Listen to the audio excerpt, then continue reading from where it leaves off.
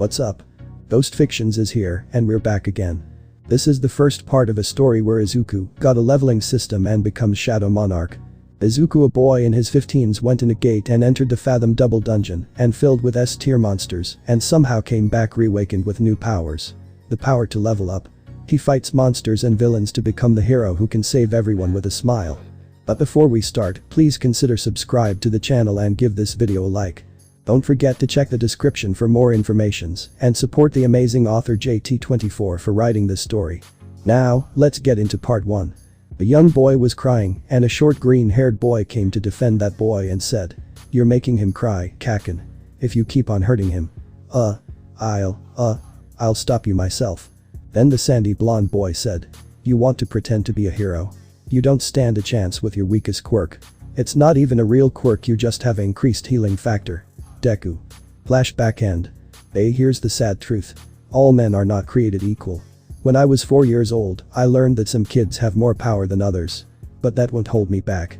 If anything, it pushes me to do better. The first incident was in King City. An extraordinary child was born who radiated light. After that, reports to people with superpower popped up all across the globe. No one knew what was causing these quirks. Before long, the supernatural became the totally normal. Dreams a reality. The world became a superhuman society with about 80% of the population possessing some uncanny ability. Our streets looks like scenes from comic books. A city swirled with chaos and confusion, a new profession dominated our collective consciousness. It was the age of heroes. With the rise of superpowers came an explosive increase in criminal activity.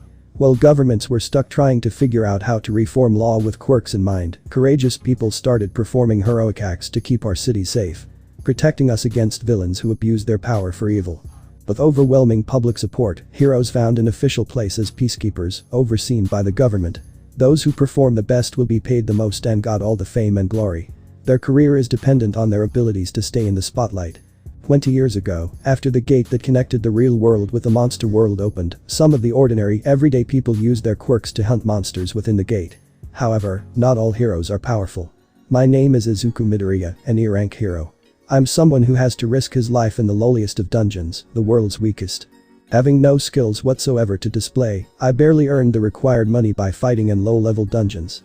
As the gates also appeared, some people have gotten another quirk again. But that happened itself is a low chance itself. Now quirks are ranked from E being the lowest and S being the highest, with other tiers within S to describe the power of the S rank. Rank E hero, Izuku Midoriya. No matter where he went, this title always followed him around. Izuku's overall strength was almost the same as a regular human being. With the exception of being a bit stronger and his wounds healing slightly faster, Izuku was about the same as regular people in every other aspect. It was par for the course then that he'd always end up getting injured. He nearly died several times, too. Of course, it wasn't as if Izuku Midoriya liked being a hero. The work was dangerous, others made fun of him, and to confound the matters even further, the pay was pretty pathetic as well. If it weren't for the medical aid paid out by the Hero Association to the hero in their peril, he'd have turned in his hero license and quit by now and live his life like a regular person. Unfortunately, someone like Izuku Midoriya, who was 15 and lacking in any tangible job skills, there was no other way but to remain as a hero if he wanted to pay for his mother's hospital fee of hundred thousands of yen every month. Then also provide for his little sister that was 3 years younger than him. Should one say that he had no choice in the matter? That was why, even though he didn't want to, he simply had to participate in the raids supervised by the association. So after every school day he would leave to find odd jobs sometimes and also go to gates, as well doing that he remained to top his class in marks, being a bit in front of his bully Katsuki Bakugo, or how he calls him Kaken. As Izuku walked to school he saw Mount Lady, Kamui Woods, and Death Arms fight a gigantic criminal who used his quirk for illegal purposes. As Izuku was annoying them, he got late for class and booked it. In class at the end of the day, the teacher entered the class holding a stack of papers and said, "Suo, as third-year student, it's time to think about your futures and what you want to do with your lives. I could pass out your career aptitude test, but why bother? We all know you all want to go to the hero track and fight crime and kill monsters." As the teacher threw the papers in the air and the class cheered using their quirks except Katsuki bitch-ass Bakugo himself and our main protagonist Izuku fucking Chad Midoriya. As the class used their quirks, the teacher said, Yes, you got some very impressive quirks, but no power usage allowed in school. Get a hold of yourselves." Bakugo then said, "Hey teach, don't let me in with these bunch of losers. I'm the real deal, but these guys will be lucking to be a sidekick to some busted deal lister. Ha. Then the student said. You think you're better than us, Katsuki? Bakugo said. Let's go. I'll take you all on. The teacher said. Huh. You've got an impressive test result. Maybe you will get into UA High. The second best in the whole school behind Izuku Midoriya. One student said he's gonna try for the national school. Then another added. That school has a 0.2% acceptance rate. After him a girl said. It's impossible to get into. Bakugo, completely annoyed by the extras, yelled. That's exactly why it's the only place worthy of me. I ace all the mock test, I'm the only one at this school who stands a chance of getting in. I'll end up more popular than All Might himself and be the richest hero of all time. The people all across the world will know who I am, and it all starts with UA High. The teacher with a twisted smile then said. Oh yeah, Midoriya, don't you want to go to UA too? The whole class dispersed into laughter as Izuku looked down at his desk in embarrassment. Then a student. Midoriya, you're kidding, right? There is no way you're getting into the hero course without a quirk. Plus being smart also won't help your case as well. Izuku in rebuttal said. Actually they got rid of that rule. I can be the first one. As he finished saying that he heard an explosion in front of him from Bakugo. From that he fell to the ground with his chair. Bakugo said. Aarrgh. Listen up, Deku. You're even worse than these damn rejects, you quirkless wannabe. You really think they'll let someone like you in when they can have me? Izuku said. No way, you got it all wrong, really. I'm not trying to compete against you. You gotta believe me. It's just that I wanted to be a hero since I was little. I may not have a quirk but can still try my hardest, can I? Bakugo said. You'll never be able to hang with the best of the best, you'll die in the exams, defenseless Izuku. The school's already crappy. You really want to embarrass it more by failing so hard. As the bell rang the kids ran out of the classroom and Izuku started to pack his bag and thought. Oh, shoot. I have to go to the D-rank gate in 30 minutes. Bakugo then walked up to Izuku's desk and said. I don't know what you think you're doing, Deku, but we're not done. As Bakugo grabbed a book that Izuku was gonna put in his bag. Then his lackey number 1 said. What you got? His diary. Lackey number 2 said. Huh? Don't tell me you're taking notes on how to be a hero. Lackey number 1 said. That's so pathetic. Lackey number 2 then said. Haha. He's delusional. Izuku, trying to get out as fast as possible, said. Real funny guys. Just give it back. Bakugo then explodes Izuku's book and Izuku got scared and said. Ahhhhh. Bakugo then showed his notebook and Izuku said. K Kaken, that's mean. As he said that, Bakugo threw the book through the window and Izuku said. No. Bakugo said, looking into Izuku's. Most first string heroes show potential early on. People look at them and just know they are destined for greatness. When I'm the only student from this garbage junior high to get into UA, people will start talking about me like that. They'll realize I'm legend, the next big thing. That's my ego talking, but I just know I'm good.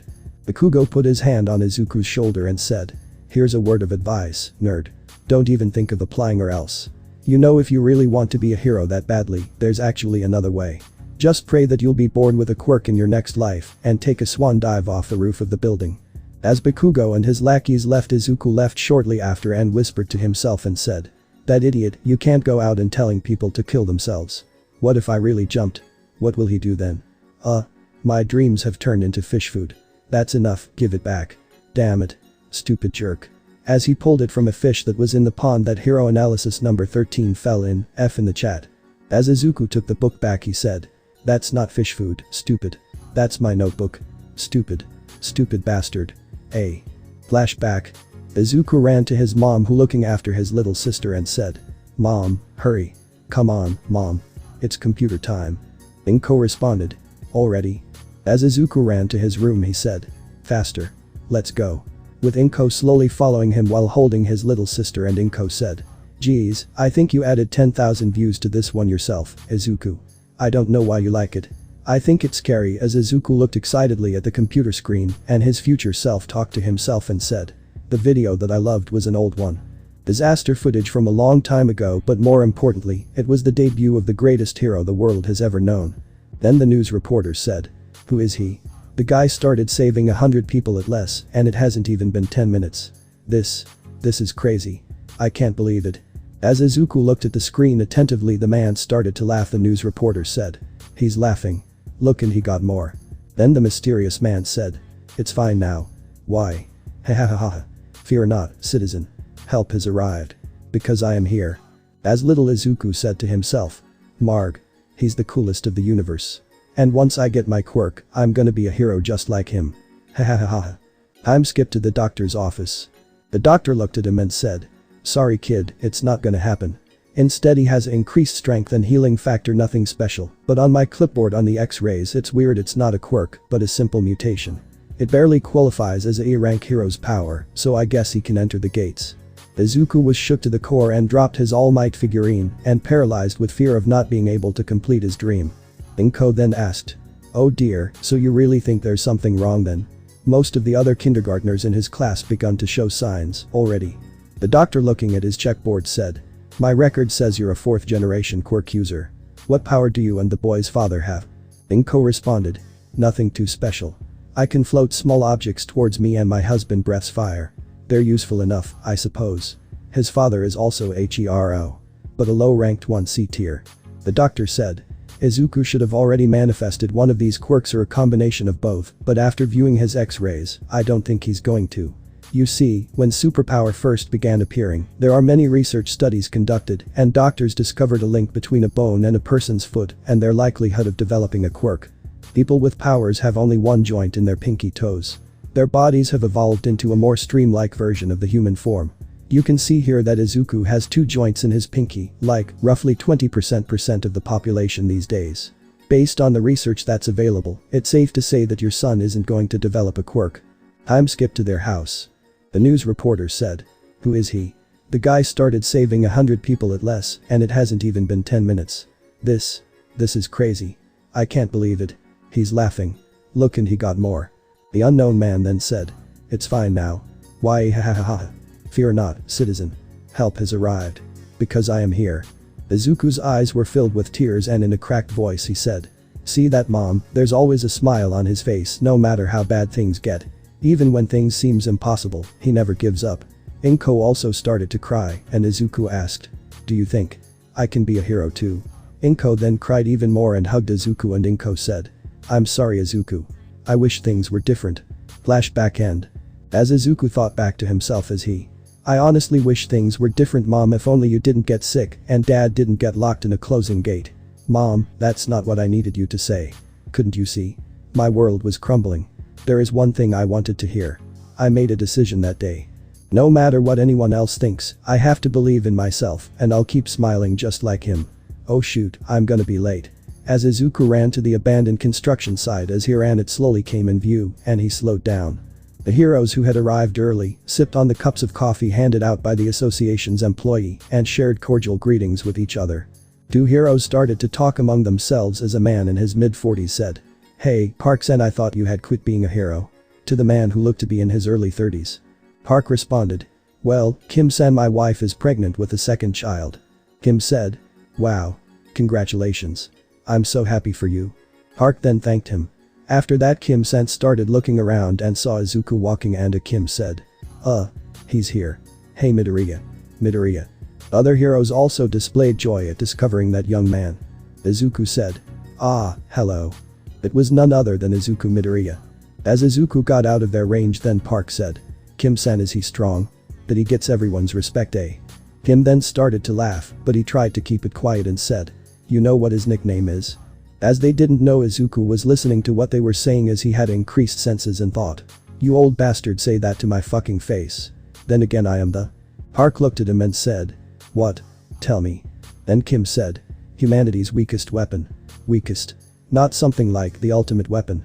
The weakest in all of Japan, maybe even the world. As Izuku was angered, he tried to hide it and looked at the other heroes. He saw them drinking some coffee and thought. I should get some. School was boring today. Kim said. Ah.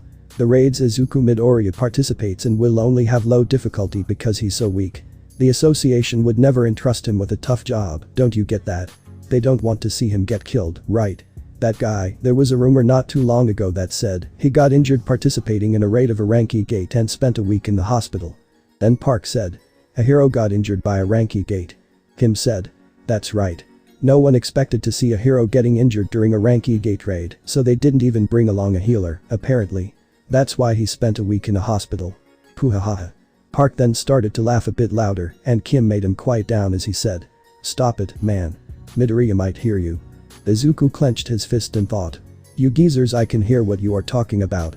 As Izuku waked over to the coffee area, the Hero Association said. Are you here for coffee, Midoriya-san? Izuku nodded. The employee said. Sorry, we just ran out of coffee. Izuku said.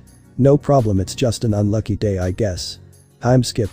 The ginger-haired girl was using healing magic in front of Izuku. Juhui showed how unhappy she was with a pouting expression.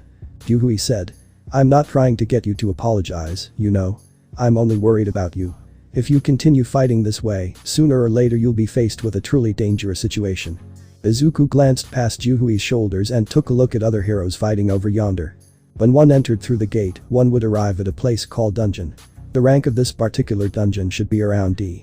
The dozen-plus heroes were taking care of the monsters inside this dungeon without so much as breaking a sweat. Unfortunately, for a rank E, such a feat was nearly impossible.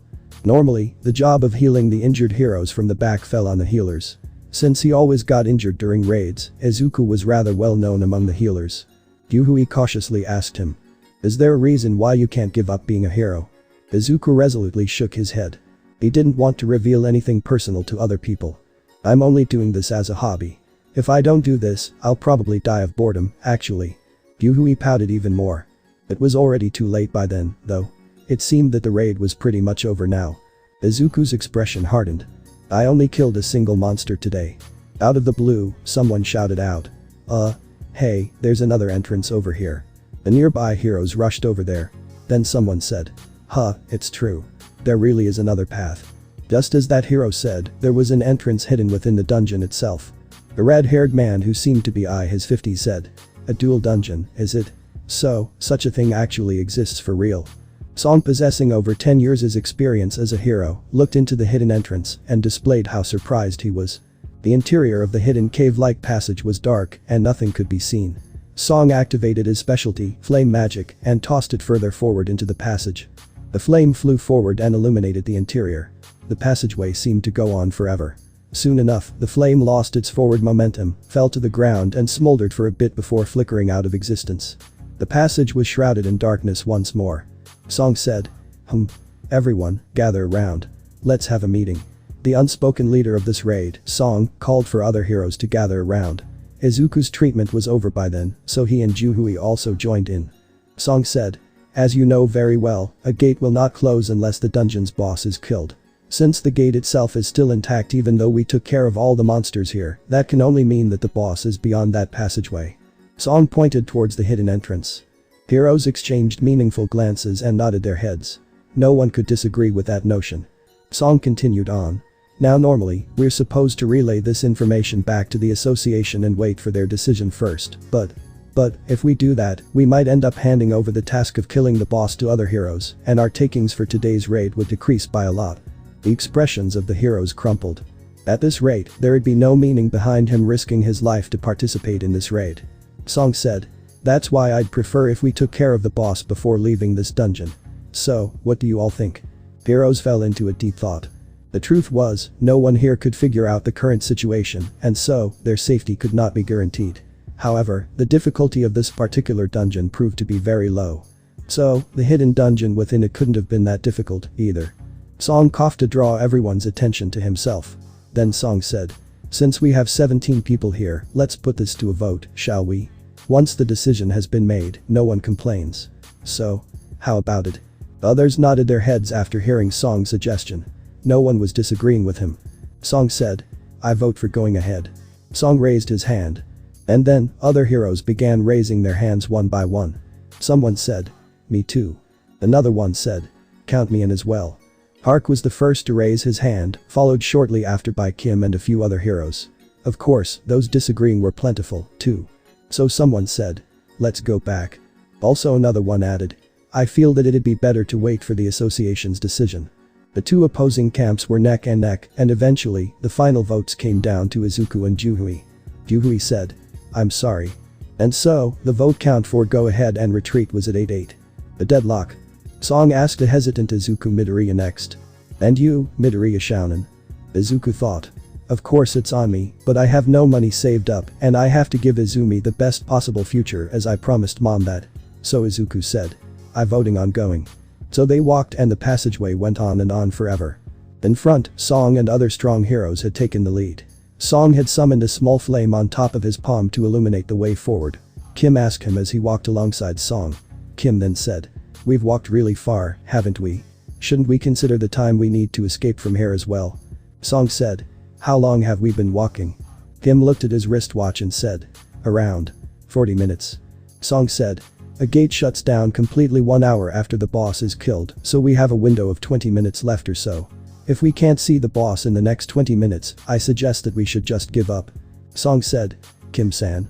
It's dark out in front, so why don't you position yourself behind me?" Kim stared at Song's flames for a second or two before he wordlessly pulled out his smartphone and switched on the screen, and then, the passageway got illuminated rather brightly. The very back of the group was the spot reserved for Izuku Midoriya, who was injured pretty badly not too long ago, and Juhui, who didn't possess any combat skills whatsoever. Izuku scratched the back of his neck and said, "Pardon me, I'm really sorry." Juhui responded, "About what?" Izuku said, "About, dragging you here against your wishes."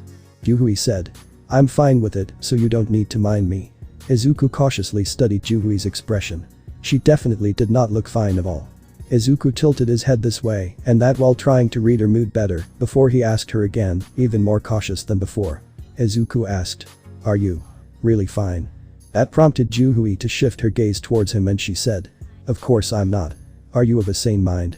If you were stabbed a couple of inches higher, you'd have a hole in your heart by now. And what about those injuries on your arms and legs? I worked so hard to heal you somehow, yet you wish to throw yourself into yet another dungeon plus, you don't even know where we're going, too."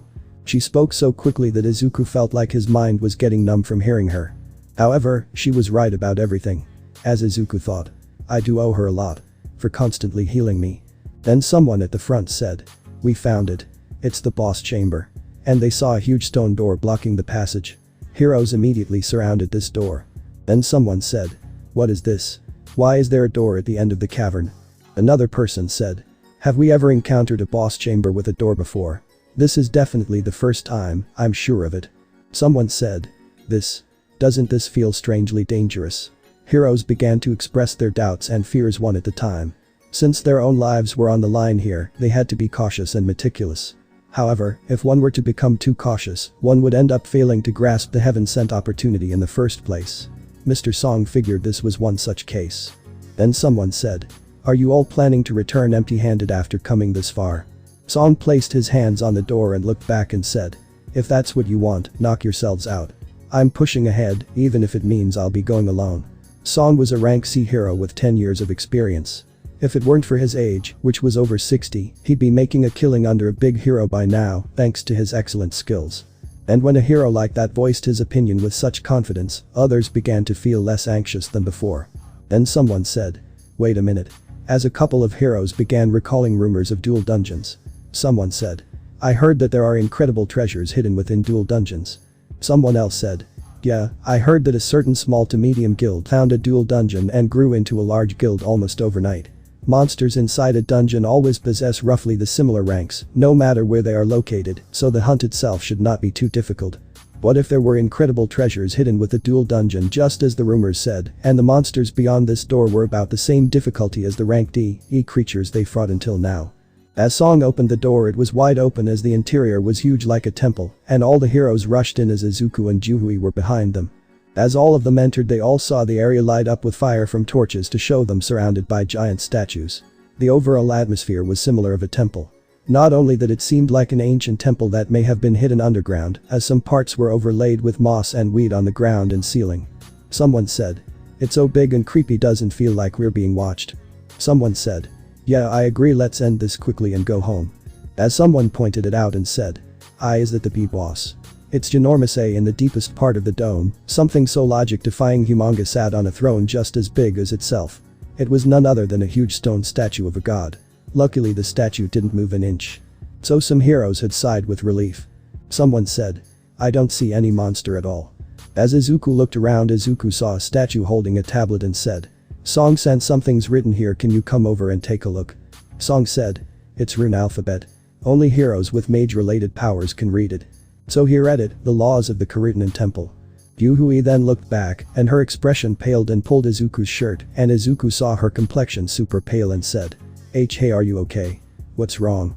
As Yuhui raised a trembling finger, it pointed to the statue of God, more importantly at its face, and looked at it with confusion, and Yuhui said, the eyes. They move towards us now. Song continued. First law. Worship the Lord. Second law. Praise the Lord. Third law.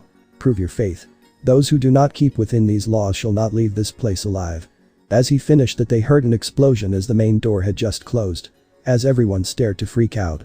Then someone said, the door. The door is closed. The same person said, I'm going home, so you all can have fun with a boss or treasures or whatever. As he ran to the door, Izuku's eyes widened as the body dropped to the ground, as it was headless, as the statue beside the body was covered with blood, and the heroes started to scream for help, but that meant nothing as they all knew in the end they would die. As Izuku looked back and thought. Yuhui said the eyes. As Izuku looked at the statue, it was looking down on him, and the statue didn't have stone-colored eyes but red eyes. As he saw them, Izuku felt a chill down his spine as he felt something coming, and Izuku yelled, duck. As he said that, a red light came out of the statue's eyes as some of the bodies fell to the ground lifelessly. Out of the 17 heroes, 11 were left, and none of them experienced an attack that powerful in their entire lives. As the remaining heroes laid on the ground, Izuku looked at the statue's eyes. They were red, but it didn't attack again. As time passed, Yuhui's breathing became rougher by the second. As Izuku was about to get up, someone grabbed his shoulder and pushed him back to the ground and said, don't get up. It was Song, and then he shouted to the other heroes. Nobody move. Stay exactly where you are. Only those that moved got killed. Those who listened to you and got down survived. Izuku said. It seems that way. Song tilted his head slightly and asked. I thought you warned us because you figured something out. Izuku truthfully said, no, well, I just felt something dangerous was coming, so. Song then thought. His instincts are pretty good, in other words. He's a ranky hero. The weakest, but he's smart. If only his abilities were a bit higher. Just as Song stared at Izuku, started to check out the older hero's condition. And the youth's eyes opened up wider after finding something pretty terrible. So Izuku exclaimed. Song-san, your arm. Song said. This is nothing. I can still hold on. Song's other hand that wasn't pressing down on Izuku's shoulder, his left arm, was gone. Song studied Yuhui's conditions for a bit before he took off the t-shirt he was wearing, and while not even showing the enormous amount of pain he must be feeling, he wrapped up what was left of his left arm. Song said. Help me tie up the end, please. It's difficult to sew with only one hand. Izuku could only nod his head then. They were able to somehow stop the bleeding for now. Rather than a scream or a pained moan, Song let out a long sigh. It was a sigh containing 10 years' worth of experience as a hero. The statue had stopped attacking, but some heroes were crying, and some were begging to God, and someone were in shock. Izuku thought. Worship the Lord. Worship the Lord. I think I got it. As he thought it was then as Song said. Don't move. Song shouted at Ju, who was at the far end of the group. Ju remarked. Shut up. Who knows when that thing will start attacking us again. But you want me to stay here and wait. Ju was a close combat type hero. These types of heroes possessed far superior physical abilities than regular human beings. On top of this, Ju was about to sign up with a big guild after his skills were acknowledged by them not too long ago as well. So he said to himself. I'll not die here today. While keeping low to the ground, Ju put all his strength down to his legs. His aim was at the doorway. The muscles on his legs were swelling up fast. Damn it. Song could only mutter out to himself. Right then, Ju kicked the ground and exploded forward. Meanwhile, Izuku hurriedly turned his head to look at the god statue. Just as he suspected, the eyes of the statue were fixed on the back of Mr. Ju. And then, the chilling red ray shot out from those eyes. Buzz. The beam slammed on the back of Ju. He screamed. Kayak. A female hero screamed at the top of her lungs. The expressions of the heroes froze hard and someone said. Oh my god. Ju no longer stood where the red beam flew past. Only the pair of ownerless ankles could be seen now. Izuku thought. The laws of the Karutanen Temple, was it? Regulation was rules, and rules could be laws as well. Izuku slowly stood up with a determined expression as Song grabbed his shoulder, but Izuku shook his head, and Song thought. Those are the eyes of a man who doesn't look like giving up his life. Izuku's eyes were locked onto the statue, and as expected there was red laser beam fired, and Izuku ducked down to the ground, and it was only a few inches away from his head. Izuku thought. I was right, it only fires at a certain height. It's not attacking someone who's moving. Izuku figured the first part out and said. Everyone. You must bow toward the statue. When he said that, the other heroes looked at him with confusion. Someone said. What the fuck are you saying? Kim said. I would have fucking punched you in the face before if I knew if you were gonna say this bullshit. Song looked at Izuku and said, I'll do as you say. That voice came from Izuku's back. Everyone's eyes immediately shifted there. It was Song, effectively the leader of this group. Izuku then said. Song-san. Someone said. You are going to kowtow to that fucking statue? Just as other heroes began to freak out, Song looked straight at Izuku and asked. Young man. You've discovered something, haven't you? Izuku resolutely nodded his head. Then Song asked. Is it your instinct again? Izuku said. Yes. For the time being. Song responded. I see. Just now, 11 people survived thanks to Izuku's instincts.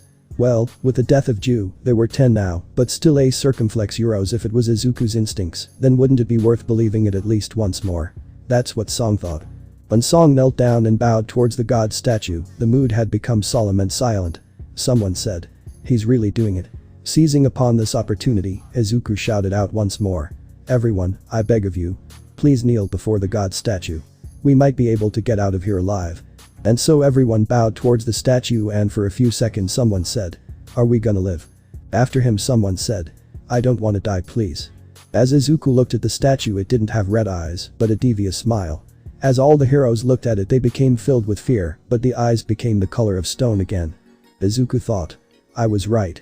But there are 2 more. Song said. How did you know to bow? Izuku said. The commandments. Praise the Lord is the next one. As he said that, it was then as the whole temple started to rumble as the entire chamber began to shake. Someone yelled. What? What the hell? It wasn't over yet. This can't be. None of them could guess what they wanted to say. Despair rapidly dyed their expressions. Soon, the god statue completely stood up from the throne. The statue swept its gaze around once and began walking towards the heroes. Thud. Every time the god statue stepped on the ground, the whole world seemed to shake. Thud. It was so tall that its head was almost scraping against the chamber's indescribably high ceiling. Thud. Even when the heroes were overwhelmed by the statue's sheer size, the thing was gradually closing its distance to them. Midoriya. Midoriya. Someone said. What can we do? The heroes who were cussing at Izuku only a short while ago hurriedly began crowding around him. When someone found the right door in Fall Guys, I know dead meme, but it's true. Someone asked. Is there a way out of this? Say something. All these adults were forming tearful expressions as if they'd start breaking down in sobs and wails very soon. Currently, Izuku was their only hope. Izuku helped the frozen stiff Juhui up from the ground and began talking about the second law. Izuku told them. Praise the Lord. That's the key. Song then said. Wait, isn't that what's written on the slate? Izuku said. Correct. Worship the god. Exalt the god. And finally, prove your piety. We need to satisfy all 3 laws. Izuku began speaking faster and faster. Why? The god statue was already a stone's throw away from them. Thud. Everyone's complexion paled as the gigantic shadow loomed over them. The young man said. Let me try something. A young male hero who usually kept to himself suddenly took a step forward. Someone said. What are you trying to do? The man said. I've been in a church choir. I'm confident if it's about praise something. As he started to praise, Izuku thought. This is wrong. The chamber featured its own set of rules. But the young hero was praising the god statue with the rule of Christianity, not with the rules of this chamber. Thankfully, the statue wasn't moving a circumflex euros, but could singing that hymn qualify as upholding the rules? Izuku shook his head. The only reason why he didn't say anything was solely because he couldn't think of a better way to stop the god statue himself. It was right then. Thud. The weighty noise reverberated throughout the chamber. Aya. The female hero screamed at the top of her lungs. When the stone statue lifted its leg up, bloody mess of what used to be the young hero could be found on the ground as well as on the bottom of its foot. Other heroes began screaming in panic and shock as someone screamed at the top of their lungs. Ah. The face of the statue, emotionless until then, was now crumpled in pure rage. The man said. It's angry. Run away. Heroes dispersed away from the statue in a hurry. Unfortunately for the female hero, she lost her reasoning and stood on the spot while screaming loudly after personally witnessing the death of the young male hero. Izuku thought. Damn it. Izuku was running away while carrying Juhui in his arms, but he turned around so he could go and help that woman out. But then, Song stopped the youth. Izuku said. But, Song-san. Song said. It's too late. As if slapping a fly down, the god statue slammed its palm down at the female hero. Slam. Ark ran close to statue with a sword as he thought he was safe, as everyone tried to warn him to dodge he didn't listen, and was cut in half. Izuku inadvertently shifted his gaze away. It was a truly gruesome sight and he couldn't bear to watch it unfold. Even though he was running short of breath, Izuku roared out loud enough to shake the entire chamber. Run towards the statues holding musical instruments.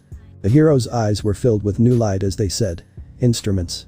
As they hurried to every corner of the temple to the end, so when one of the heroes reached the instrument, it started to play a beautiful melody. Then someone said, it's working. Another one added, hurry to the instruments. As Izuku ran to one and put Juhui there as she pulled his sleeve and told him to stay, and Izuku said, sorry Juhui, only one person per instrument, and if we both stay we'll both die. I'll manage, don't worry. As her eyes were filled with tears and fingers trembled, but she let go. As Izuku ran away, the statue saw him running, and so it ran after him. Thud. Thud. Thud. Thud. As Izuku saw the drummer behind Juhui make music, he sighed in relief, but some of the ground under him broke as he had traveled through half the room to find an instrument. As he fell to the ground, Izuku managed to dodge the statue's foot, and he got up, and being a close combat type hero helped him in this situation, as he ran as fast as he could. And when the distance remaining between him and the stone statue was mere a dozen feet. Song exclaimed. No, that's the wrong one. Song cried out to him. Izuku had been paying attention to the god statue only, he was stunned by the shout and hurriedly turned his head to take a look at his front. Izuku screamed. Ah. It's not a statue with an instrument. He belatedly realized that the thing that looked like a musical instrument from afar was actually a shield instead. And sure enough, the statue mercilessly stabbed down with its shield. As Izuku gasped for air as he got hit. Hyok. Izuku hurriedly threw himself to the side. Juhui screamed as she thought Izuku got hurt. Izuku rolled on the ground, and when he came to a stop, he raised his head to see the god statue standing right in front of his nose. It's one thing after another. His forehead must have been torn from him rolling on the ground because blood was flowing down and blurred his vision. His view was restricted and he couldn't look too far away. Izuku quickly searched around his vicinity. An instrument. An instrument. However, no matter how hard he looked, he couldn't see a single statue holding an instrument nearby. Meanwhile, the god statue raised its leg over Izuku's position. Hyok. Thud. Izuku threw himself again and somehow avoided the foot of the statue again. But he had reached his limit. The powerful dizziness was assaulting him, and for some reason, he couldn't even balance himself. And prayed in his head. Please. If there was a real god, he thought that he'd start praying right about now. It was then, Izuku spotted a stone statue that held neither a weapon or a musical instrument and thought. Is that? Izuku decided to bet everything on that statue. He crawled on the ground and arrived in front of the statue in question. He then managed to flip his body around and lie down on the ground so he could see the god statue. He no longer had any energy to move. Izuku stared at the approaching god statue and continued to roughly breathe in and out. The expression of the god statue was far more contorted compared to before, as if it got infuriated further by Izuku's continued evasion. The god statue now stopped in front of Izuku. Seeing a creature as big as a high-rise blocking his entire view, Izuku felt like he couldn't breathe anymore. Did it think he was nothing more than a cornered rat? The god statue simply looked down at him and didn't do anything else. Izuku thought. This is the end. Izuku sensed his own unavoidable death approaching closer after looking straight into the eyes of the god statue. From somewhere behind him, a beautiful and otherworldly voice came out. Izuku turned his head around to see what was going on. The lips of the stone statue holding a book moved, and whenever they did, a divine song flowed out and filled the interior of the massive chamber. The crumpled expression of the god statue slowly reverted back to the emotionless state. Soon, all those horrifyingly contorted facial muscles of the statue smoothed out. When the song of the stone statues came to its eventual end, the god statue turned around. Then, just how other stone statues had done until now, it returned to its throne and settled down, as if things that happened until now were nothing but a lie. Thud. The noise of the god statue sitting down on the throne resounded throughout the chamber. Pant, pant. Barely made it. A thin smile formed on Izuku's lips. Meanwhile, Juhui began running from her position at the far end of the chamber. As Juhui ran to Izuku and started to try to heal him, but nothing seemed to improve as the other heroes walked to him, they all carried the same dark expression and thought. Why is no one talking? Why are they looking at me like that? So Izuku tried to get up as he finally noticed the pool of blood he was sitting in and saw that half of his right leg was gone. Izuku looked at the statue holding the shield as the bottom part was covered in blood. Then under it was his leg. Yuhui continued to heal Izuku, but that didn't matter as she was reaching the physical stamina as B-rank healers couldn't heal limbs back. Izuku said, "Yuhui. Please stop. It's fine." Yuhui's eyes were filled with tears and she said, "I'm gonna heal you, eh?" The other heroes could look at the two of them with a gruesome expression. As they stood around Izuku, they heard a rumble as all the other heroes got ready to run, but it was a small table only raised from the ground in the middle of the temple. There was a magic formation around the table, and it was in the center of the temple, and it was raised up only a few steps up. Izuku said, "An altar?" The other heroes looked at him as they talked about the altar. Kim said, "I get it now. I see how it is." As he unsheathed his sword that was loosely hanging on his hips. Then he pointed his sword at the altar and said, "Hey Midoriya. The final law, prove your faith. Are we supposed to sacrifice something at the altar?" Izuku only nodded. Kim walked close to Izuku with unfriendly eyes and Izuku said, "Kim-san what?" Kim said, "You, young man, don't say anything, stay still." As he shouted at Midoriya, he pointed his sword to Song, who was squatting beside Izuku, and Kim said, "Just who was it that dragged us to this place? Wasn't it this guy?" "Yes, it was Mr. Song." "So, don't you think it's only right for Mr. Song to take the ultimate responsibility?" Izuku tried to get up in a fit of his anger, but Song stopped him, and Izuku looked at Song in disbelief and Song said, "What Mr. Kim said is right. I should take the blame for today." Kim used the tip of his sword to point towards the altar. Kim continued, "If you get it now, then let's get going already. Over 10 people died here because of you, old man." Izuku unfortunately did not possess enough strength to stop Kim here. Kim, thought to be one of the best among the rank D, and Izuku Midoriya, easily the worst of the rank E. The difference in their strengths was all too clear for him to see. Not only that, Izuku had even lost a leg. If he tried to confront Kim as he was now, there was a chance that him and even Yuhui, who had been focusing solely on healing him, could meet with disaster. Izuku whispered, "Damn it." Izuku squeezed his eyes shut. He never hated his own powerlessness as much as he did today. In the meantime, Song had stepped up on the raised altar. Suddenly, a red flame lit up near the outer perimeter of the altar as soon as he did. Everyone nervously swallowed their saliva and observed the unfolding situation carefully. However, nothing else happened. Just a single flame came to life, and that was it. Kim quickly turned his head and spoke to Izuku and said, "Look here, Midoriya. This wasn't it."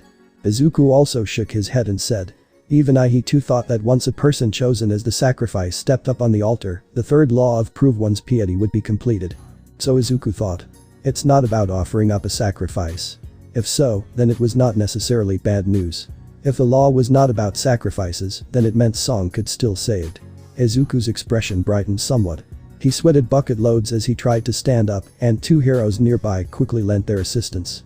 Izuku said, "Please take me closer to the altar so I can study it." Yuhui said, "Midoriya, your injuries are." Izuku said, "I'll be fine, Yuhui." Izuku eventually arrived at the altar with the help from other heroes. Then, 3 more flames lit up. Right away, Izuku's eyes gleamed brightly.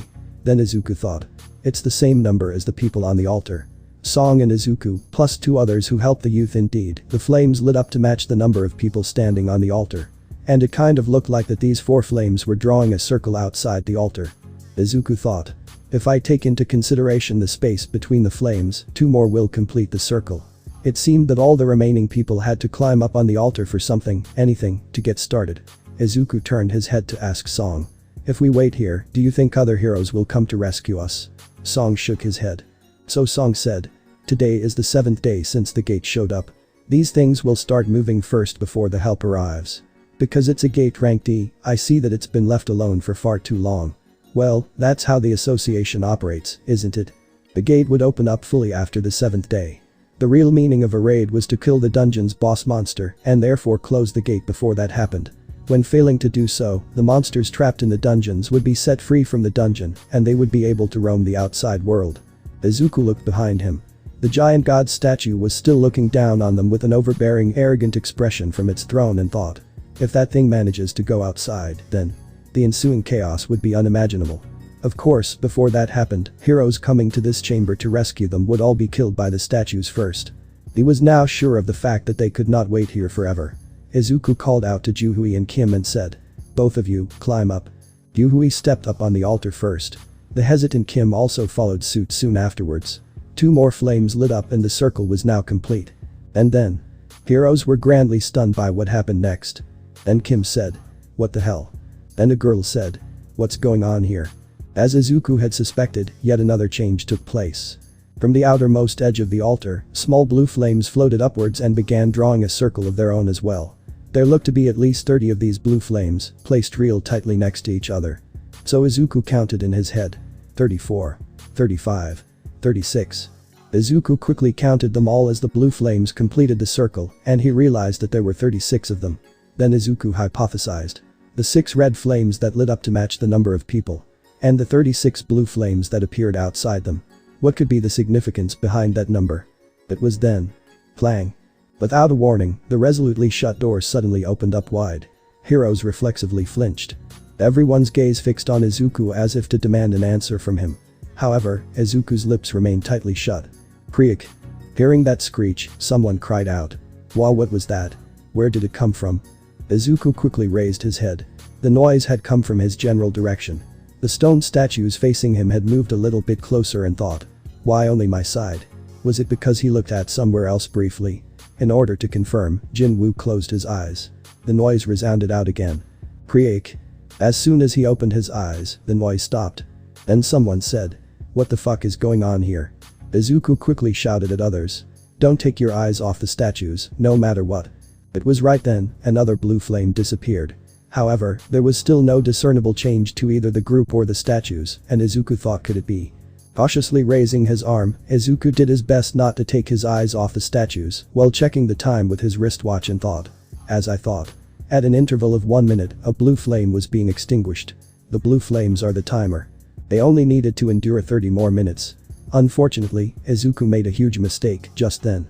While he was counting the number of blue flames, his eyes wandered away for a brief moment and that resulted in the statues creeping closer. Creak. The man standing on the opposite side screamed and ran towards the door. He simply couldn't hold on any longer as the horrifying screeching noise coming from his back frightened him so much. As soon as he left the altar, one of the red flames disappeared. Izuku yelled. No.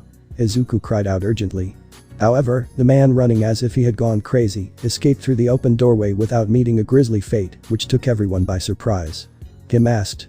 What the hell? Midoriya. What's going on? That guy made it out alive. Kim shouted out, flustered. Izuku was standing with his back to the doorway, so he couldn't really tell what was going on. So he asked. Did something change? Kim said. The door. The door has closed just a little. After that guy left, the door moved a little bit, but then stopped. Izuku then recalled one of the red flames disappearing as soon as that man left the altar and thought. God damn it. He immediately felt his heart go cold. Izuku thought. Prove your faith. The open doorway is a false hope. A false hope right in front of one's eyes. On the other hand, the altar was the proverbial promised land. The third law was a test to see if one could defend one's position without falling into the sweet temptation over yonder, while constantly being under the encroaching threat of death. Then the man holding Izuku let go of him and ran for the door and got out safety. Front, back, left, and right. In order to secure all 4 directions, 4 people were the bare minimum required. Izuku himself, Juhui, Song and Kim. A single person leaving now would result in a gap within the field of vision. Kim wiped the sweat off his forehead and asked urgently. Izuku said. We'll make it as long as we wait here. Only until all the blue flames are extinguished. Izuku spat out everything he had deduced so far. Kim nodded his head as his ears perked up. Izuku quickly ended his explanation and added one more thing at the end. So Izuku said. Remember, everyone here can get out of here alive. The laws of this chamber always left open a path for one's survival. The final law would not deviate from that. Jinwoo was certain of no one else needing to die as long as the remaining people trusted each other. Kim then asked. Look here, Midoriya. You could be right on this one, but could the door close shut instead when the timer runs out? Sadly, Izuku couldn't answer that one and so he didn't answer and Kim said.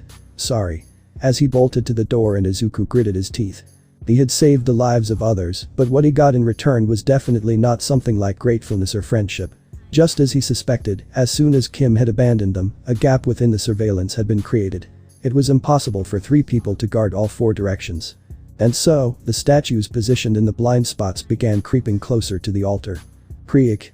The encirclement of the stone statue was gradually tightening. Song took a look around and then spoke to Izuku and Juhui.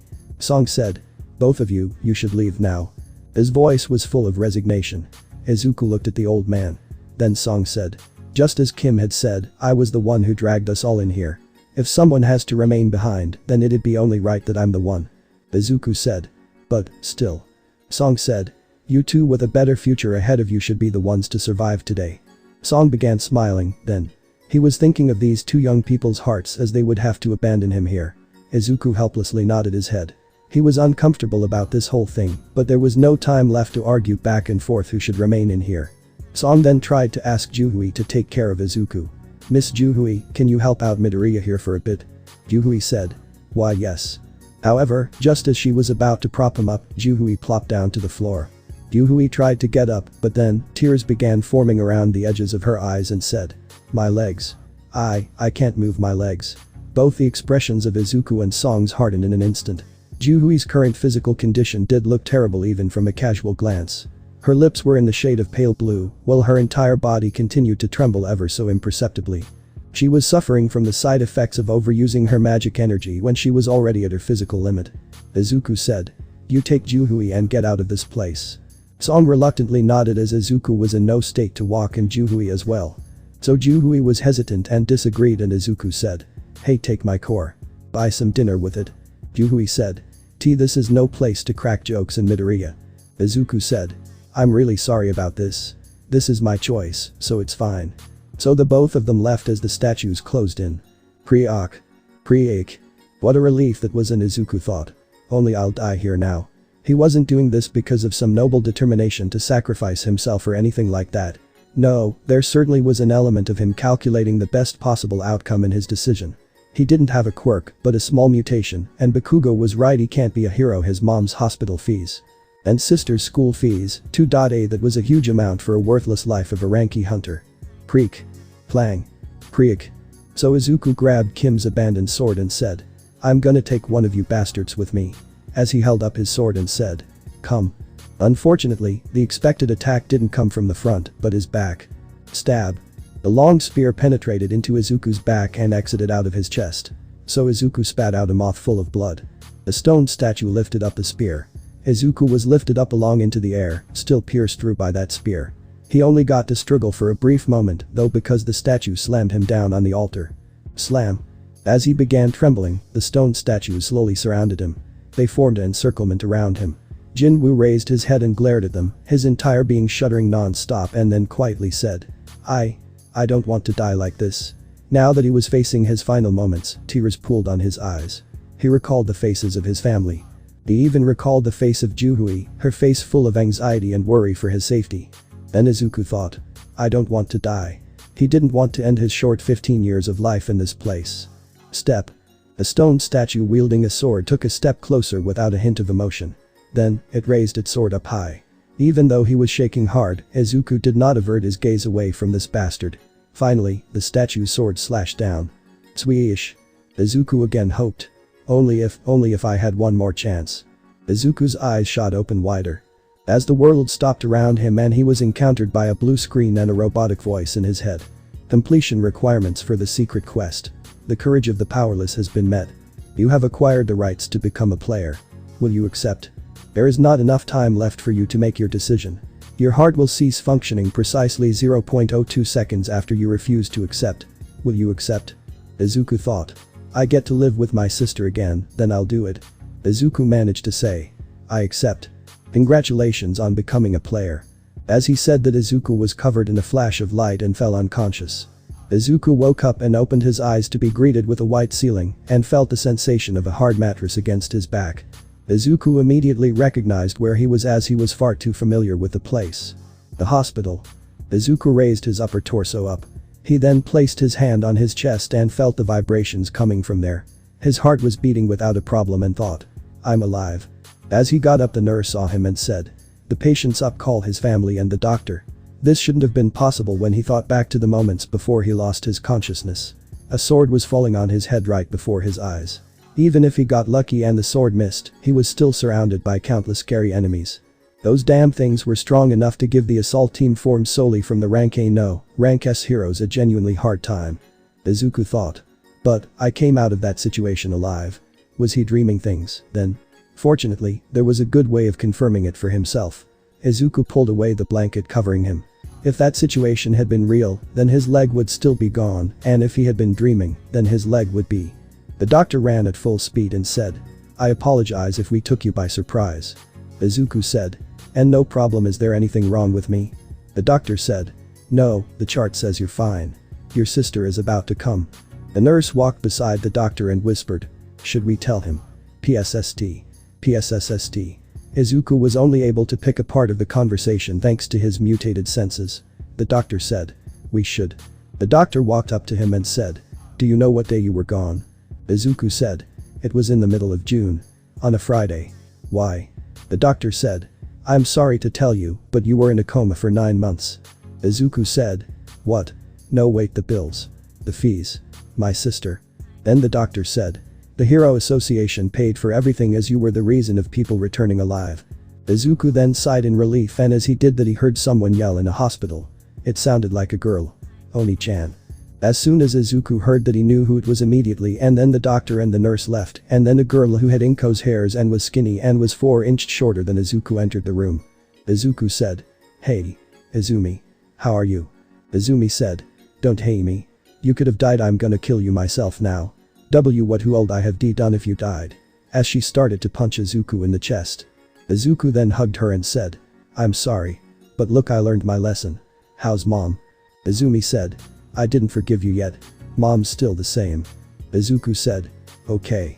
Well, I'm sorry, okay. I'll make it up for you. Got it?" Izumi nodded. Izumi said, "Okay, Oni-chan, you're lucky. Next time I'm gonna go into a gate and bring you back and kill you myself if something happens." Izuku started to nod very fast and Izumi said, "Bye." Izuku then waved and she left. Izuku then saw 2 men and they were dressed in fancy clothes and they said, "Unfortunately, we are unable to wait any longer." Izuku said, "Who are you, eh?" One of them, with the close cropped hair like a soldier and wearing a pair of sunglasses, presented him with a business card. Izuku received a business card and read what was written on it. Wu Chiel, the section chief of the Monitoring Division, the Japanese Heroes Association. The Monitoring Division was the only department in the Heroes Association with many strong heroes in their peril. Well, since this department was tasked with managing the country's heroes, so, quite obviously, they would employ many high-class heroes to facilitate that purpose. Izuku said, "What does the Monitoring Division want from me?" Chiel sat down on the chair beside Izuku's bed, while his subordinate stood holding a briefcase said, "Well, E-rank hero Izuku Midoriya, we believe that you've undergone a reawakening." As he said that, Izuku said, "Was that floaty box it?" "Nah, I was probably my head, I did get hit pretty hard." Then Chiel said, "By any chance, do you remember what happened before you blacked out?" Izuku said, "Yes, I do." So Izuku told them everything truthfully, minus the strange hallucinatory words he heard before he lost his consciousness. And Chiel asked, "And that's when you lost your consciousness? Is that all?" Izuku said, "Yes. I opened my eyes next, and I'm in a hospital." Chiel said, "By the time everything was gone, the only thing to be found within that open space was you, Midoriya. Is it fine if I call you that?" Izuku nodded. Chiel continued, "There was not one trace of the god statue nor the stone statues." Izuku then looked at him with a disbelief and said, "What?" Chiel then signaled his subordinate to open the briefcase and said, "It's the device to measure your magic energy. So the moment of truth as Izuku slowly put his hand on the device. The god statue was said to have melted rank C heroes with nothing but its eyes, according to the survivors. If one were able to kill such a creature even while unconscious, just how powerful one could possibly be. Chiel hurriedly took off his sunglasses and confirmed the numbers. Right away, a small earthquake rocked Chiel's eyes and said, "How can this be?" He rechecked the numbers, but it remained the same. Then he thought, How could a person holding a hero license possess the magic energy value of only 10? When considering the fact that the lowest average value for rank A circumflex heroes, the bottom rank A circumflex heroes, was around 70 to 100, Izuku Midoriya was no different from a regular person. Izuku's hands were soaked in the sweat of anticipation. Seeing the suspicious reactions of the 2 monitoring division agents, the result must have been somewhat beyond their expectations. Meanwhile, Chiel was comparing the existing data on Izuku with a new measurement and thought his first measurement returned the value of 12. 4 years later, it's 10. It has decreased by 2, but it is within the margin of error. Just as Izuku was about to ask, Chiel bowed his head slightly and said, "Thank you for your cooperation. If you remember anything else, please give us a call anytime. By the way, your phone was broken and the Hero Association bought you a new phone. It will come in a few days." As Izuku nodded, they left, and Izuku thought, I guess trash is trash. As they left the room. As Izuku was about to lay down, he saw. You have several unread messages. Izuku blinked his eyes and even rubbed them, but it was still there, and Izuku thought. It hadn't been a long time since I started hearing weird things, but now, I'm even seeing them, too. Could something in his head really be broken? The doctor did say he was completely fine though. There was a condition called PTSD, after all. People who experienced a huge accident or a traumatic event usually suffered from this condition. It was only what felt like a few days ago since he witnessed the deaths of many of his comrades, not to mention he himself nearly died as well, so it would not be so strange to hear or see weird things as a possible side effect. However, there were a couple of things that prevented him from dismissing this out of hand. Izuku's sight lowered to his leg. The leg that got cut in half by the shield of the stone statue was now all fine and dandy. The voice he heard out of the blue inside the underground temple hidden within the depths of the dual dungeon, his completely cured leg, and now, those words floating in front of his eyes. Too many weird things were happening all at once. Once the confusion in his heart died down and he felt calmer, he became quite curious about the contents of those so-called unread messages. There might be answers to his questions found within those messages, after all. In order to confirm the messages, he reached out towards the words. And his hands simply went past them. Izuku thought. It's not touch-operated. It seemed that he got way too used to how a smartphone worked. He couldn't think of any other way to access the messages other than tapping on the icon, though. Back then, he could only get his intentions across to that unknown voice by talking to it. So Izuku thought. Just like back then, I should either form the words in my head or speak it out loud. Thinking that this must be the case, Izuku then began to mutter the potential combination of words one by one. Confirm. Messages. Confirm messages. Tech messages. Reading. I want to read. I want to look. Hey, show me already, will ya? Open. Tiring. Izuku smiled and said. Finally. There are 2 unread messages. A circumflex Euros congratulations on becoming a player, unread. A circumflex Euros daily quest. Preparations to become strong is now available. Unread. To prevent eyewitnesses intruding on him, he even locked the door. Finishing with his preparations, Izuku sat on the bed and read the titles of the messages available to read. A circumflex Euros congratulations on becoming a player, unread. A circumflex Euros daily quest. Preparations to become strong is now available. Unread. He thought that the first message sounded familiar, as if he heard it before from somewhere, so Izuku thought. Where have I heard it from? I know I have. So, the first message, then. A circumflex Euros congratulations on becoming a player, unread. Confirm. Tiring. This system will support the growth of the player.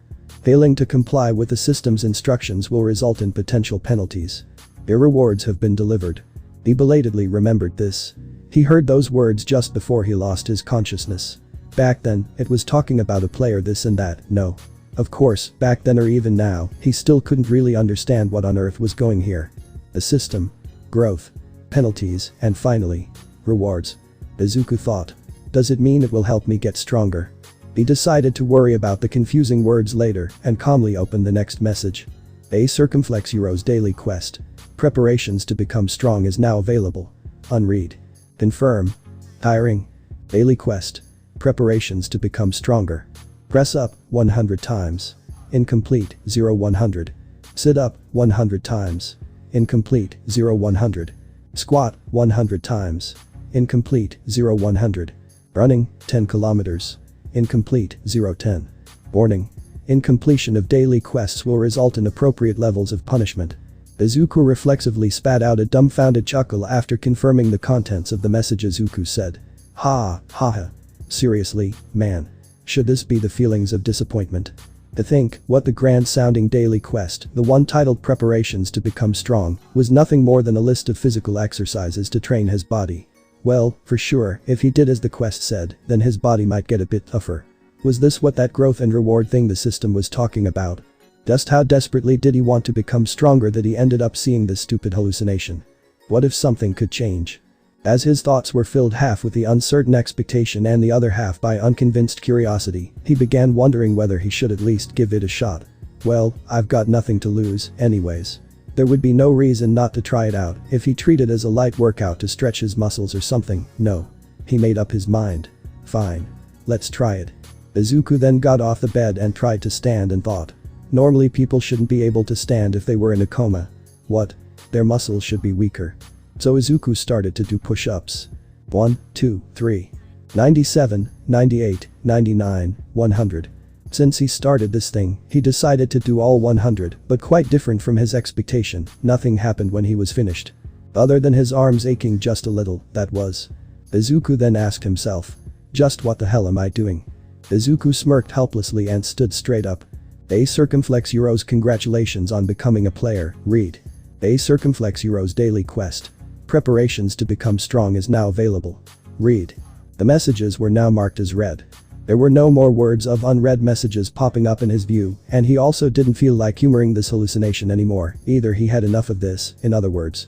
Izuku closed the mailbox without regret. As Izuku yawned as he stood up. Izuku yawned out at length and climbed back up on the bed. He felt sleepy as if he had pushed himself too hard. The sky outside the window was already dyed in the colors of the sunset. It's already this late, huh? The monitoring division agent said earlier that his hospital fees would be taken care of by the association. He figured that it wouldn't be too late to leave after receiving a thorough examination of his body and get the all clear from the doctors first. Izuku laid down comfortably while thinking as such. I'm sure these hallucinations and weird things I hear will eventually go away with time. His eyelids slowly closed shut. And Izuku drifted away into a deep slumber. Tick-tock. Even when Izuku was softly snoring to himself, the needles of the clock hanging by the wall continued to tick away. The needles spun and spun around until they indicated 11:59 and 57 seconds p.m. Tick-tock, tick. 58, 59, 60. The needles stopped moving precisely as they touched 12 o'clock. Tiring. You failed to complete the daily quest. You'll be transferred to the penalty zone for a set period of time. Rumble. Izuku's eyes shot wide open from the violent tremor that shook his entire body, and Izuku said. An earthquake. Izuku sat right up and grabbed the edges of the bed. The shaking was so bad that he couldn't maintain his balance. Rumble. The shaking got progressively worse as the seconds ticked by. It happened then. One of the steel bars on the bed he held on for dear life suddenly broke. No, it didn't break per se, but simply disappeared. Izuku hurriedly looked at his palm. No steel bar there, just grains of sand. Sand. In the end, Izuku was thrown off from the bed. He bounced around all over the hospital room and screamed out. Even when that was happening, items within the room was turning into sand one at a time and screamed. Yue. Plop. He felt something soft against his fingertips. They happened to be ultrafine grains of sand. And the accursed earthquake had stopped. Izuku spat out the sand in his mouth and hurriedly raised his head up. His eyes caught the side on an endless plain of nothing but sand. Izuku frowned heavily and got up. All the sand that found its way inside his clothes poured out. He dusted the sand caked on his chest while taking a look around him. Indeed, all he could see was sand. And more sand, and Izuku in confusion said. A desert. This couldn't be real. Until a few moments ago, he was sleeping on a bed inside a hospital located in the middle of Musatafu. But now, as soon as he opened his eyes, he was in the middle of a massive desert. Izuku scooped up a handful of sand and let it slip through his fingers. The fine grains fell straight down to the ground. It wasn't just a breeze, though when he raised his head up to look, the sky didn't have a sun, a moon, or any stars for that matter.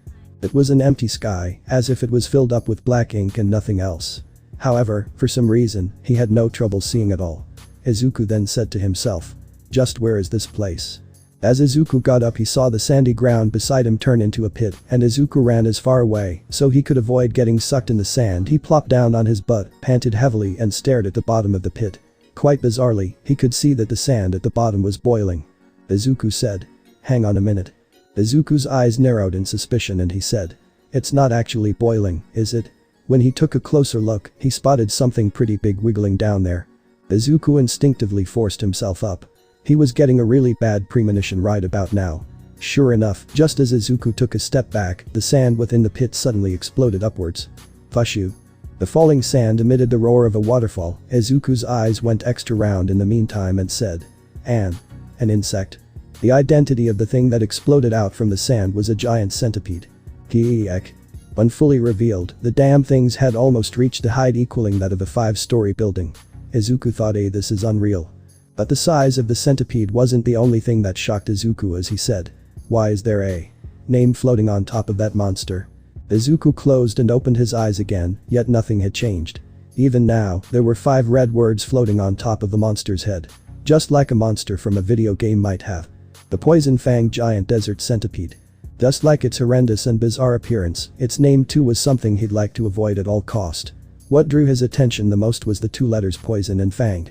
He spotted a pair of fangs as large as a child, jutting out just below the bastard's jaw.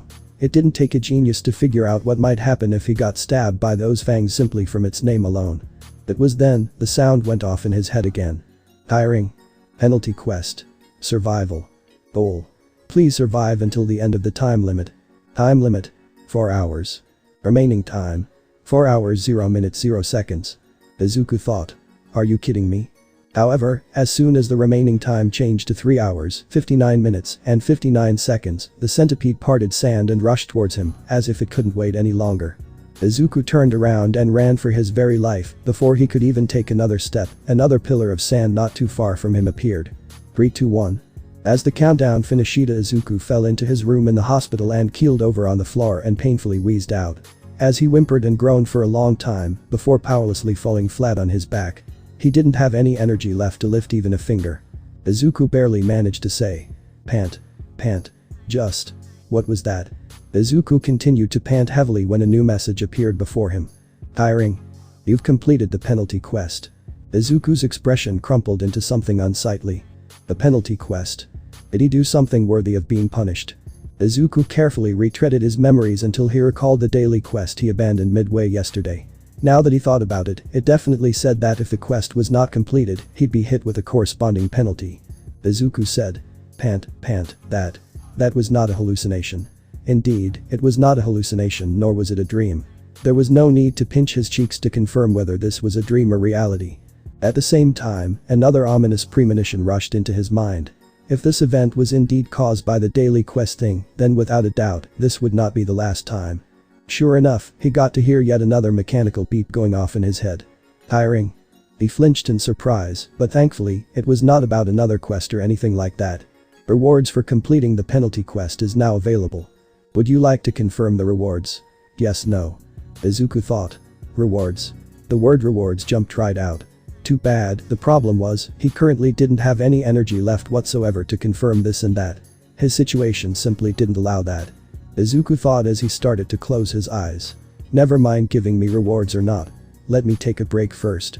His sights gradually blurred. Soon, Izuku fell into a deep slumber akin to a blackout. A nurse entered the room and said. Oh my gosh. What happened here? But Izuku didn't wake up as he was already in deep slumber as they picked him and put him back on the bed as they thought he just fell off the bed. Izuku's eyes opened to see the similar white ceiling panels as he quickly raised himself up, and the first thing he did was to check the time. The needles of the clock just went past 4:30, meaning he had 7 hours to complete the daily challenges. Izuku opened the mailbox. Tiring. Daily quest. Preparations to become strong. Push up 100 times. Incomplete 0-100. Sit up 100 times. Incomplete 0-100. Squat 100 times. Incomplete 0-100. Running 10 kilometers. Incomplete 0-10. Warning. Incompletion of daily quests will result in appropriate levels of punishment. Izuku said. It's the same thing, again. He groaned in annoyance. No, perhaps this was for the better. Rather than a quest with impossible or hard to understand goals, this was far more preferable, instead. Well, as long as he had enough time, he'd be able to complete this quest after all, although his body might suffer for a bit. Izuku got down to the floor this time and began the push-up and counted. 1. Obviously, he was not planning on being dragged to yet another suspicious place and get almost killed there and continued. 2. He got lucky the previous night and survived, but there was no guarantee that would happen tonight as well and again. 3. He raised his head a little and confirmed the contents of the quest and noticed that every time he performed a push-up, it was being recorded in real time as well. Tiring. You've completed 1 push-up. Push up 100 times. Incomplete 7/100ths. Tiring. You've completed 1 push-up. Push up 100 times. Incomplete 8/100ths. He wanted to make sure, so he only went down halfway and got back up, but as expected, that didn't count. Now he finally realized why the so-called push-ups of yesterday didn't count. He had to perform the proper push-ups or it wouldn't be counted at all and thought. Give him a break. Izuku was dumbfounded but didn't stop the exercise. He still had 50 more push-ups to go. After that, sit-ups, squats and running were waiting for him. 3 hours later. Press up 100 times. Complete 100/100ths. Sit up 100 times. Complete 100 100s. Squat 100 times. Complete 100 100s. Running 10 kilometers. Incomplete 9/10. Izuku was breathing ruggedly. Pant, pant, pant, pant. As he lapped the outer perimeter of the hospital once and arrived back in front of his room. He was currently bent over and panting out heavily. His heart felt like it might explode at any second, but he couldn't give up yet. Izuku thought. I worked so crazy hard until now, so no way I would. He somehow managed to open the door and took a step forward. When he did that. Tiring. Total distance ran. 10 kilometers. You've completed running 10 kilometers. It was finally over. As he had trouble breathing from running. Pant. Pant. Izuku fell down to his knees. His breath reeked of something sweet and bitter. His face and back were soaked in sweat. As Izuku tried to regulate his heavy, rough breathing while thick sweat drops continuously dripped down, a familiar message popped up in front of his eyes. Tiring. You've completed daily quest. Preparations to become strong. Completion rewards have arrived. Would you like to confirm? Yes, no. Izuku momentarily thought about forgetting about everything and simply laying down in defeat, but quickly changed his mind.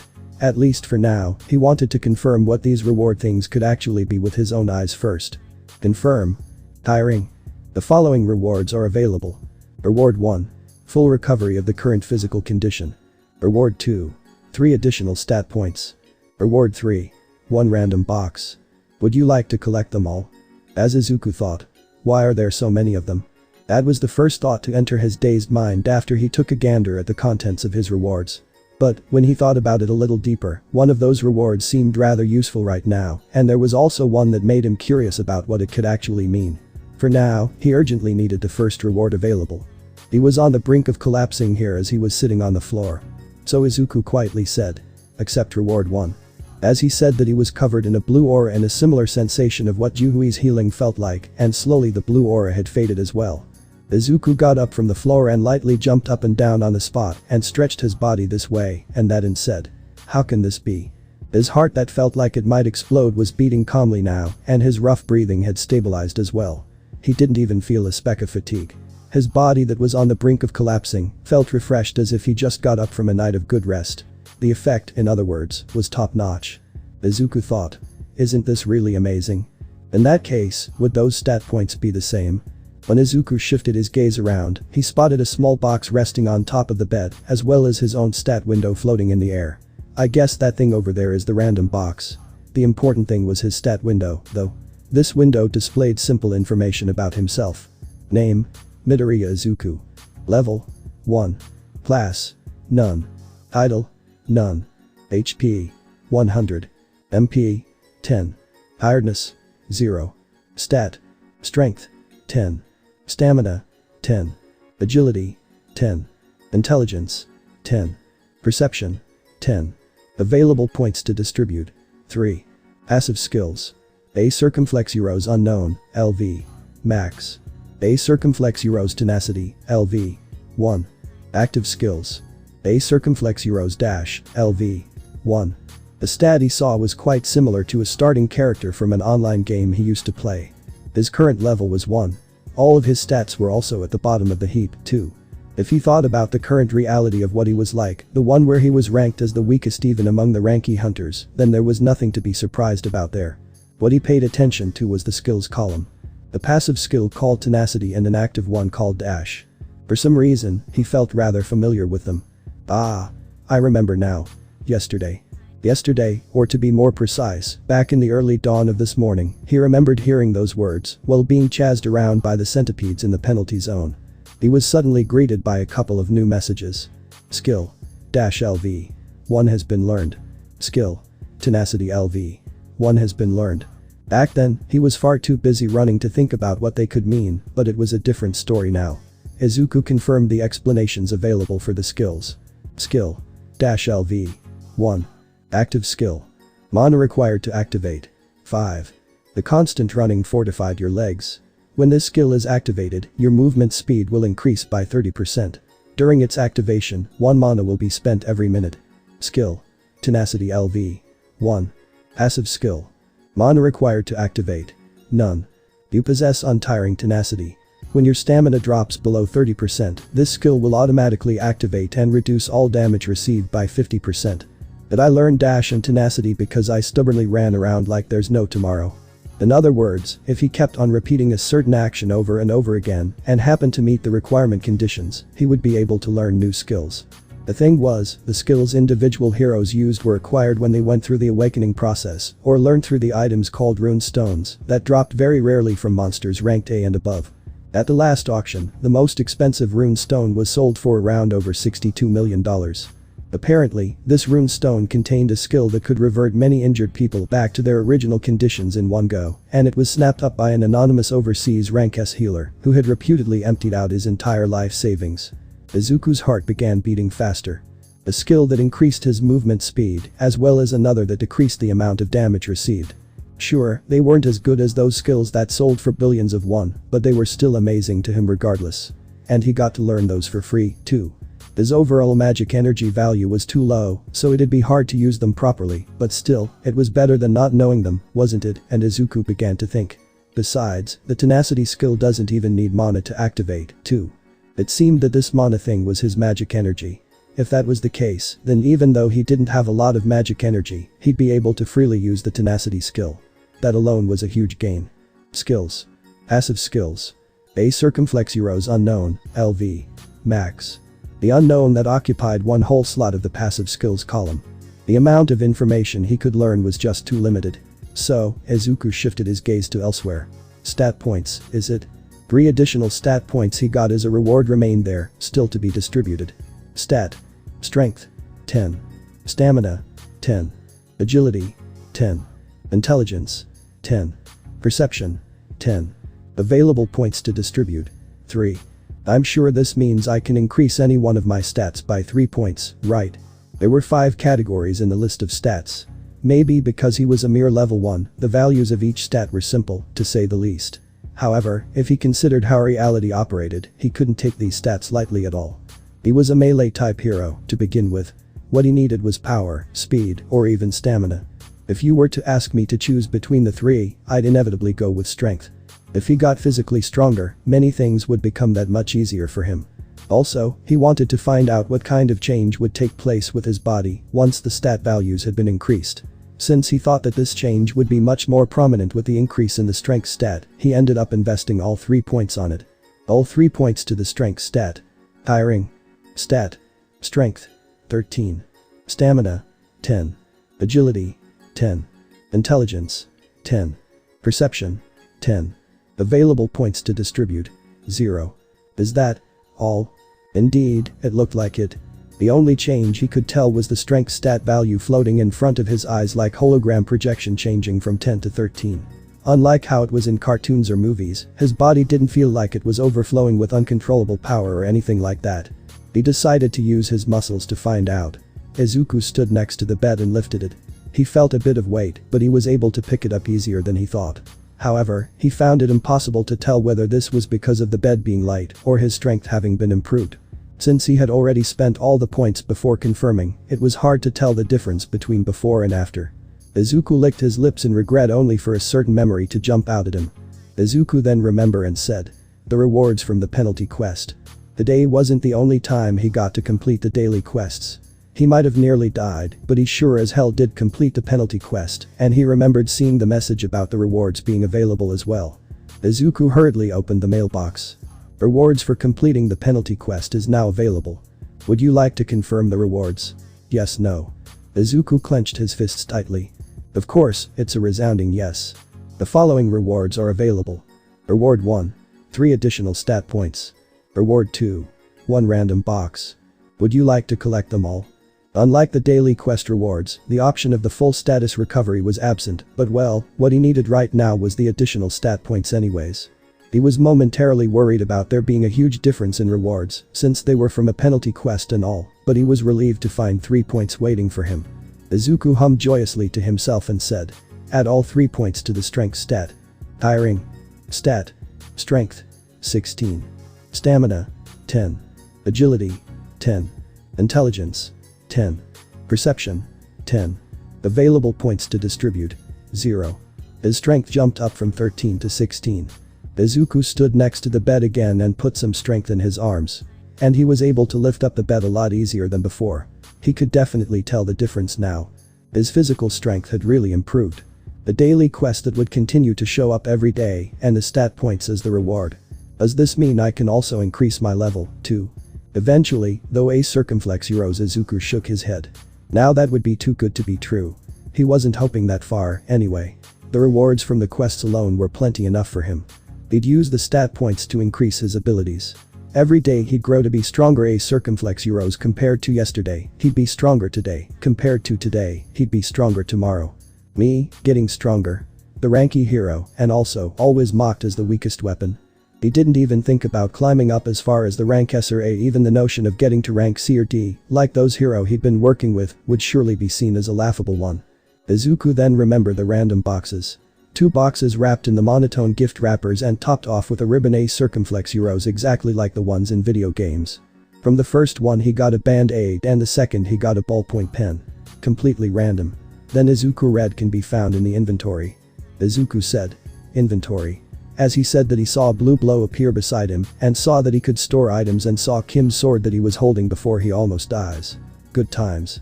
Izuku thought. They used me. This is a give and take world. To become strong. To become cold.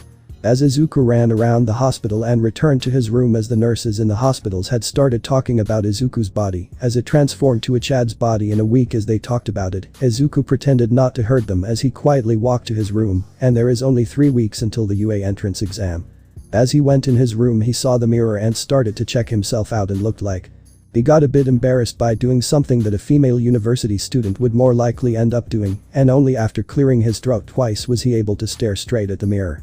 The thing was, though, he had definitely changed. His body was in the middle of a transformation.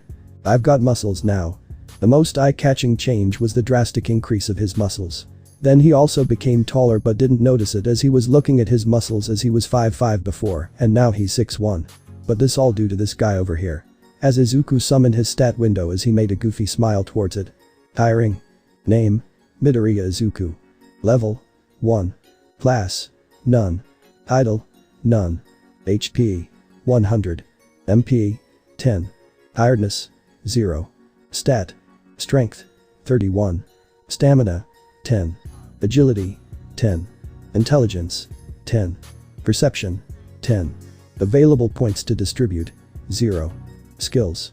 Passive skills. A circumflex heroes unknown, LV. Max. A circumflex heroes tenacity, LV. 1. Active skills. A circumflex heroes dash, LV. 1. His strength stat had gone past 30 already. Since he thought that it'd be hard to tell the kind of effects the increases in other stats would bring, he ended up investing all the points he earned on the strength stat, which seemed to be the easiest way to feel the change taking place within. Besides, strength played a key role when fighting monsters, so that was like killing 2 birds with 1 stone. My body wouldn't have transformed by this much just because I exercised for a few days. As Izuku had gotten more daily rewards and one day he had gotten a key that opens a gate he can fight in. As he thought 30 strength would be enough. Izuku looked at the key which gleamed brightly from the light. Thankfully, tests had shown that he was normal and healthy. Meaning, he could leave at any time he wanted. No, hang on a minute, it kinda felt like that both the hospital and the association wanted him to leave in the first place. So then it was Izuku's last day at the hospital and he walked out the door and took the gate key out and it read. Is it now time to check this little guy out, then? The information on the key floated up in green letters. Item. Dungeon key.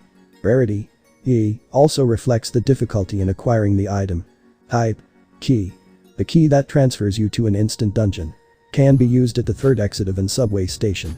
He found this key inside one of the random boxes he got as the daily quest rewards.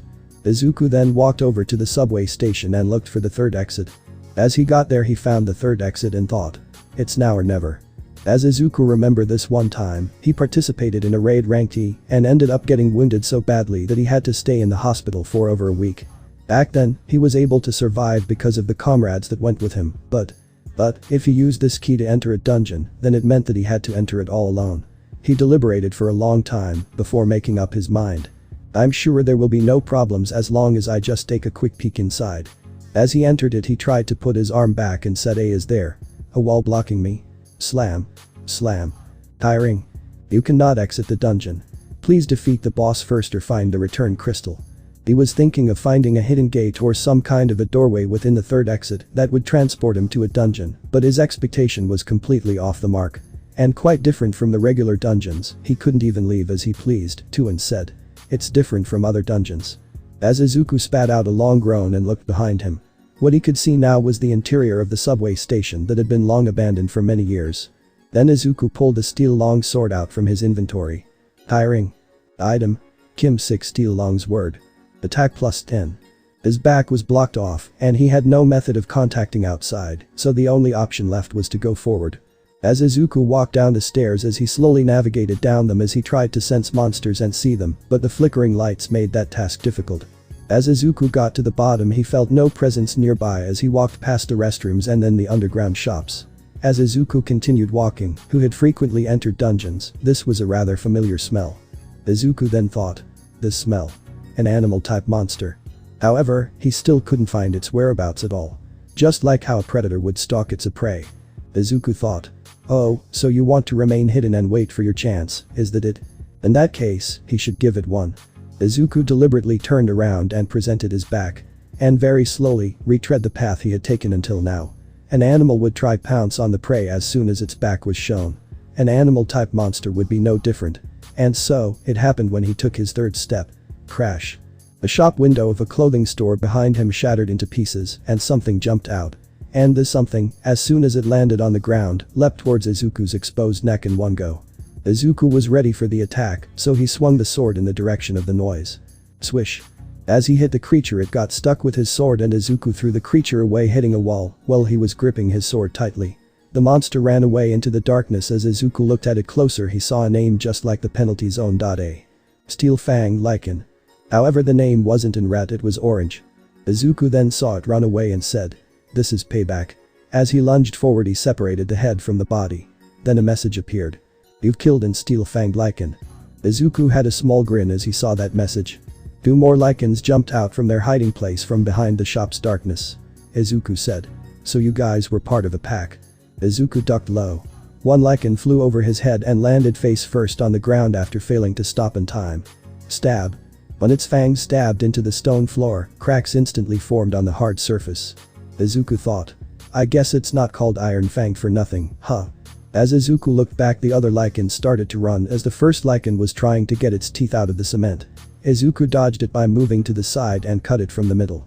You've killed an steel fanged lichen. Izuku couldn't celebrate as there was still one remaining. But he heard a similar sound. Try ring. Level up. Izuku then thought. My level rose. Izuku quickly opened the status window to check what happened as he backpedaled from the lichen. Stat. Name. Midoriya Izuku. Level. 2. Class. None. Title. None. HP. 205. MP. 22. Tiredness. 0. Stat. Strength. 32. Stamina. 11. Agility. 11. Intelligence. 11. Perception. 11. Available points to distribute. 0. Skills. Passive skills. A circumflex Euros unknown, LV. Max. A circumflex Euros tenacity, LV. 1. Active skills. A circumflex Euros dash, LV. 1. His level really did go up. When he leveled up one stat point was added to each category. So it was also possible to improve his stats through leveling up, too. The remaining lichen ran away, but Izuku didn't care as he found an item. You found the item. The canine of a lichen. Take it. Sure thing. Item. The canine of a lichen. Rarity. None. Type. Miscellaneous. The large and sharp canine of a lichen. Can be stored in the inventory or can be sold at the store. Izuku said. There's a store. Holy, this is exactly like an RPG. Izuku gnashed his teeth and tried to summon this store thing. Store. He couldn't help but feel his anticipation build up, wondering if a shop with a signboard declaring store and manned by an NPC merchant, kinda-like from video games, might really appear before him. However, what appeared instead was a bunch of green letters floating in the air like hologram projections, just like when he accessed his mailbox. And there were only 2 words there, too. Buy and sell. What a simple tactic store this was. Izuku selected buy. He didn't have a single cent in his pockets, but he was still curious about the stuff available within the store. Unfortunately for him, the store turned out to be one cold customer. Your level is too low to access the buy function. It then changed back to sell. Will you sell item? The canine of a lichen. Yup. With the clinging sounds of coins, his inventory appeared next. Right at the bottom of the display, in the column saying gold, he could see the number 20 appearing there. That space had been empty yesterday, Izuku then thought. 20 gold, eh? Izuku started to look around for more heads. Growl. Growl. But as he turned around, the lichen that ran away found its friends. Just by looking at them there were around 20, and Izuku said. 400 coins for me. Izuku tightly grasped the sword and spoke up. With the exception of your canines, I'm gonna massacre all of you. When the chilling glare of a man who was obsessed about making money landed on the lichens, they became intimidated and shuddered slightly. It was at this point that Izuku pounced on them without mercy. As he killed and killed, they were all killed without any mercy. Level up. Level up. Level up. Level up. Level up. As he expected, his levels rose up quite quickly. Simply from searching every nook and cranny of the first floor and killing all the lichens he could find, Izuku's level shot right up to 7. He had jumped up 5 flights of stairs, in other words. As the remaining lichen. Whimper. When he caught up and killed the very last monster running desperately away from him, a strange message popped up into his view. Hiring. You have acquired the title. Slaughter of Wolves. Izuku in confusion said. A title. Title. Slaughter of Wolves. The title given to a hunter skilled in hunting wolves. When facing animal-type monsters, all of your stats will increase by 40%. When he opened his status window to take a look, the title column indeed had been updated. Name. Midoriya Izuku. Level. 7. Class. None. Title. Slaughter of Wolves. HP. 766. MP. 81. Tiredness. 3. Stat. Strength. 37. Stamina. 16. Agility. 16. Intelligence. 16. Perception. 16. Available points to distribute. 0. Skills. Passive skills. A circumflex Euros unknown, LV. Max. A circumflex Euros tenacity, LV. 1. Active skills. A circumflex Euros dash, LV. 1. The bonus boost to his stats when fighting against animal-type monsters. Although the effect was a bit restricted, still, having his stats increase by 40%, now that didn't sound too bad at all. 34 wolf canines, 2 rusted daggers, a set of traveler's clothes, and 1 return crystal. While killing these wolves, he learned that he could sometimes find loot from their bellies. Of course, none of them was all that useful. They were all trash that you can sell except the return crystal. Current gold. 1060. Izuku couldn't celebrate now because he found himself on a crossroads. In front, the stairs leading down to the second floor. And in his hand, a single return crystal grasped tightly. Izuku now had to make the decision. Do I continue on, or do I back out? In the past he would have retreated. But now it's different. No, he's different now, not the weak old Izuku Midoriya, and said to himself. I've retreated enough times already, right? Izuku then put the return crystal in the inventory and headed down to the second floor. Level up. Level up. Unlike the dungeons of the gates, there was a thing called respawn within the instant dungeon. While he was sweeping away every single monster found on the second floor, all the monsters on the first respawned. While he went back upstairs to deal with them, monsters on the second floor respawned. So on and so forth. Level up. Level up. Izuku hopped between the first and second floor and killed monsters until his level no longer rose up and thought. Who knows when I'll ever run into another opportunity like this one. Along the way, he got so used to this place that he was able to predict from where and how the monsters would try to attack him and quietly said to himself. A monkey falling from the ceiling. He lightly evaded the claws of the monkey-type monster falling from the ceiling and stabbed it in the chest with his sword. And then. Geek. Izuku said. 1 cat each from left and right. And then, he orderly sliced the necks of the Black Panther-like creatures jumping at him from his sides. Kayak. Hawk. You've killed a Blade Claw Briga. You've killed a Black Shadow Raisin. You've killed a Black Shadow Raisin. And with these 3, he had arrived at the end of the second floor. He had cleared out the second floor once more. However, his level hadn't been moving from 15 for a long time now. It seemed that reaching that high was the limit for the first 2 floors. Izuku looked to his side and said. Stats. Stat. Strength. 45. Stamina. 24. Agility. 24. Intelligence. 24. Perception. 24. Available points to distribute. 0. With him being level 15, his stats had risen up by quite a lot. His agility was now almost at 25. He finally got to feel the difference between the agility and the strength stat when the former hit the value of 20. The agility did not increase his speed, but rather, it was as if the opponent's movement had become far slower in his perception, instead in thought. It's exactly like watching a slow-motion video. Izuku recalled the message he saw back by the entrance of this instant dungeon. You cannot exit the dungeon. Please defeat the boss first or find the return crystal. Izuku gripped the sword tightly with both of his hands, slowly descended the steps. Could he have been mistaken when the steps felt unusually longer than before?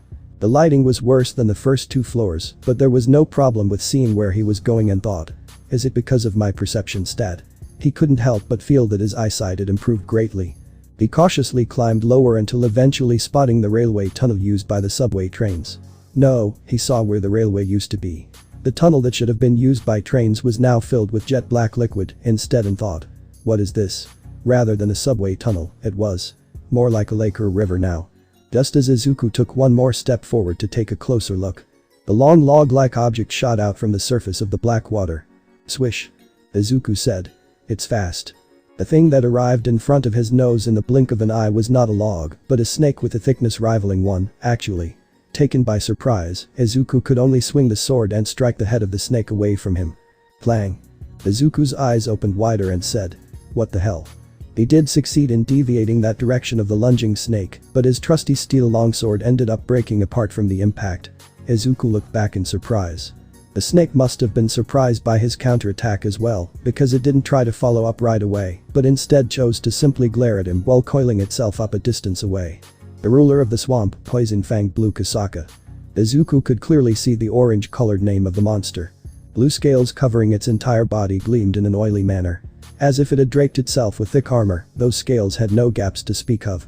Sword strikes wouldn't have worked in the first place. It'd be the same story for punches, too. When Izuku's thoughts arrived there, the Kasaka must have finished its own analysis on its prey, because it finally lunged at him once more. No matter how one looked at it, it was a frightening turn of speed, that's for sure. Sweesh. Izuku narrowed his eyes. It's coming. When he concentrated hard, he could now clearly see the attack of the Kasaka, which was something he couldn't even properly decipher in the beginning. This was all due to the increased agility stat. But that wasn't enough as the Kasaka slithered toward Izuku at unriveting speeds, and Izuku tried to dodge by moving to the side, and it still swayed a tail to the side to smack Izuku in the wall. Izuku got up. Izuku then lunged straight at Kasaka and thought. I raised my strength as high as I could. I can kill it. Izuku swiftly sidestepped to dodge the Kasaka, and he wrapped his arms around the creature's neck and put it in a headlock. An unbelievably powerful pressure tightened around the snake's main artery. The snake could not escape from his grip and thrashed around as if it was in pain. Izuku gritted his teeth and strengthened his arms even more. Slam. Boom. Izuku's body slammed against the walls and on the floor, but he never released his arms and thought. If I didn't raise my levels as high as I could before coming here. However, all kinds of thoughts still swirled in Izuku's head. If he didn't raise his level to the limit. If his strength stat wasn't so logically high. Then, he'd have gone through incredible hell in order to kill the Kasaka. No, he might even have died here. So, his decision not to come down right away proved to be the smart one. His choice was indeed the right one. Crack. Accompanied by a rather awful noise, the skull of Kasaka gave in and cracked apart. You have killed the ruler of the swamp, Poison Fang Blue Kasaka. Level up. Level up. As expected of a boss mob. His level rose up by 2 after killing the Kasaka. Tiring. You have discovered item. Poison Fang of Kasaka. Take it. You have discovered item. Poison Sack of Kasaka. Take it. Take them all. As soon as he said those words, a dagger made out of a bone and a small pouch with liquid in it appeared on his palms. Item. Poison Fang of Kasaka. Rarity. C. Type. Dagger. Attack plus 25. The dagger fashioned from the poison fang of the Kasaka. There are traces of the Kasaka's poison on it, so when attacking, it will cause paralysis and bleeding status effects. Can be stored in the inventory, or can be sold at the store. Status effect paralysis. The target will be unable to move. Success rate is fixed. Status effect bleeding. The target stamina will be reduced by 1% per second. Izuku nodded his head. The dagger made not out of bone, but from the fang, huh. It's not a bad item with those options, yeah. Next up was the pouch. Item. Poison Sack of Kasaka. Rarity. A. Type. Medicine. The pouch containing the refined poison of the Kasaka. Can be found very rarely when hunting Kasakas. Drinking this poison will give you strong skin, but the toxicity will permanently damage your muscles. Effect, the iron scales of Kasaka. 20% reduction in physical damage. Side effect, damaged muscles. Strength -35. It was a painful loss for Izuku as he put both things in his inventory and a new message popped up. But the death of the boss, the interior of the dungeon will revert back to its original state. Suddenly, his sights blurred for a bit and then they were restored back to normal, along with a slight bit of dizziness assaulting his senses. When he took a look around, he found himself inside a normal subway station. The lights overhead shone brightly and the black liquid filling up the tunnel was all gone, too, and Izuku said. But, where is everyone? If it weren't for his tiredness stat being refreshed every time he leveled up, he'd have keeled over from the accumulated fatigue several times by now. Izuku walked out of the subway and he raised his head. He saw a soldier wielding a rifle and the Solider said, "Who are you? Why are you coming out from there? Haven't you heard the broadcasts?" The expression of the soldier was so serious that even Izuku's own expression hardened in an instant. Did something happen? The soldier approached closer, but then, he spotted the broken sword in Izuku's hand. After it broke, it could no longer be stored in the inventory and Izuku didn't feel like leaving it behind, so he just carried it outside like this. The crumpled expression of the soldier lightened up in an instant and said, "Are you a hero by any chance?" Izuku said, "Yes." The Solider said, "Ah, please forgive me. This way, please. Let me guide you there." Izuku thought. A gate must have opened up nearby. The soldier's expression brightened after he received the radio transmission. "I've received a word that the monsters in the vicinity have been dealt with and only the biggest one remains." Izuku nodded his head. "That thing is the boss." Soon enough, the creature could be seen in the distance. In the empty open space not too far from him, a dozen or so heroes were surrounding a giant made out of rock. It was as tall as a telephone pole. It was a golem-type monster. The soldier spat out a gasp of fear as he took a step backwards. Perhaps it was his first time seeing one, since the moment he saw it, his entire body had stiffened noticeably. But then again, most people would react in a similar fashion. The difference between seeing a monster for real and seeing it on a TV or a computer monitor was like heaven and earth, after all. Unlike him, Izuku remained calm and observed the unfolding situation and some said, "Healers. Concentrate your healing on the tanker, eh?" Then of the healers said, "We're also doing our best." Then a swordsman said, "Why isn't it dying already?" The tanker yelled, "What are the damage dealers doing? It's not even remotely close enough to dying, is it?" The swordsman yelled, "The monster's defenses are too strong. And we just don't have enough magic-type heroes in our group." Because they had been summoned out here in haste, none of them seemed to be high-ranked heroes. Both their defenses and attacks didn't look that effective at all. Because of that, heroes couldn't avoid being embroiled in the protracted battle of attrition. Boom. When the golem slammed its massive stone fist downward, the hero acting as the tanker had no choice but to kneel down just for a brief second. Kyo-hyok. The tanker vomited out a mouthful of blood. The healer yelled. "And no. The tanker might die at this rate." The mage said, "What do you want me to do? My magic energy reserve is completely empty, you know. Hasn't the support from high-rank heroes arrived yet?" These heroes looked like they had reached their limit. Izuku's gaze, as he took all of these in, gleamed quite sharply and thought, "If it's only that much. I can do this." Izuku slowly took several steps back. This golem-type boss might possess the high defense, but its rank was probably lower than its scary outer appearance might suggest. Just from the aura it emitted, it was definitely weaker than the boss of the instant dungeon, the poison-fanged blue whatever, and Izuku thought. So, if I could just render its high defenses to nothing. What's needed right now was a powerful strike that could penetrate past that dumb rock giant's defenses. Izuku got to enough distance away and took a position of throwing something. The muscles in the arm holding the broken sword began swelling up quite violently out of the blue. Thick pulsing veins even popped up on the back of his hand, too. All of his physical strength was concentrated in his right arm. A short while after that, the arm pulled back taut like the string of a bow was shot forward at the speed of sound, and Izuku yelled, "Go." The tanker was gasping for air, and the view was slowly becoming dark. His shield began forming cracks. The magic energy from the healers and mages depleted as well. At this rate they all might die. The tanker yelled, "Leave this to me and you all gotta." As he wanted to save his teammates at that moment he saw something small and silver in the air, and it was fast. As he saw that an explosion was heard and then he looked at the golem, it was headless, and saw the golem start to tumble, and the others started to celebrate that they defeated the monster, but only the tanker knew. The tanker quietly said, "Just what did destroy the head of this rock giant?" Li Han thought out aloud and searched around. Eventually, he discovered the remnants of a broken sword. Although there were some traces of magic energy within it, it was basically a cheap plain steel sword. Then Lee thought. What?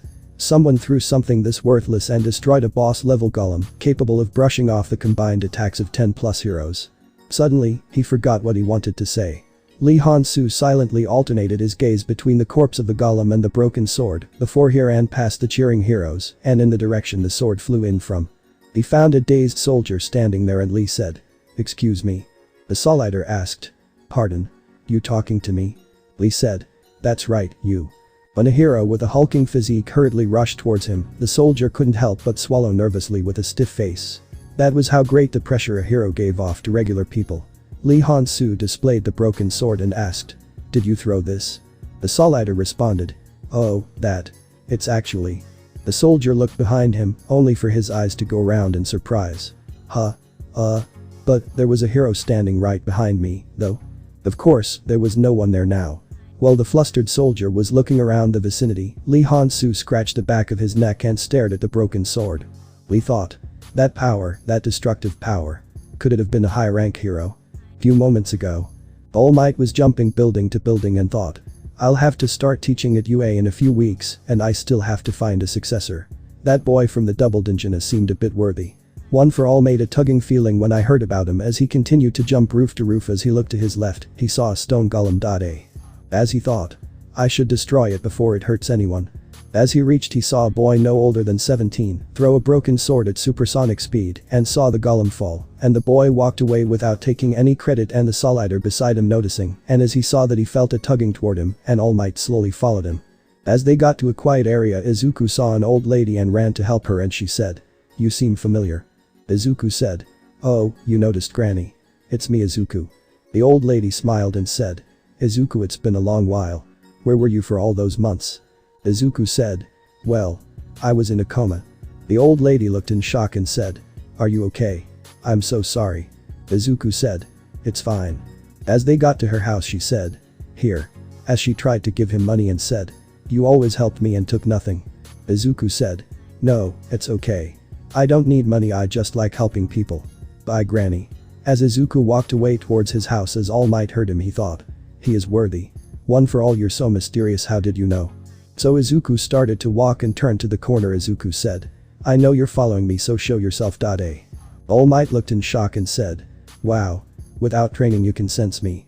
Izuku turned around and saw All Might and started to fanboy him and said, "All Might, I'm a big fan, sorry I talked to you in such ignorant behavior, please forgive me, I thought you were someone bad." As he bowed really fast. All Might said, "Young." Izuku said, "Midoriya." All Might said, "Well, young Midoriya, I have a proposition for you." Izuku said, "For me? Why? I'll do anything for you, All Might." "Sorry. Yes."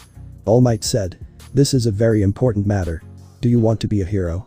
Izuku said, "I've imagined to save everyone with a smile on my face like you." All Might internally smiled hearing what he said. "Well, young Midoriya. Of all the people at the scene, only you took down the golem with a single punch and left without credit. You helped people without taking money. You are a true hero, my young boy. You're the one who's worthy to inherit my strength." Izuku said, "Wow. I don't know how to thank you, All Might. I looked up to you my entire life." All Might said, "You'll try your hardest to absorb my power." Izuku said, "Your power?" All Might said, "My quirk."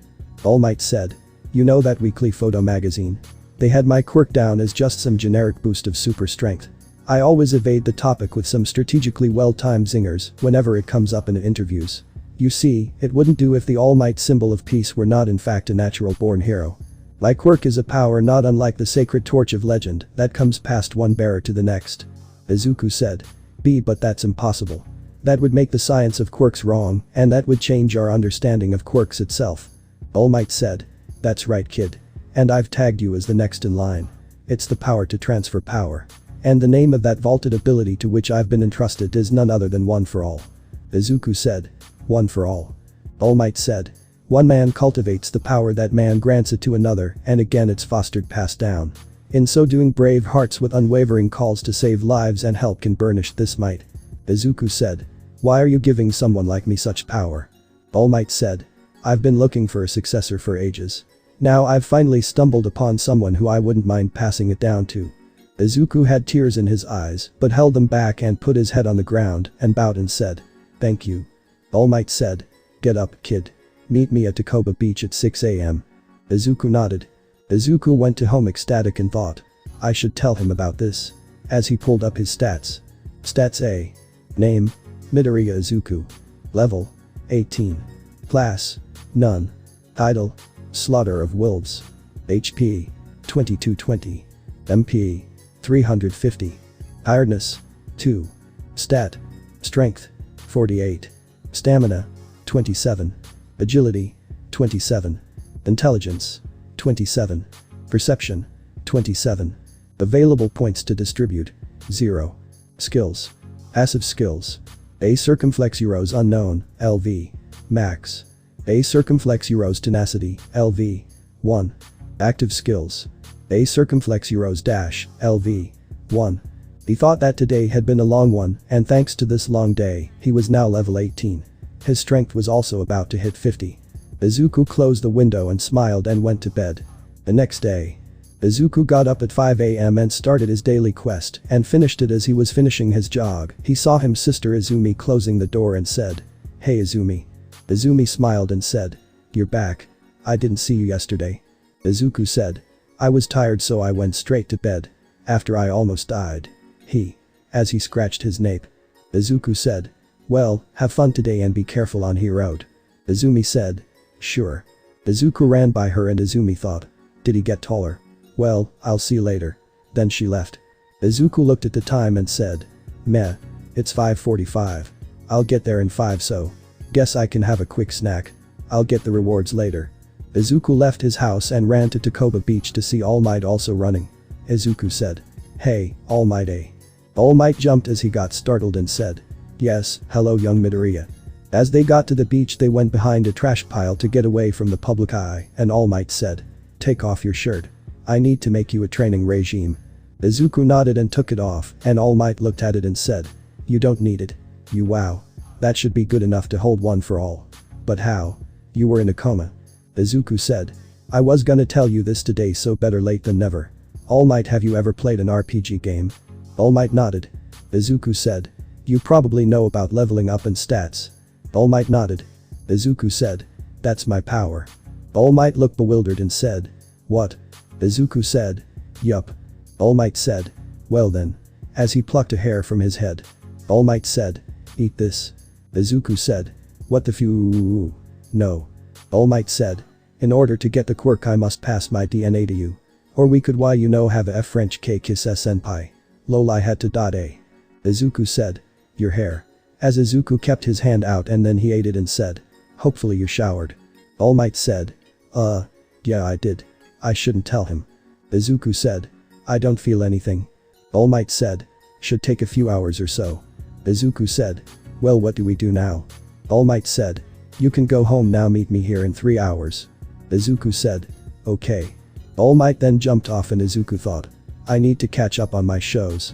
Izuku then ran to his house and watched TV and then ate some breakfast and left and saw All Might waiting for him, and Izuku said, "Hey All Might." All Might smiled and said, "Hello, again young Midoriya. Are you ready to use your new quirk?" Izuku nodded. All Might said, "It should probably be in your system by now. So close your eyes and clench your butt and yell smash." As Izuku was about to do that he saw the system popped up.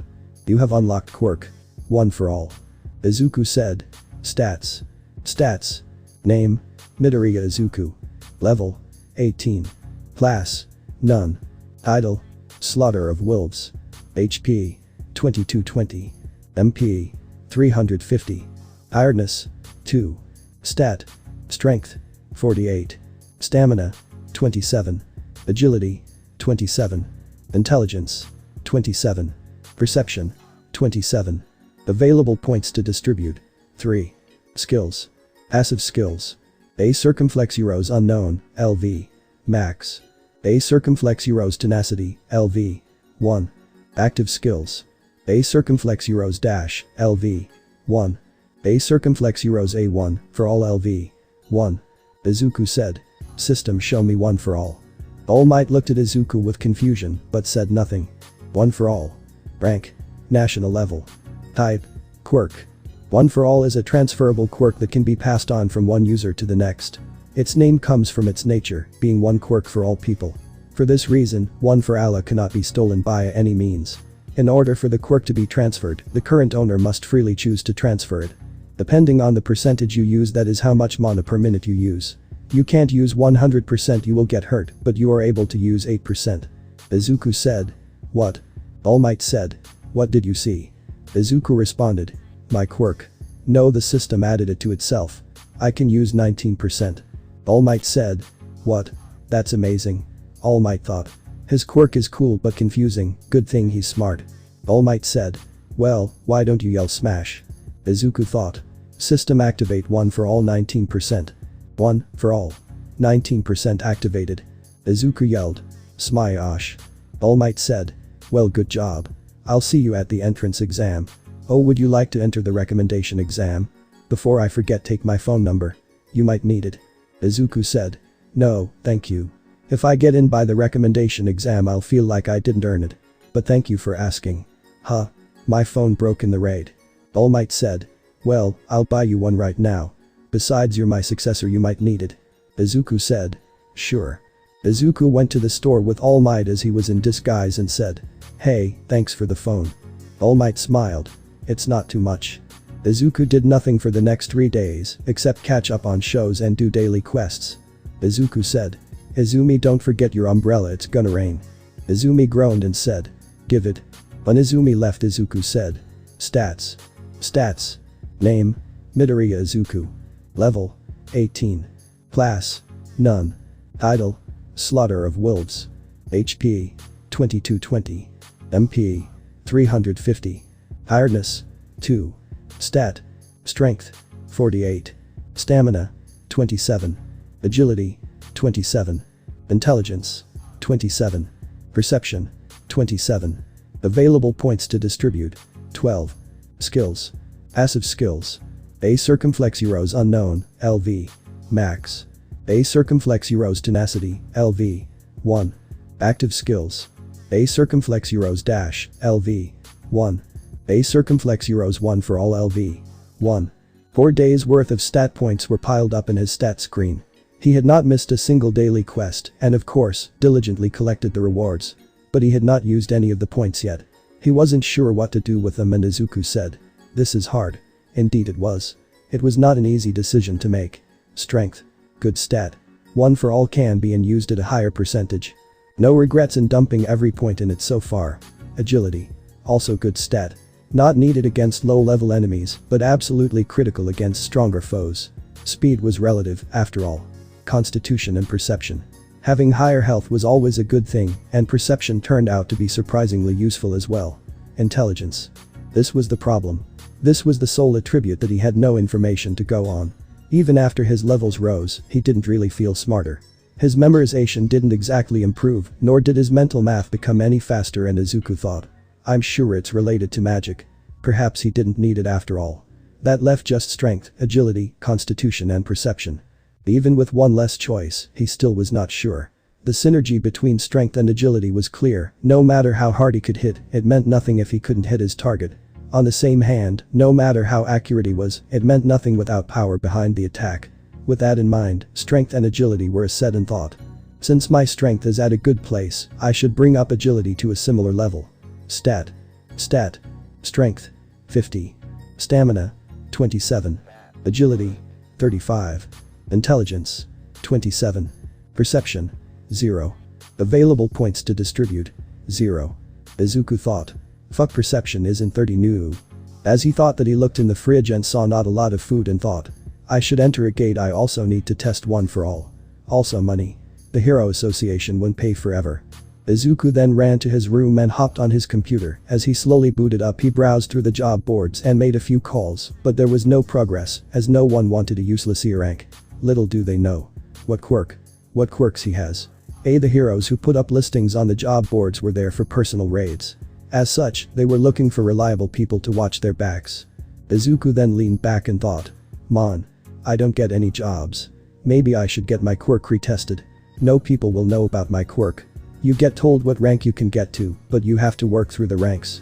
So when they see E rank, they immediately ignore me.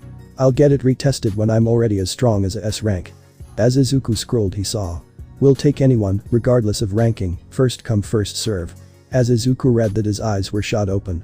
Izuku gave a brief introduction and asked about the job posting. The man said. Ah, you're an E rank. The response was better than he had hoped. The man continued. That's fine. You just have to come and help us fill the headcount. But since it's a C rank gate, you probably won't be much help in the fighting. So we'll have to leave you out of the loot distribution. Instead, we'll give you a flat amount of 191,914.04 yen. How's that sound? Could you make it? Flat amount of 191,914.04 yen. It was an incredible compensation for just filling the headcount. The conditions were not that bad. Although regrettable that he'd be excluded from the loot, he could not let 191,914.04 yen slip out of his hands, and Izuku thought. For now, let's start with this. An opportunity like this didn't come every day. 191,914.04 yen would be more than enough for the month. Izuku accepted the proposition and said. I'll be there in 15 minutes. As Izuku reached the area he saw 9 people waiting for him. It was a large hairy man. He greeted Izuku with a delicate smile and said. Izuku Midoriya-san. Izuku said. Yeah. The man briefly introduced his teammates. 8 of the heroes, including himself, were a group that had been working together for a long time. The 9th hero, like Izuku, came after seeing the job post to fill the headcount. As he greeted his teammates, Izuku looked over their faces. Due to his raised perception stat, he was able to discern the relative strength between the gathered heroes and thought. 5 of them are about the same level. 4 of them below. So it's 5 C ranks and 4 D ranks. Raiding a C rank gate had rules. It required a minimum of 10 people, and half of the party had to be at least C rank. Only then, the association would give raiding permission. It seemed like their need for Izuku just to fill the headcount was true. The leader said. Now that we've all been introduced, I'll explain a few things. Huang Dong, a C rank hero, had a relaxed face born from experience. As he began to explain the various rules and warnings in this raid, someone approached Izuku and said. So looks like we're both Tagalongs. The young man with a bright face was the other hero recruited by Huang Dong to fill the headcount. However, unlike Izuku, he was not a non-combatant. He was a D ranker who would be participating in battle. His name was Yu Jin, 22 years old. Izuku greeted him with a light bow of his head and turned back to Huang Dong. Yu, who had hoped for a conversation, scratched his head and returned to his spot. Huang Dong laughed and clapped his hands and said. Alright then, I'll stop the explanations here. Let's head on in. Everyone began the last-minute preparation before heading to the gate. Huang said. Before that, if you two could just sign this real quick. Huang Dong handed Izuku and Yu a piece of paper. It was a simple contract and Huang said. You just have to write your name at the end and sign. Izuku's contract stated that he would not be involved in combat or be given part of the loot. Instead, he would receive a 191,914.04 yen at the end of the raid. It was same as the conversation Izuku had over the phone. However, a line at the end caught Izuku's eye. No matter what accident befalls in the dungeon, they would not take any responsibility. Compared to an official raid under the association, a private raid had no compensation if something happened. Heroes could not even obtain insurance, their lives involved too much danger. Reading the line, it officially hit Izuku that he had entered a raiding party. Before signing, Izuku asked Huang. So what do you need me to do? Huang said. Not much, just follow us around and carry the baggage. Izuku said. Baggage. Huang gestured to a large backpack his teammates were unloading from a car. Huang said. Inside it are food, clothes, equipment, first aid kit, etc. Wait, a first aid kit in a dungeon? Izuku asked. Are we going in without a healer? Huang said. You should know, it's really hard to get a healer class hero for a personal raiding party. We've always been like this. Huang laughed awkwardly. A raiding party formed at the last minute, only going in with a minimum headcount. A filler member who mistook the raid for a social gathering. And now, the news that there were no healers in the party, only tankers and dealers. Izuku swallowed his laugh and thought. They're all scrubs. Still, the reason he was able to sign the contract was not because of the 191,914.04 yen. It was because he was confident in his abilities to protect himself, and Huang said. Here you go. As Izuku took the bag and carried it by the strap effortlessly. Huang checked the 2 men's signatures, then proclaimed loudly. Then, let's go. As they turned the corner they saw a massive black hole and someone said. Huang, are you sure this is a C rank gate? Huang said. Do you think the association would ever lie? I heard they checked this gate twice with a scanner.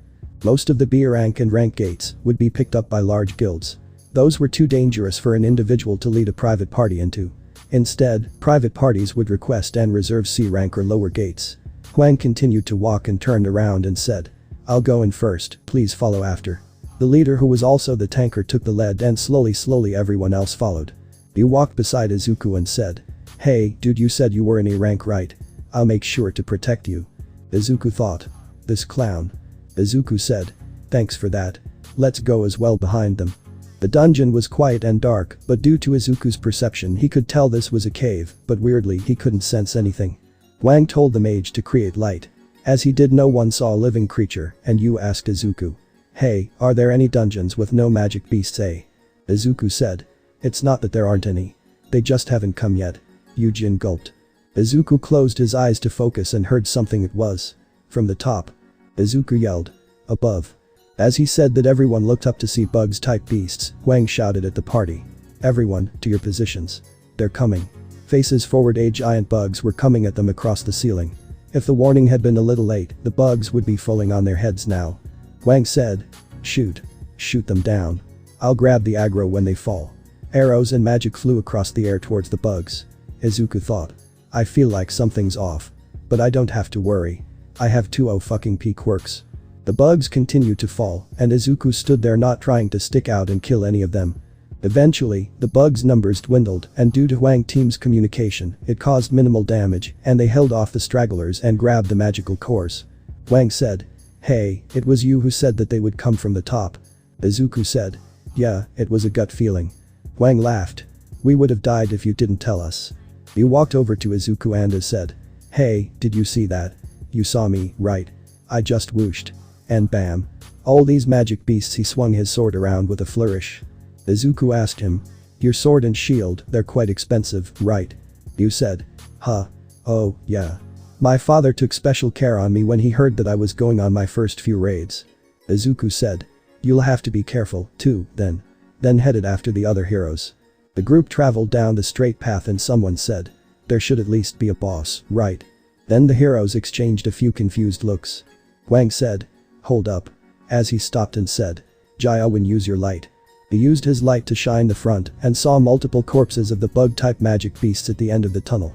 Someone said, "It's the boss room." Huang nodded and said, "Everyone get ready." Jiawen shined the light in the room. As the shining light went in the room, they saw a large amount of jewel-like rocks embedded on the walls, and Huang said, "It's mana crystals." One of the heroes, quick with his calculations, started counting the crystals and said, "If we got all of it out, it'd be roughly 1 billion. If we divided it by 9 shares, each person could walk away with over 100 million. The big smile appeared on the heroes listening. Suddenly, Yu, who was standing next to Izuku, poked Izuku's sides with his elbows. "Hey, give me your contract for a second." Izuku said, "The contract?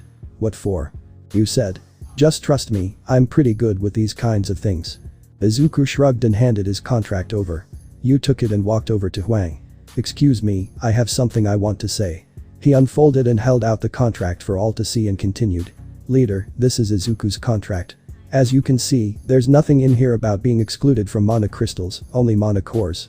This was different than magic cores only going to those who took down the magic beasts. As such, the mana crystals should be divided up 10 ways, not 9. Wang stepped in front of them with a smile and said, "Of course, we'll divide it up across all of us. I know this. But there's something we have to take care of first." Wang pointed forward with his finger. Yu got startled for a second. He saw a giant spider resting in a faraway corner. Yu started walking backwards after discovering the creature and covered his mouth. Thankfully, the spider did not move. It appeared to be sleeping. The lifeless husks of bugs littered its surroundings. The half-eaten corpses reminded the heroes of leftover food sitting at the bottom of a garbage can. Wanga gathered the heroes, including Izuku and Yu. Wang said, "As you're all aware, if the boss goes down, the gate will start closing. So why don't we mine all the mana crystals before we take the spider down?" They all nodded in agreement. Huang turned to a bald hero and said, "Chioljan, did you grab the gear?" Chioljan shook his head. Wang said, "No. Who would have thought to find mana crystals in a C-rank dungeon? I left all the mining gear back in the car." Chioljan said, Sorry, really sorry."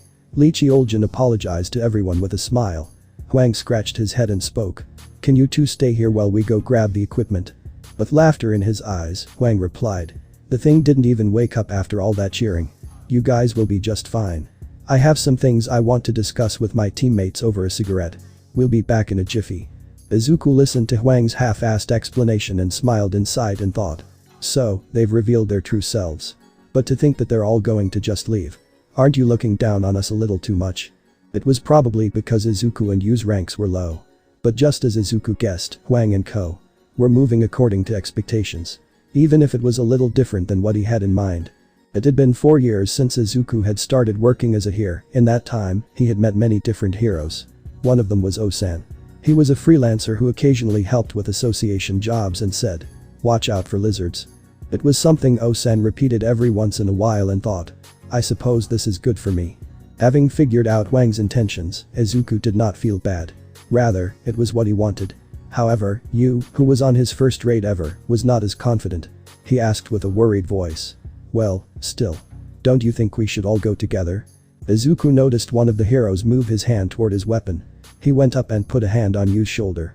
It's alright. We'll stay behind and watch the spot. The hero's hand stopped. Yu looked at him with a pleading expression, but Izuku did not respond and instead lightly shook his head. The young man was annoying, but he couldn't let him die just like that. After all, even with no benefit to himself, Yu tried to help Izuku out with the contract earlier. Wang smiled at the two. Our car's parked right in front. We won't take long. See you soon, then. And the 8 heroes left the boss room. Wang said. Alright, block the entrance and let's go out for a smoke. The mage responded. Yes, boss.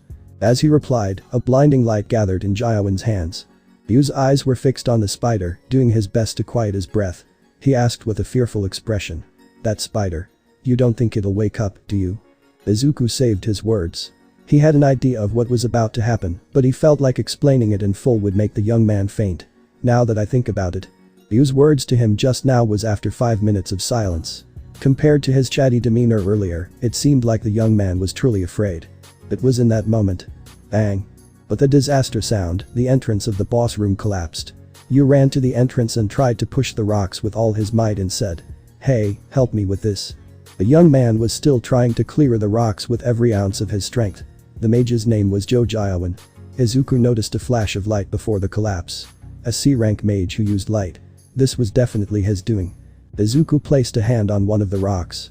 I could get out of this easily. He was able to feel the weight of the stone through his touch.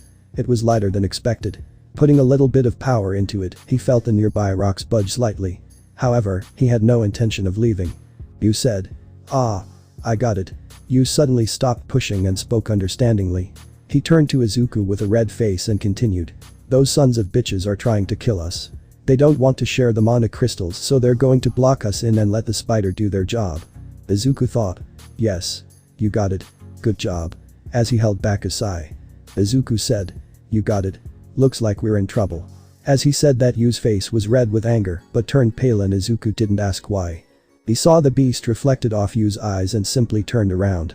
The spider, having woke up from the sound, was slowly moving his giant body. Size of a house. Dozens of eyes. Terrifying mandibles. Long, thick legs. Seeing the thing in motion made it seem much more terrifying than when it was sleeping. Yu began to tremble in terror.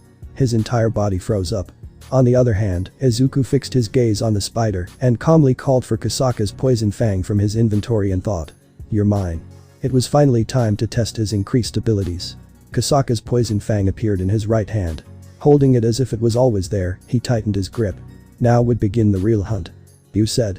Wait, Midoriya. Yu tried to stop Izuku, who was walking toward the spider. Yu asked. What are you going to do? The Yu's hands holding onto Izuku were trembling. Izuku pointed at the spider with his left hand and Izuku said. I'm going to take it down. This was the reason why Izuku had followed Huang up until now. If he attempted to cut off the tail, Izuku would take all the magic beasts of the dungeon for himself. It was a good opportunity to obtain valuable experience points and magic cores. If only the boss hadn't eaten all the magic beasts. He could have earned so much more. It was regrettable. In the meantime, Yu, who did not know the truth about Izuku, looked at him incredulously and thought. What is this he even saying? He recalled hearing somewhere that people would sometimes go insane after a great shock. And now, this E-rank hero was saying he would solo a C-rank dungeon's boss. What was this if not insane? Yu said. You're going to take that thing down? Izuku scratched the top of his head. Do you want to do it? Izuku turned back to the boss. There was no need to hear his response. You just stood with shaky legs. From the start, Izuku expected nothing from you. Rather, he was glad that the young man didn't offer to help. He'll just get in the way. Izuku slowly walked towards the spider. Having discovered him as well, the spider moved its 8 legs and faced Izuku. It was coming. As if amused by a new type of food, the spider did not hurry. It took small steps with its long and thick legs and slowly closed the gap between the two. Faced with the spider's giant figure, Izuku felt his breath speeding up. His heartbeat raced crazily. He controlled his breathing and tried to bring down his excitement. He had to be calm. The image of him standing before the 3rd level entrance at the subway station came to mind. The poison-fanged Kasaka. Thankfully, the pressure he felt from the spider in front of him was not as great as that time. He felt fully confident in his ability to take it down. After all, if he had felt that it was an impossible boss to face, he would not have stayed behind. The spider was close enough that he could see his face reflected in its eyes. Izuku's eyes narrowed. Izuku quietly said, "System activate 1 for all 19%. 1 for all. 19% activated." Izuku then said, "This will be over in a jiffy." Izuku started to run. Izuku said, "Sprint. Sprint has been activated. 30% movement speed increased. 1 mana is used per minute." You looked at Izuku in shock and thought, "He's a E rank. No way that speed." The spider tried to keep track of Izuku and stood still as it tried to see Izuku. Izuku saw it stop and thought, "Here's my chance." Izuku jumped in the air and thought, "I need to hit it in the eyes, that's its weak spot." You couldn't believe his eyes and said, "Who is he?" You said, "And no way. It's only possible that he's a false R ranker." There were a few skilled high rankers that could control their magic power and get a lower rank, and they're usually psychotic killers. Knowing that, you felt like crying. As Izuku stabbed the spider in its eyes and saw its mouth, and his instincts told him to dodge it, and so Izuku jumped in the air using the spider as a springboard. The spider spat out a murky fluid from its mouth. Izuku rolled on the ground, got back on his feet and looked behind him. The space where he was standing was now smoking and turning black. Izuku said, "Holy shit. Almost died, but I'm still good." Izuku said, "Fatigue.A. Fatigue. 57. Izuku then saw the spider raise its leg and was about to step on him, and Izuku ran at the spider as the spider continued to try to hit Izuku with its legs, and Izuku then saw the spider open its mouth and dodged a green saliva, and that was also then added to the spider's attack pattern. Izuku jumped toward the spider's head.A. The dagger was struck across the spider's eyes, and the spider screamed in pain as it twisted and howled. Izuku didn't want to miss this opportunity. As he landed on the ground, he jumped toward the spider's head, but the spider thrashed about and tried to get him with its legs, but Izuku was not about to be caught by a blind attack. The spider shook its body side to side, but Izuku held on and continued put holes in the spider's head. It began to falter. The damage was being done. Izuku's hands became faster. Eventually, the spider's giant body finally slammed onto the ground. Izuku continued to stab the spider until the message came up. "You've defeated the boss of the dungeon. Level up. Level up. Level up." Izuku celebrated with joy. Yes. But remembered he still had to confront the lizards. Izuku was covered with spider blood, and his levels also went up as well. Izuku said, "Stats. Stats. Name, Midoriya Izuku. Level, 21. Pla.ss. None. Title, Wolf Slayer. HP, 2600. MP, 391. Fatigue, 0. Stats. Strength, 53. Constitution, 30. Agility, 38. Intelligence, 30. Sense, 32. Available stat points, 0. Skills. Passive skills. Unknown, LV. Max. Unyielding Spirit, LV. 1. Active skills. Sprint, LV. 1. 1 for all, LV.1. Izuku thought to himself. Oh, I can now use my gold. It was a good news. But there was no time to dilly-dally and use the shop here. The cave began to shake and he saw a message. Because the dungeon's boss has been defeated, the gate will be destroyed in 1 hour. Remaining time, 59 min 58 sec. Izuku was about to leave before the gate closed and would have time to look at the shop. Izuku looked at the spider's head and saw a shining light from it. But compared to a monster's drop, there was no item message and he could not automatically obtain whatever it was. Briefly thinking about it, Izuku quickly realized. Ah, right. Magic cores. No matter how hurried he was, he couldn't forget those. He went to the spider's head and ripped out the magic core. Coming from the boss of a C-rank dungeon, it was worth about 10 million won.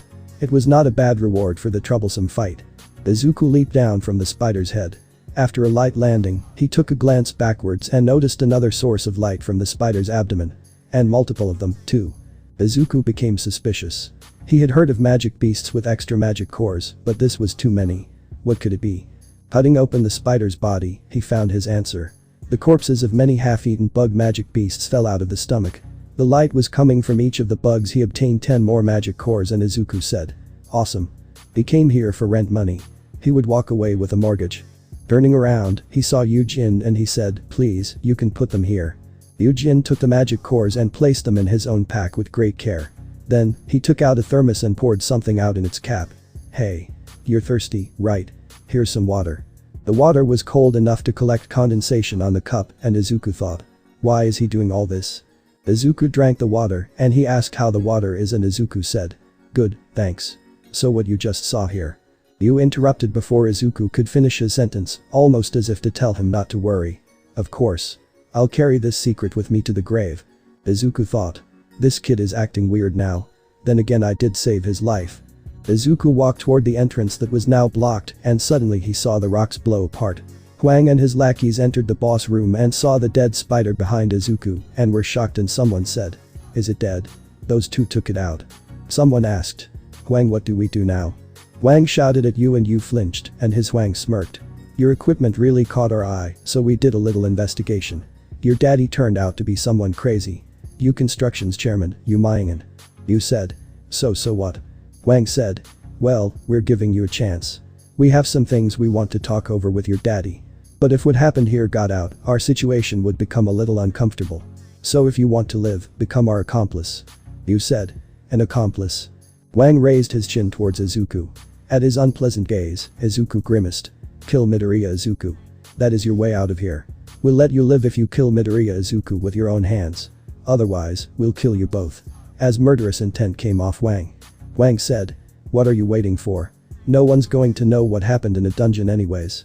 Is a D rank cowering before an E rank?" Eugene looked to his side. Izuku just shrugged in response. "Do what you want," was what he was telling him. Eugene took out his sword with a determined face. Eugene took his sword and stood at Izuku's side. Huang said. "Oh, so you're gonna team up against us?" Diawin whispered to him from his side. "Huang, what should we do?" Huang whispered back. "For now, take care of Midoriya Izuku. We'll hold on to Mr. Moneybags for now. Our loss was too big today." Diawin. "Got it." A bright light appeared in Joe Diawin's hands. Izuku's eyes narrowed. "So we're doing it this way, after all." This would be his first time fighting a hero. However, he had no plans on being merciful to those who had threatened his life multiple times. Suddenly, ring. The electronic sound rang in his head. An emergency quest has been created. Izuku thought. The quest requires me to kill Huang Dongxiok's entire party. Something behind the screen flashed. It was the arrow of light released from Diawin's hands. Bang. Izuku's body was thrown from the explosion and crashed into the wall with great speed. The wall broke apart on impact and the pieces landed on Izuku. You looked at Izuku and saw that he wasn't moving and said, You murderers," as tears gathered on Yu's eyes. Huang's lackeys and himself started to laugh at his words. In the truth, they lost account to how many people they killed in dungeons. Emergency quest. Deal with the enemies. Those with murderous intent towards you have been detected. Ensure your safety by dealing with these enemies. Enemies to deal with. 8. Enemies dealt with. 0. Non-compliance will result in your heart stopping. It was a very clear threat. I'll kill you if you don't do the quest. Kill if I don't want to be killed. It was shocking message. This was neither coincidence or kindness. If the system came to him out of some kindness, it would have given him the option to avoid the danger. It would not use a penalty to force him to kill. The system had a goal. Not to make Midoriya Izuku become strong, but need Midoriya Izuku to become strong. Izuku thought. Depending on the situation, even kill fellow heroes. That was what he gathered from the appearance of the quest. Still, Izuku found comfort in the thought. Thank God. Because it was not a coincidence. There was a clear purpose. Every time he faced danger, he wanted to become stronger. He wanted the opportunity to rise above his life that felt like holding on to the edge of a cliff. And on that day, in the most dangerous moment of his life, the opportunity came to him. The system's goals were perfectly aligned with Izuku's desires. The system uses me, and I'll use the system. That's all he had to do. As long as it had a goal, he would be able to hold on to this phenomenon. Izuku rose from the rubble. Health. 1360, 2600. The C-rank mage was shocked and thought. I hit him with my strongest attack that took half my mana. The other party members were confused and said. Jayawan, looks like you've lost your touch. As Jayawan reddened as he was embarrassed. Izuku spoke. You've played with people's lives. You're ready to pay the price, right? Some of Wang's party members started to make faces to mock Izuku. At that phrase, Wang snorted. The hell is this fucker saying? Someone said. Wang, I got this. The hero with narrow eyes went over and draped an arm around Izuku's neck and said. It looks like you're not really understanding the situation here. The narrow eyes expression became strange as he put strength on his arm and thought. What? Why is he not bending? He used all of his strength to try and put Izuku in a headlock, but no matter how much he flexed, Izuku's body did not bend. Wasn't this fucker in E rank? The narrow eyes' brows moistened with cold sweat. What's with this pow? Slash. The narrow eyes' head fell onto the ground. Thud. Jejunti. Wang Dongxiok's eyes shook and said. Wait, what? When did that fucker get a dagger? Where did it come from? Wang Dongxiok's party quickly drew their weapons and took a step back. In Izuku's hand was Kasaka's poison fang he had summoned from his inventory. The dagger dripped with blood. Bring. Enemies to deal with. 7. Enemies dealt with. 1. Izuku moved his gaze from one hero to the next. Wang gulped. The fact that a dagger had appeared out of nowhere in his hand was surprising, but what shocked him even more was Junti's death. How did an E rank kill a D rank in one hit? Regardless of what trick he used, he could no longer be underestimated. They had to become focused. Wang cast a glance to his side. Give him another one. Jayawan nodded. He would not make the same mistake. The determined hands once more gathered light in them. But before he could fire the arrow of light, Izuku appeared before Jayawan and he said. Huh? Jayawan's mouth opened wide in surprise. Izuku's eyes were fierce and thought. First, the mage-class hero with strong firepower but weak constitution. He had already made all the calculations. The dagger embedded into Jayawan's neck. Jayawan grabbed his neck and fell. Another hero yelled. Kill him. But then it was to no effort as he screamed. Ah. The man's death signaled the start of the fight. All the heroes came at Izuku. Izuku sharpened his nerves and focused on each of their movements. Sound disappeared and time slowed down. The power of the agility stat, raised to 38 points, began to show off. He blocked and dodged the torrent of swords, spears and arrows that were coming at him. The heroes. Ex-heroes' eyes widened. How is an E ranker moving like this? Their faces became pale. Speed was relative. To their eyes, Izuku's movements were terrifyingly swift. Izuku weaved between the ex-heroes, stabbing them one by one. Kasaka's poison fang inflicted its debuffs left and right, throwing the heroes into chaos. All around the room, the heroes' screams spilled forth. 5 of the surrounding enemies had already fallen. Bring. Enemies to deal with. 1. Enemies dealt with. 7. Izuku faced the last man remaining. The hairy man with a large physique, Wang. With a determined face, he threw aside his shield and gathered his energy. He kicked the ground and charged. As he ran, he thought to himself. He was a tanker who shone in the upper echelon of C rankers. The target was probably a dealer. His movements were fast, but there was no way that he would have the power to go through his body, reinforced with the strength and skill and thought. You cannot give me a mortal wound with a mere dagger. The one who would be destroyed in their clash will be Izuku. He tackled with his shoulder as the distance closed and said. Strengthen. The room suddenly spun around him and the dungeon ceiling appeared before his eyes. Slam. His head shook and he felt a great pain on his neck and back. He tried to rise, but his body did not listen. The struggling Huang sprawled on the ground. Blood came out of his mouth and Huang thought. Did he just throw me? He, Huang, just lost in power. In a contest of strength. Huang said. A mere rank trash like you. He realized his mistake. 5 C ranks and 4 D ranks were defeated in an instant. There was no way Izuku was an E ranker. Izuku stood next to Huang. The man could not even move his body. The results of the fight was clear. If this was a competitive sport, this is where it would end. It was not going to end here. Huang raised a feeble hand. Please, let me live. If you want money, I'll give you money. Plenty of it, just let me live. Izuku replied with ice in his voice. 3 times. Aren't you embarrassed to ask someone you tried to kill 3 times for mercy? 1. Through blocking the entrance. 2. Through ordering Yujin. 3. Through Zhou Jiawen's magic. Wang had made 3 attempts on Izuku's life, discounting the fight just now. Give and take. After returning alive from the temple, Izuku had made this creed. To give as much was given, and to take as much was taken. Whether it was good or bad. There would be no compromise. Realizing he could not beg for mercy, Huang opened his eyes wide and foamed at the mouth and said, You think you'll just get away with this? Do you know who my little brother? Snap. Huang could not continue with his crushed neck. His eyes rolled back to reveal their whites. Ring. Enemies to deal with. 0. Enemies dealt with. 8. The quest was finally over. Phew. Izuku's lengthy sigh carried many meanings. He took his hand off Huang's throat and looked at it. Although it was a one-sided battle, his hands were shaking at the fact that he had just taken 8 lives. Is this really okay? He placed the hand on his chest and felt his heart. It was beating normally. I wonder. From the day that he had returned from the underground temple, perhaps the system wasn't the only change within Izuku. But his worries were brief, interrupted by the familiar electronic tone. Ring. You've completed the emergency quest. Deal with the enemies. The reward for completing the quest has arrived. Would you like to verify? Yes, no. He had expected this. Without delay, he confirmed the rewards. Verify. Ring. You've received the below rewards. Reward 1. Status recovery. Reward 2. Stat points plus 10. Reward 3. Skill. Bloodlust. Accept all. Izuku said. 10 stat points. A new skill. We live in good. Izuku said. Check reward 3. Bloodlust, LV.1. Active skill. Mana cost. 100. Activate to inflict fear on a target for 1 minute.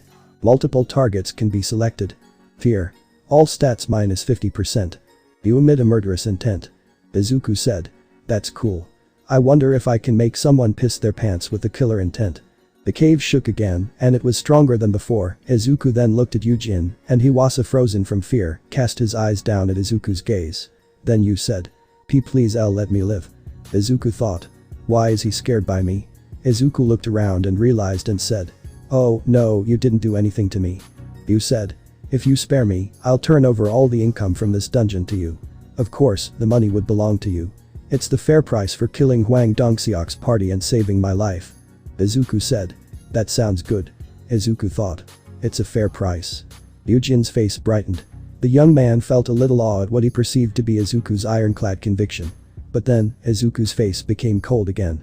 But how would I be able to trust you? That you would tell what actually happened in the dungeon.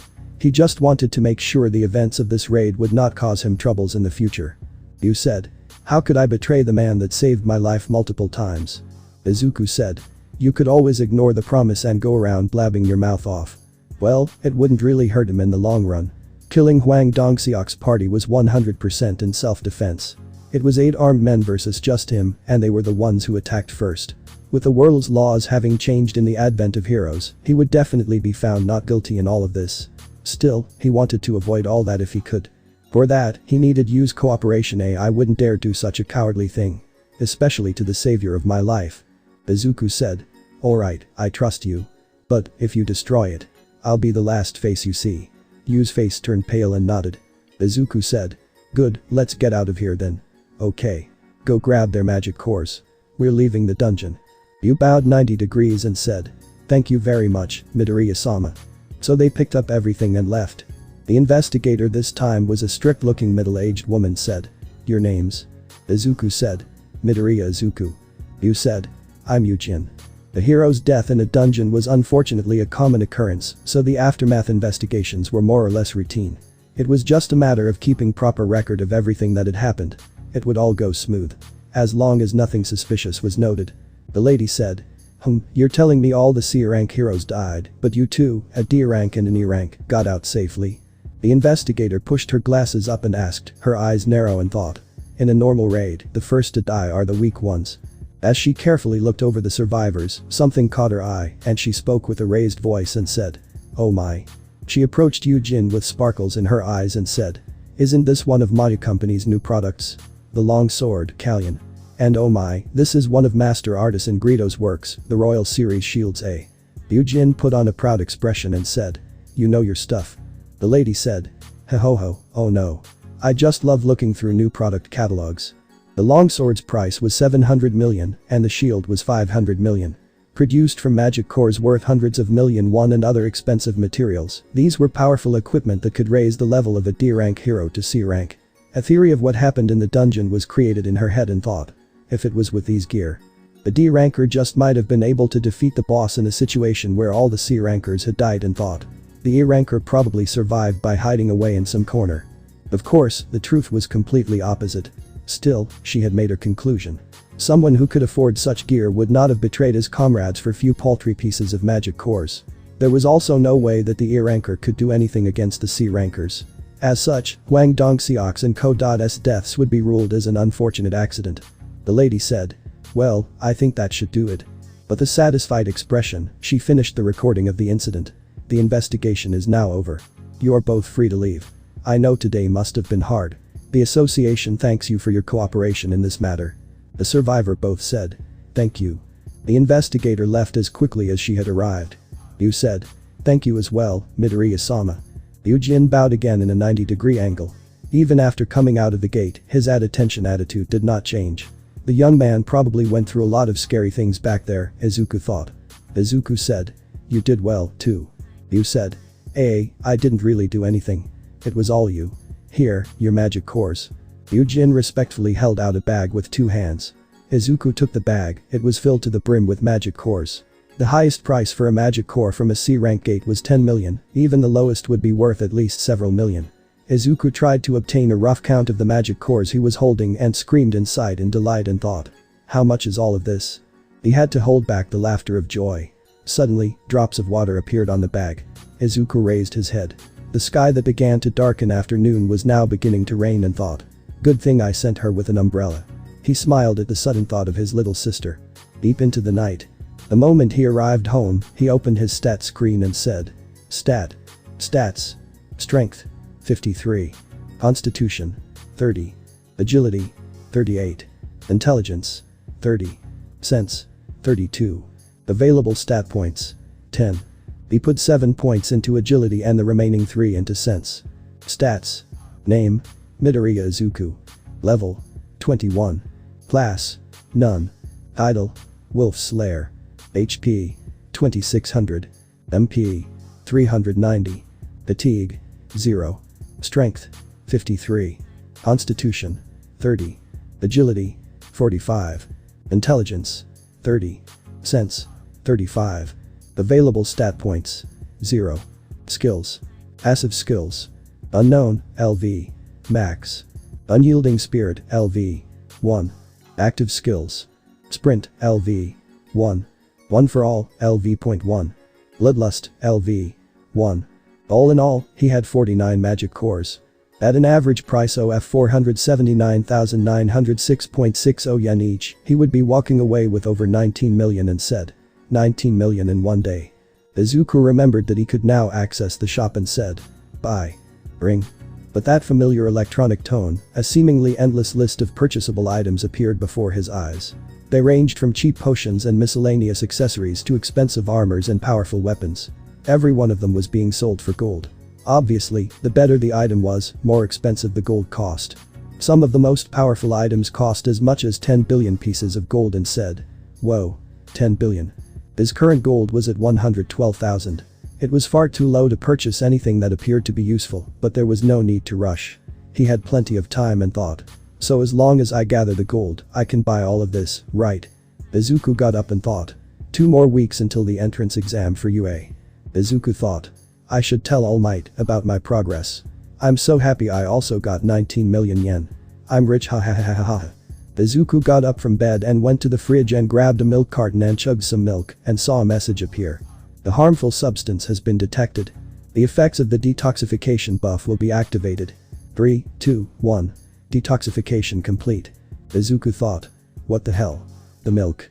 Maybe I'm just seeing some things. Izuku drank more milk. The harmful substance has been detected. The effects of the detoxification buff will be activated. 3, 2, 1. Detoxification complete. Izuku said. What the hell, man, let me drink some milk. Izuku looked at the expiration date and realized what happened. He went to his room. He ran through his memories, trying to remember if he had missed anything in the past. A realization flashed across his mind. All the quests have had a reward so far, even the penalty quest. But there was one quest that I haven't verified the reward for. He quickly opened his message box. At the time, he did not know anything about the system or its rewards, so he had put the message aside, but that message definitely had mentioned a reward as well. His heartbeat quickened. Izuku scrolled to the last message on the list. Welcome to becoming a player. Read. He said. Open. Bring. This system will help with the growth of the player. Non-compliance with this system's instructions may result in a penalty. Your reward has been received. As he thought. It had mentioned a reward. He thought back on the first time he heard the voice in his head back in the underground temple. You have fulfilled all conditions of the secret quest. The weak one's courage. The secret quest was a quest like any other, but Izuku had never checked its reward. All that was on his mind at the time was his impending death. Izuku scrolled down on the message. Non-compliance with the system's instructions may result in a penalty. Your reward has been received. Would you like to verify? Yes, no. Izuku then thought. Yes. Bring. Secret quest. The weak one's courage received reward. The great sorcerer Candiere's blessing. One-time effect. Will to be reborn applied on blessing. Continuous effect. Longevity applied on blessing. Will to be reborn. All damaged parts of the body are restored. Longevity. Become immune to all diseases, poisons and ailments. Sleeping will explosively increase your regeneration ability. Awed by your great courage, the great sorcerer Candiere has blessed you with a special gift. Blessed by the great Candiere, you will live a long and healthy life. The bright future awaits the challenger. Everything fell into place and Izuku thought. So that's why my leg was healed. The severed leg that was reattached was due to this quest's reward. Same with the fact that he could not get a stomachache from the bad milk just now. Wait, immunity to all poisons. Izuku suddenly became alert. Perhaps even that would be. Izuku took out an item from his inventory. Kasaka's venom gland. Rarity. A. Type. Elixir. Buff Kasaka's armored scales applied on consumption. Debuff weakened muscles applied on consumption. Kasaka's armored scales. Physical damage reduction plus 20%. Weakened muscles. Strength minus 35. The pouch containing the refined venom of Kasaka. Drinking will give you a permanently toughened skin, but the venom will also permanently damage your muscles. Only one way to find out. Izuku closed his eyes and drank the substance from the pouch. A thick liquid went down his throat. He ignored the bitter taste and finished the whole pouch. As the pouch became empty, a message appeared. The harmful substance has been detected. The effects of the detoxification buff will be activated. 3, 2, 1. Detoxification complete. The debuff, weakened muscles, has been removed. Izuku raised his fist in the air in triumph. Izuku heard the phone go off and ran to it and Izuku said, "Hello?" The person on the phone said, "Hello, Midoriya-sama. It's me, Eugene." Izuku said, "How did you get my number?" You said, "I know someone in the association. You weren't answering your cell phone, so I decided to reach you through your home phone." Izuku said, "Okay, tell me." You said, "I'll make it quick and you meet with me. It's really important." Izuku said, "Okay, you only have an hour." Izuku left and went to the coffee shop and saw you sitting there with a half-eaten ice cream bowl. You said, "Would you like something?" Izuku said, "No thanks." Izuku said, "So what did you want to meet me about?" You said, "I want to make a rating tea." Izuku said, "Nope." You said, "I didn't finish." Izuku got up and you said, "Midoriya-sama please. I need 20 times, number 15 times." Izuku said, "To dungeons." You said, "I'll of course make sure you are compensated properly." Izuku said, "You're a new hero, right?" You nodded his head and said, "I've only done about 4 raids and did 1 with you, I just need to do 15 more." Izuku knew he was going to do 20 and got to the conclusion. "Are you thinking of going for a guildmaster license?" You nodded and said, "It hasn't been revealed to the public yet, but the truth is, my father wants to make a guild." Izuku said, "You construction wants to make a guild?" You said, "Yes. Father wants to gather strong heroes and grow a large guild, and through the guild, he wants to conduct all sorts of hero-related businesses." Izuku said, "He wants to get rid of the middleman then." You got up and said, "Midoriya-sama, please help." As he bowed in 90 degrees. Izuku said, "What's in it for me?" You took out an envelope he had prepared. Inside it was the blueprint for a building. So he showed Izuku and said, "This building has the estimated value of 2.87 billion yen. Izuku smiled and said, "Are you saying the price of you becoming guildmaster is worth that much?" You said, "Yes." Izuku thought, 2.87 billion is a lot. What should I do? Suddenly, he thought of a way to earn money and ensure growth at the same time. Izuku said, "I have a condition." You said, "Anything, just let me know." Izuku said, "Just you and me. Only the 2 of us will enter the dungeon." You became scared and said, "Forgive me if I got it wrong." But are you saying that just you and I would clear a C-rank dungeon? Izuku said. You've got it. As he smiled. Yujin's face turned as pale as snow. Watching Yujin at a loss for words, Izuku nodded understandingly and thought. Still, this is the best method. To kill two birds with one stone. You said. But Midoriya-sama.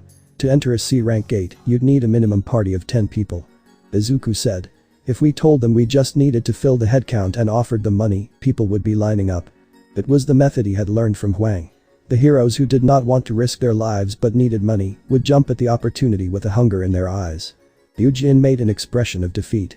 You're saying we'll be taking down all the monsters of the dungeon on our own? Well, it would be just Izuku and said. Yep. But that method, he would be able to hoard all the experience points to himself. Additionally, with just Yujin at his side, he didn't need to hold back or worry about revealing his true powers. I'll be able to power level with that. If you looked at just the two of us going into the dungeon from another angle, it means that no one else has to get hurt, right? You said. Alright. Izuku said. Let's put aside your first raid, which you had to join as a toggle-on. Imagine how your father will feel if the raid team that you put together goes through 19 raids with no one getting hurt. Yujin's eyes shot open in understanding. If they were able to pull that off, convincing his father would become that much easier. Yujin made his decision and said. Okay, I'll agree to those conditions, Midoriya-sama. I'll gather the team members. Izuku said. Good. Izuku got up and shook Yu's hand and thought. I'll solo all the C-rank dungeons and quickly raise my levels. So I'll become the strongest hero. Izuku went home and started his daily quests. But something weird happened. He ran 11 kilometers, but the limit was 10, so he tried the same with push-ups, and it went over 100. Izuku had done 200 push-ups, 200 sit-ups, 200 squats, and ran 20 kilometers. You've received the below rewards. Reward 1. Status recovery. Reward 2. All stats plus 3. Reward 3. Select 1. 1. Blessed random box, select. 2. Cursed random box, select. Accept all. Izuku thought. 3 plus to all stats, that is way too good. Izuku said. Accept reward 3. You must choose between the two random boxes. Blessed random box. Will provide what the player wants. Cursed random box. Will provide what the player needs. Which one will you choose? Izuku said. Cursed might be a trap. I'll choose blessed random box. Izuku saw a box appear at his feet. He picked it up and opened it. The Demon Castle key. Rarity. S rank. Type. Key. Key to enter an instant dungeon. Under the Takoba Beach boardwalk. Izuku said. S rank. Izuku pumped his fist in the air. Izuku ran to Takoba Beach, and luckily no one went there, as there it was filled with piles of trash. Izuku stood beside the boardwalk, and it was night. He couldn't hear one car. Izuku went under the boardwalk and disappeared, but he kept his hand out and it went through, and Izuku thought. It's connected to the outside. As he looked around, he thought. Can you even call this a dungeon? As he looked around, it was an entire city, and it looked a lot like Tokyo, and Izuku began to think. If a S-rank gate opened in the middle of Tokyo, would it end up like this? Izuku looked behind him and saw a tower of fire, and the tower was a gate, and he felt a nearby presence. Just in case, Izuku took out Kasaka's dagger. Izuku slowly approached the beast, quieting his footsteps as best as he could. But he could not hide from the monster's sense of smell. The beast soon started to rise, sniffing the air. Izuku saw red letters and read. Gatekeeper of Hell, Cerberus. Izuku couldn't tell whether he should run or fight. Instead, he created some space. Cerberus growled, and Izuku waited it to attack so he could have an opening, but instead Cerberus leapt at Izuku to catch Izuku off guard, but Izuku said. One for all. 22%. Sprint. Activated, one for all. 22%. Sprint has been activated. Movement speed is increased by 30%. Izuku ran at Cerberus and slid under it, and Cerberus looked behind him and slid, and Izuku said. I have an additional 66 strength to my 56, I will kill it. Coincidentally. The effect of the title. Wolf Slayer has been activated. All stats will be increased by 40%. Izuku ran forward and felt the warm air of hell hit his face and said. Maybe hell ain't so bad after all. Cerberus tried to bite Izuku, but Izuku managed to block it. Izuku then pushed Cerberus back a bit. Izuku saw its tail and jumped backwards to see where he was standing was a crater, and Izuku thought. If I was a second slower. Cerberus's eyes turned red, and Izuku noticed that and felt a pressure hit Izuku, and a message appeared. The Gatekeeper of Hell, Cerberus has used rage. It will enter a state of rage for 3 minutes. Cerberus's all attributes are doubled. Cerberus cannot feel any pain. Izuku then visibly sighed and thought. I should test out the new move. Izuku then activated Bloodlust. Bloodlust has been activated. The target stats have been decreased by 50%. Izuku said. Yes. Izuku leapt forward and dodged the tail by sidestepping and cut off Cerberus's tail and said. This was a nuisance. Cerberus yelped and whimpered as it ran away from Izuku, but that wasn't fast enough. Izuku then cut Cerberus's head off, and the red slowly turned to white, and Izuku smiled. You've defeated the gatekeeper of hell, Cerberus. Level up. Level up. Level up. Level up. Izuku jumped in happiness and said. I leveled up 4 times. Let's go. Oh, yeah, items. You found a gatekeeper's necklace. You found a castle gate key. You found a Cerberus's molar X3. Izuku said. Obtain all. Gatekeeper's necklace. Rarity. Rank. Type. Necklace. Agility plus 20, sense plus 20. Cerberus's molar. Rarity. None. Type. Junk. Castle gate key. Rarity. Rank. Type. Key. It is the key to the demon castle's gates. Obtained after killing the gatekeeper. Izuku looked at the stats of the necklace and said. 20 plus agility and 20 plus sense. Izuku quickly equipped it and opened up his stats. Stats. Strength. 60. Constitution. 39. Agility. 80. Intelligence. 37. Sense. 67. Available stat points. 0. Physical damage reduction. 20%. Izuku then sold the molars, and each of them sold them 150,000 each and 450.000 gold altogether. Izuku looked at the key and thought. Not the day. Izuku walked out of the demon castle and appeared under the boardwalk and smiled. Izuku woke up the next day to hear his stomach growl, and he put on his clothes and entered the store, but didn't see many people as there was no sale. Izuku looked at the Jetablisa and heard a friendly voice behind him saying. Young man, is your body feeling better? Izuku already knew that a hero was nearby due to his sense stat. Izuku turned around to see a familiar face. Izuku said. Song-san. Song said. How are you, Midoriya? I had heard that you were alright, but looking at you now, I can't believe it.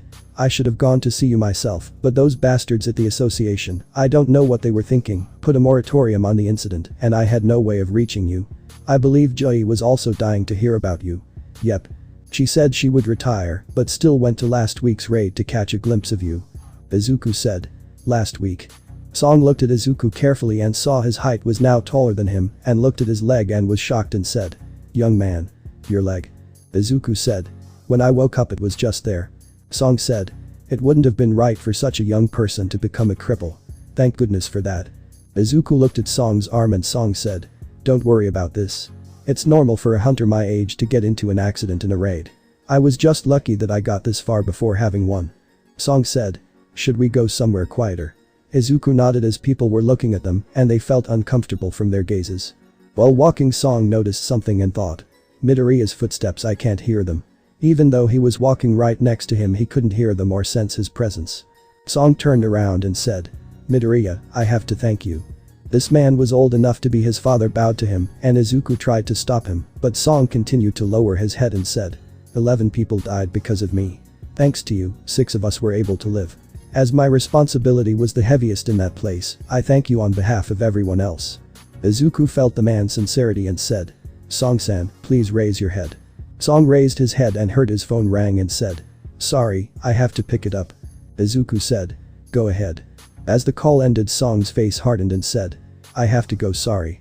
Izuku heard the whole thing due to his natural good sense of hearing and also raising the sense stat. Izuku said. It was the association, right? Song said. You heard all that. Izuku said. I'll go with you too.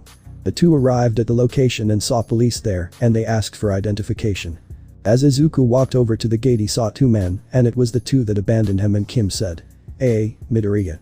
Izuku looked at him with cold eyes. Without saying anything Kim's body shuddered as his arms were covered with goosebumps.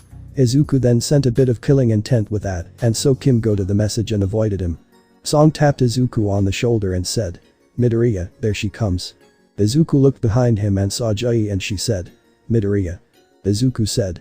Hey, Jai, as she hugged him as tears rolled down her cheeks and said. Are you alright? Your leg. She looked at Izuku's face and legs and said. Ah, I woke up and. The loud voice said. Ah, young love. Hot hot hot. The prisoner walked by as he said it and a man in a suit said. Shut your mouth. The prisoner winked to Jai and looked away, and the man in a suit lead 3 more people, and the association worker said, "You're finally here." The man said, "There was a little traffic on the way." The worker gave the man some papers and he started to sign them one by one. Kim walked to him and said, "Prisoners on work release. You're telling us to raid with criminals." Izuku thought, "Not like you're one."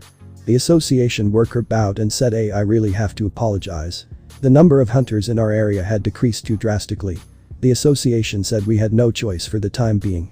Thankfully, a hero from the Hero Surveillance Department will be accompanying you, so you shouldn't have to worry." Kim said, "Will this man also be with us?" The women said, "Yes, all prisoners are C rank, but he's a B rank. It was a basic theory that you needed at least 10 C rank hunters to defeat a single B ranker. If such a B ranker was offering to not only watch the prisoners but also help with the raid, there was nothing to complain about." Izuku thought something seems off. For some reason he felt killing intent from one of the 5. The man walked over to the heroes and said, "I'm Kang Teshik of the Hero Surveillance Department. I'm sure you've already heard the situation. I'll be keeping a close eye on them, so don't worry about those bastards." Kang asked, "Who'll be leading the raid today?" Song raised his hand and Kang nodded, and Song went in front and all the heroes entered the gate. The dungeon this time was filled with goblins. Faced against the weakest humanoid-type magic beasts, the raid was a lot easier than expected. Izuku tried to hold back, but his power difference was noticeable, and Jai asked, "Have you been learning somewhere?" Izuku said, "I've been running every day."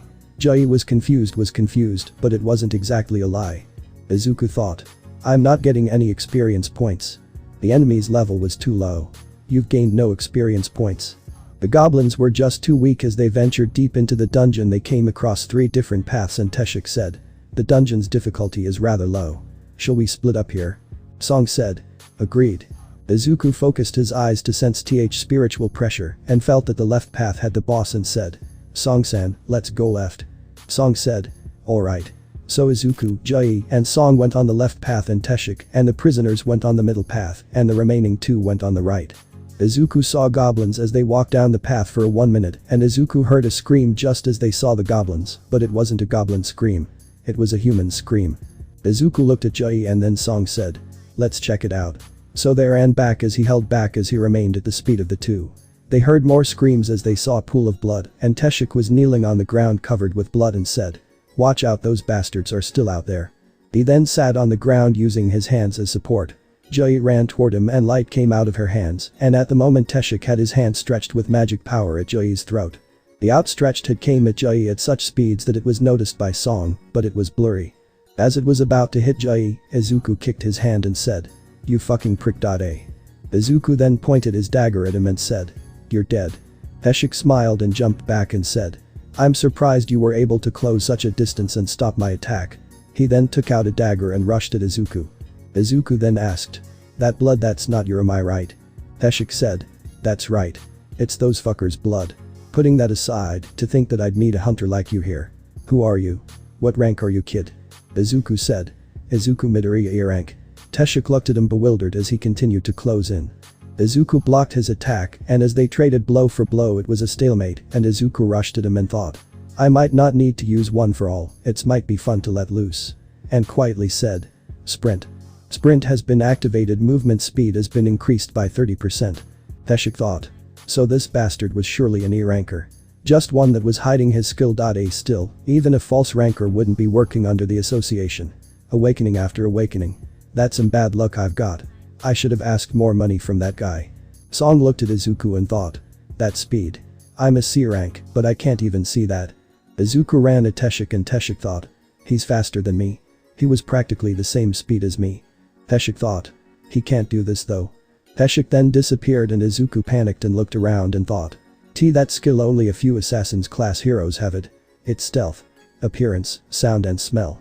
All the traces detectable by the normal senses of a human being would be erased. That was stealth. Teshik thought, die. As he was about to plunge his dagger through his stomach. Emergency quest. Deal with the enemies. Those with murderous intent towards the player have been detected. Ensure your safety by dealing with these enemies. Enemies to deal with. 1. Enemies dealt with. 0. Non-compliance will result in a penalty. Izuku hit his dagger against his and jumped back and thought, I was wrong. I need to use one for all. But I shouldn't rely it on everything. But I will use it against him. Activated. One for all. 24%. Izuku said. You're not the only one who has tricks as well. As lightning arc appeared around Izuku and Izuku sensed Teshik behind him and blocked his attack, and then before he could retreat, Izuku kicked his leg which Teshik trampled a bit on the ground but then ran somewhere else. Song said. I don't even know what's happening. Where is he? Izuku then retreated towards Song and Jai, thinking he might hurt them. Teshik said. You were smart to jump back. I was planning on attacking them. Izuku then thought. I need an opening. That's it. Bloodlust. Bloodlust had been activated. Fear has been inflicted. The target will lose 50% of all attributes for 1 minute. Izuku thought.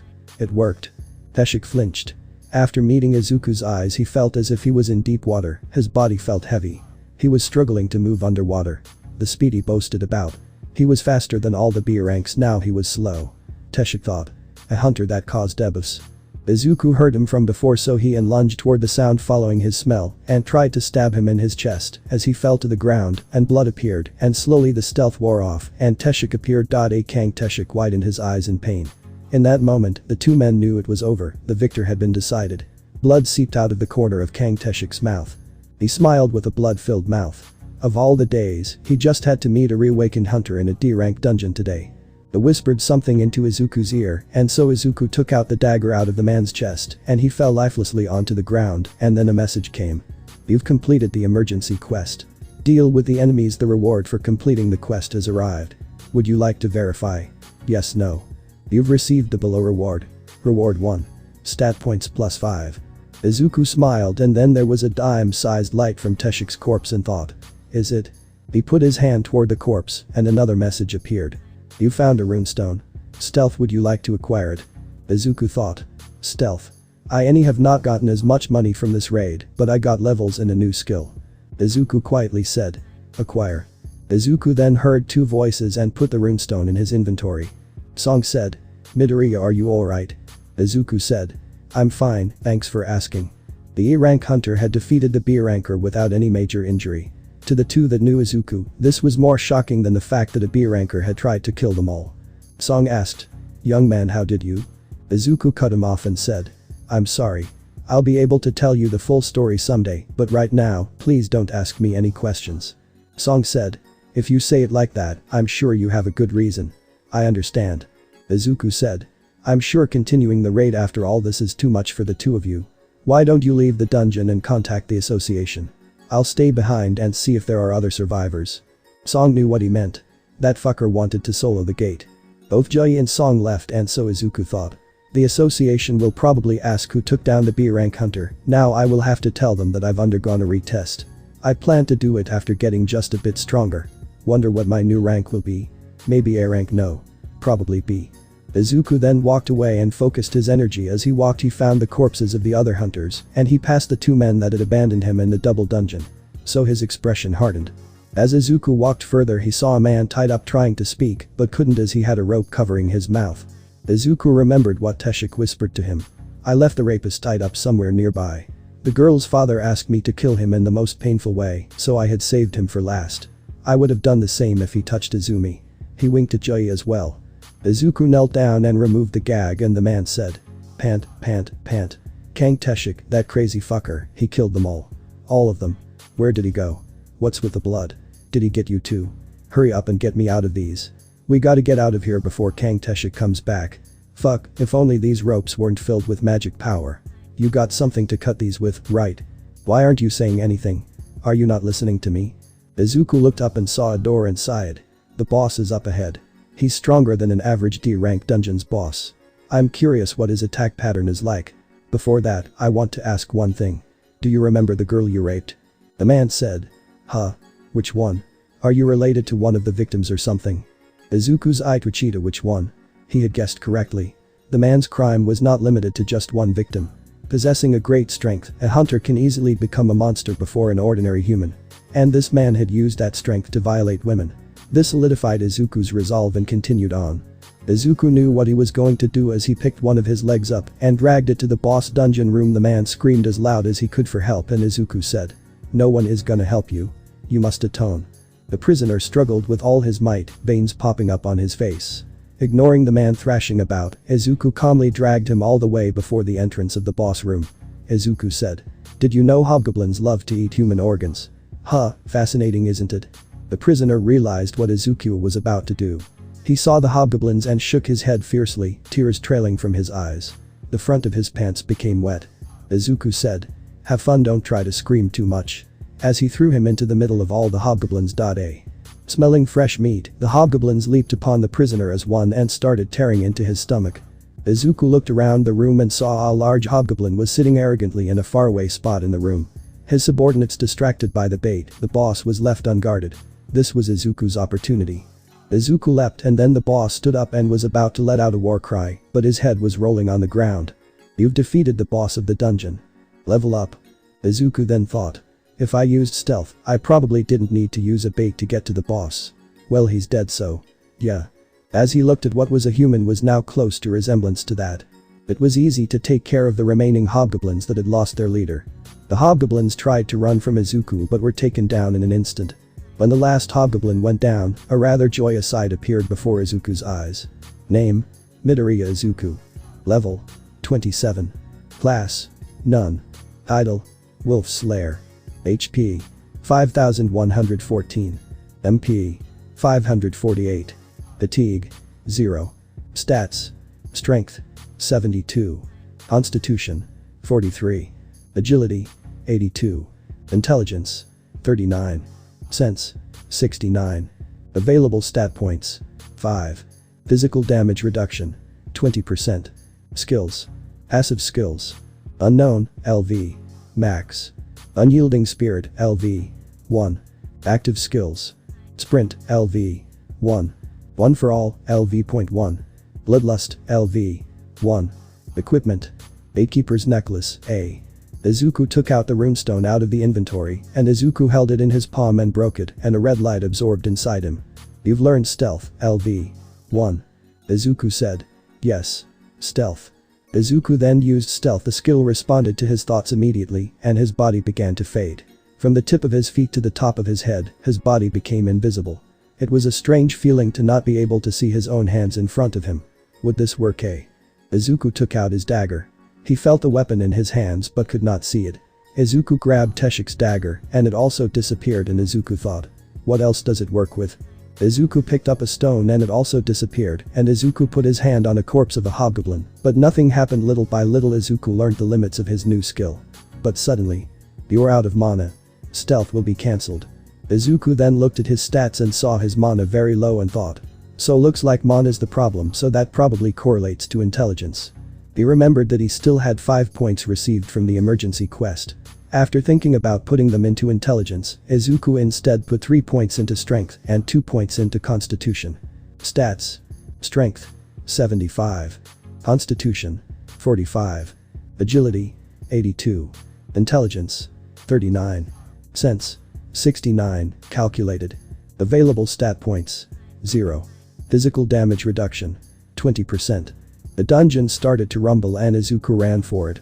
Izuku walked out of the gate and it disappeared behind him as the association's investigators and employees had arrived. They watched Izuku exit the gate just as it closed and asked, Hiro-san, are there any other survivors? Izuku calmly said, no. The worker exclaimed, oh no. As the 9 had entered the dungeon and only 3 came out. As their expression hardened. They wanted to enter the dungeon themselves to check for survivors, but the gate had already closed. This was the reason why Izuku had purposely waited until the last minute to exit and thought, can't let them know there was another survivor. Now, the only witnesses were the 3 that had survived. An employee started talking hesitantly. Just now. We've received the confession of Gold Mountain Company's president over the phone. Song stepped forward. The president of Gold Mountain Company? The association worker said. Yes, he's one of the prisoner's victim's father who had contacted HSD Hunter Kang Teshik for an assassination. Izuku asked. So are there any problems? The worker association said. Who killed the B-rank Hunter Kang Teshik? Izuku flinched and was hesitant to say anything just as he opened his mouth. Song said. It was me. Izuku turned towards the voice. Jai was staring at Song in shock. Before Izuku could say anything the man stepped forward. The employees looked suspicious and they doubted he did and Song laughed and said. You know who's behind me, right? All eyes fell on Lee Jai, who lowered her embarrassed face. Lee Jui was also a B-rank hunter. She may not be a combat class hunter, but she was still a high ranker like Kang Teshik. If a B-rank healer supported a C-rank hunter, there just might have been a chance that they prevailed. The employees all nodded understandingly. While they were thinking about the possibilities, Izuku went up to Song's side and quietly asked, "Why did you lie?" Song replied with a subdued voice. "I felt like Midoriya-san had a reason to hide your abilities. Should I not have?" "Of course not. Thanks to the elder, Izuku would be able to avoid a thorn in his side for a bit longer." Izuku was impressed by the old man's ability to take a hint. Izuku said, No. I'm grateful." Song said, "I'm the one who has to be grateful. I'm just glad I was able to help out a little." Izuku then saw Song leave with the association workers for some question, and Joi shyly approached him and asked, "Could we walk together for a bit?" Izuku said, "Yeah." She wanted to ignore it, but she could not ignore the fact that the man felt a lot stronger than before. She had found him more comfortable to be near in the past. Now, it was hard to even strike up a conversation with him. He even looked better that it made him look like a completely different person, and Joi said, "I'm quitting being a hunter. I'm going back home next week. Because of that bastard." As they had the awkward conversation, they gave their goodbyes and Izuku left. Izuku saw a message from Yujin and called him. Izuku said, "Hello." "You said. I was actually about to call you. Midoriya-sama, the raiding party is complete. I'll come pick you up tomorrow." Izuku said, "Alright, I'll see you tomorrow." Eastern United States. Wang Dodson, one of the main hunters of one of the top guilds of North America, Scavenger, received a shocking news before he was about to go to bed. "My older brother is dead." "How?" "Explain it." Slowly. His older brother's name was Wang Dongseok. The person on the other end told him that the man had lost his life in a C-rank gate and said, "Brother's main team of 8 members all died, but 2 others got out alive. And those 2 were a D-ranker and an E-ranker." Something was fishy. The older brother he knew would not risk his life for a weakling. On top of that, they were filler members. There was no fucking way. But here it was, his brother and his C-rank teammates had died, and the D and E rankers had lived and thought. Something's definitely wrong. Wang Dingsu's eyes became sharp. Even though he was scouted by a famous American guild and was currently away, back in Japan, Wang Dongseok was an older brother who took care of him more than anyone else in life. He could not be called a good man, but he was a good brother. Once I solidified my position here, I was going to bring him over. To think that he would die before he could. Wang Dingsu bit his lips and said, "Fax me the 2 survivors' information, my number is." Wang Dingsu hung up and called the manager. The lady asked, "Mr. Huang, what is it at this hour?" Dingsu said, "Laura, what would happen if I killed someone in Japan?" Laura said, "Are you serious?" Dingsu said, "Yes." It took the woman a moment to respond. At the moment, there is no criminal extradition treaty between the US and Japan. As Mr. Huang is a hunter under the American government, you'll be tried back here in the States. But considering our relationship with the government, I don't think the sentence will be that high. Dingsu said, "Good. Something came up, so I'll have to go to Japan for a bit. Can you clear my schedule?" Laura said, "But Mr. Huang, if you left just like that, it'll have an impact on the guild's business. Could you let me know what this is about?" Dingsu said, "It's personal. Of course, I have no intentions of hurting the guild. How backed up is my schedule?" Laura said, "It's packed for about 2 months." Dingsu said, 2 months. Alright, clear my schedule beyond that. Doesn't have to be long, just 2 weeks. Give me 2 weeks and I'll be back from Japan." Laura said, "Got it. What should I tell the brass?" Wang said, "Tell them I'm going for my brother's funeral and I'll need some time to grieve." Laura said, "Okay. I'll do that. But Mr. Huang, if there's anything I can." Wang Dingsu ended the call. Whether it was words of comfort or warning, he was not in the mood to hear either. The fax that he had requested earlier had arrived. Wang Dingsu looked at the printed documents. It contained the information on the 2 hunters. Their names, pictures, brief profiles, etc. And said, D-rank hunter Yujin. E-rank hunter Midoriya Izuku. Wang Dingsu looked back and forth between the 2 faces and made a determination and thought, I should be able to obtain some answers if I questioned these 2. And if he should detect a hint of lie in their answers and said, "You'll regret coming out of there alive." Wang Dingsu's eyes were red with rage. Izuku walked out of his house as he finished his daily quests as he received a call from Yu. He saw a van and saw Yu's face from the driver's window. Izuku waved and Yu did too, and Izuku got on the passenger side and sat down. After some time, they arrived at a vacant lot. Yu said, "Here we are. There were 8 heroes waiting in the promised location. The gate that stood behind them was big even for a C-rank gate. The waiting heroes approached Izuku and Yujin, who got out of their van. None of them were normal. Some of them appeared to have trouble moving, others looked like patients, while some even gave off the impression of an alcoholic. There was even an underage girl, whose age would mean that she would not be accepted by the association or the guilds. She appeared to be a student around the age of Izumi, and Izuku asked, "Is it okay to bring that one?" Yu said, "I went ahead and got some legal counsel. There isn't any legal reason why she can't join us. It's just going to be a big problem if she gets hurt." Yujin stepped forward. "My name is Yujin. I will be this raid's leader. And this person is Hero Midoriya Izuku. He's the only other person who will enter the dungeon with me. The rest of you can just wait near the gate until we return." One of the heroes cautiously raised a hand. So if we just wait out here, you'll pay us 3 million. There was no need for the rest of them to hunt. There wasn't even a need for them to enter the dungeon. Yet they would be paid 3 million per raid. For just filling the headcount for the association's records, this was an incredible compensation. But because of the large reward for doing so little, many of the heroes were cautious. Yu said, "Yes, that is the promise. There is one condition. You must not speak of what you see here to anyone. There will be a non-disclosure clause attached to your contracts. Upon breaking that contract, you will be required to pay 10 times your pay as penalty." Instead of asking the duo questions, the heroes just whispered among themselves about the situation. Someone said, "Wait, could just 2 people even do anything in a C-rank dungeon?" Another whispered, "They don't seem that strong."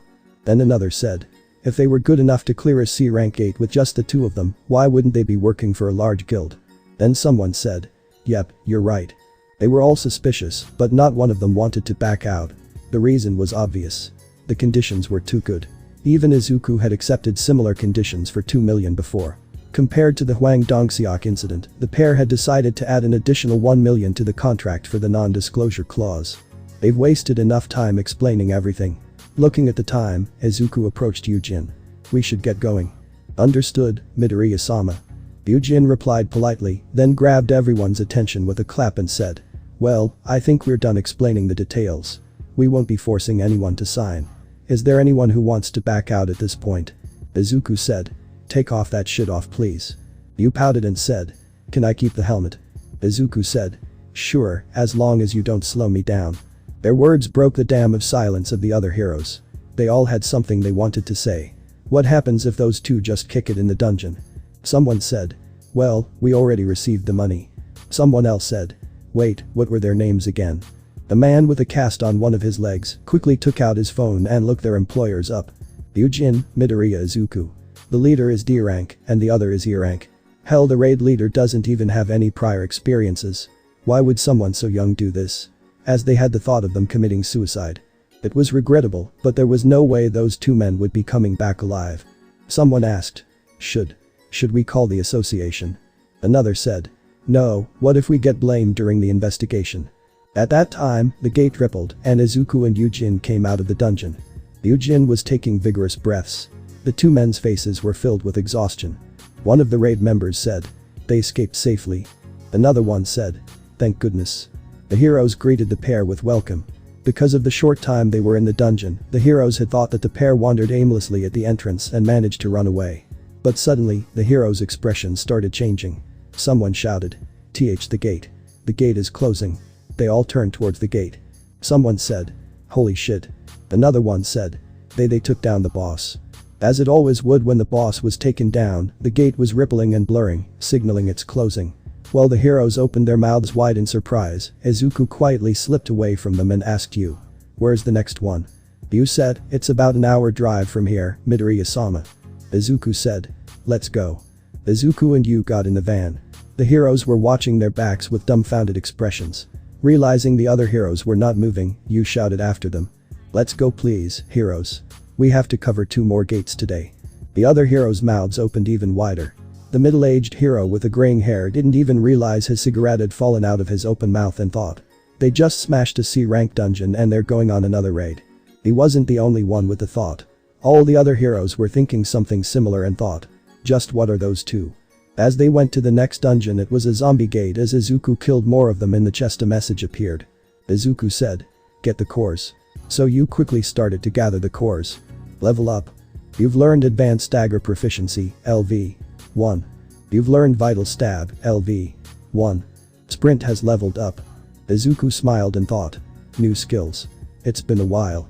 How long has it been? Skills. Passive skills. Unknown, LV. Max. Unyielding Spirit, LV. 1. Advanced Dagger. Proficiency, LV. 1. Active Skills. Sprint, LV.2. One for All, LV.1. Bloodlust, LV. 1. Stealth, LV. 1. Vital Stab, LV. 1. Sprint, LV. 2. Active Skill. Mana cost. 5, plus 1 minute. Activate to increase your movement speed by 40%. Costs 1 mana per minute to maintain. Advanced Dagger Proficiency, LV. 1. Passive Skill. Mana cost. 0. Dagger Specific. Plus 33% damage with daggers. Vital Stab, LV. 1. Active Skill. Mana cost. 70. Dagger Specific. Stab the enemy's vitals with fatal damage. Izuku smiled looking at his new skills and seeing his progress.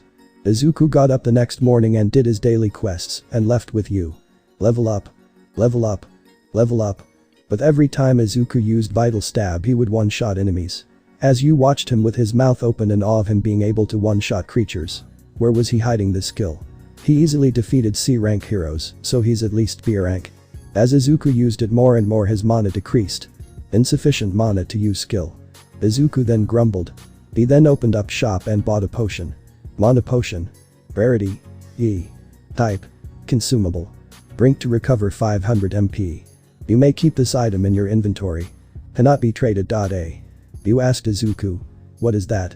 Izuku thought. Cannot be traded. What if I try this? Izuku had learned something new. Items that cannot be traded would disappear when they were placed into someone else's hands. But what if it didn't touch their hands? Izuku opened the shop and purchased another potion. This time, instead of the blue mana potion, he purchased a red healing potion. After confirming the purchase, the potion appeared in Izuku's hand. You said. That was so cool. The liquid turned to red. But you thought it was a simple magic trick, but it wasn't, and Izuku said.